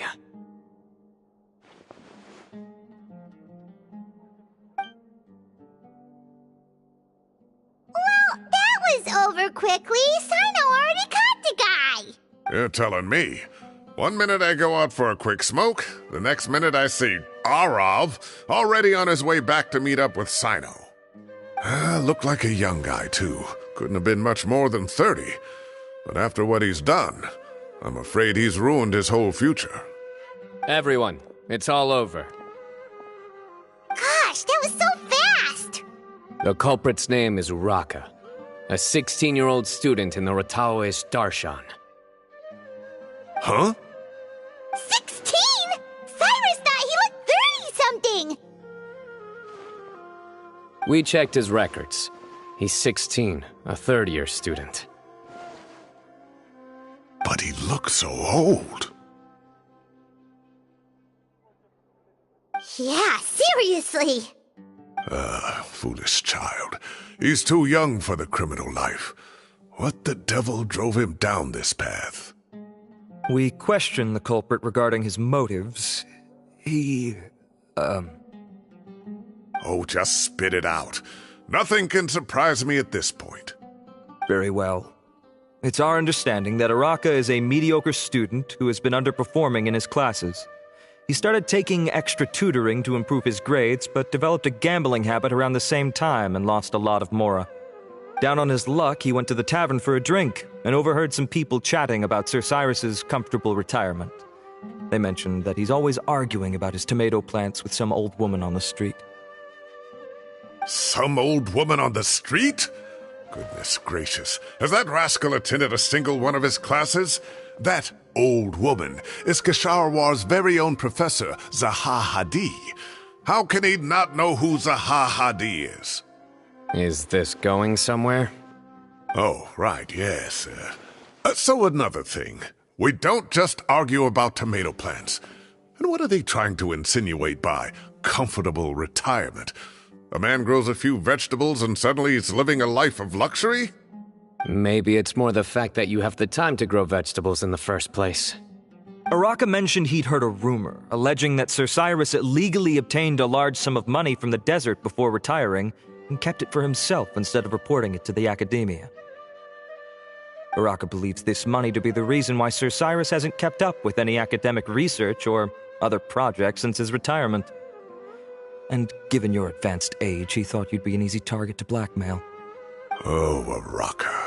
I'm at a loss for words. I'm so angry I don't know where to start. People make up rumors all the time. I am quite confident that Professor Cyrus has never embezzled a mora in his life. Arav, you'll have to find some excuse to interrogate Uraka again later.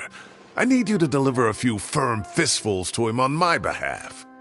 I completely understand how you feel, Sir Cyrus, but I'm afraid that course of action goes against the Matra's principles. Professor, there's no need to be childish about this. Oh, come on. I was clearly joking. Okay.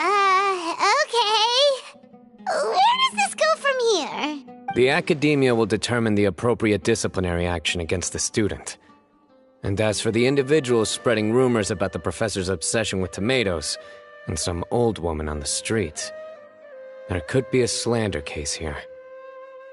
Who said I'm obsessed with some old woman on the street? Mind your wording or you'll start a whole new rumor. You seem confused. Oh, don't you understand? Uraka is just a young boy who made a very rash and very stupid decision based on some groundless rumor he heard. Besides, I didn't actually hand over any mora to him.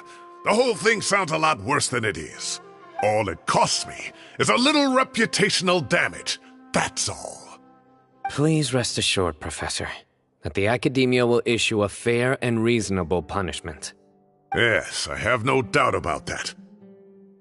But as a former educator, I'd still like to have a serious conversation with the boy's parents. Their family lives in the city, yes? We looked into the family. Both parents are merchants and they're often away on business. They've never taken much of an active role in their children's lives. Oh, what a mess. You don't have to seal the evidence away yet, do you? I'd like to have that letter back for the time being, if possible. I need something concrete for when I talk to the family tonight. We have to show them how serious this situation is. The relevant authorities have already reviewed the evidence and are now discussing Araka's punishment. You can hold on to the letter for now. Just make sure to return it within a couple of days. Oh, so you'll be able to close the case in 2 days? Give or take. Cases like this are quick to resolve. Very good. Well, thank you for all your help. Perhaps we can all go for a meal together. Oh. My apologies, Sir Cyrus, but I have a prior commitment. Enjoy the meal, everyone. Ah, I see. Well, that's a pity. But Sino, you have to come. You found the culprit at record speed, and I owe you for that. Ah, and isn't Tighnari in town at the moment? Bring him along, too. Wait, you mean Tighnari's in the city? He is. Tighnari's master, Sir Nephis, called him and Kale to the academia to help out on a project. They should be at Nephis's office at this hour. Though I must say, I'm surprised you're extending an invitation to Tighnari. Did you do something to offend Sir Nephis? Don't be outrageous. Nephis offends me all the time. It's never the other way around. Anyway, hurry up and fetch Tighnari. I'll head over to the tavern with the Traveler and Paimon. See you there. Go on now. Don't keep us waiting.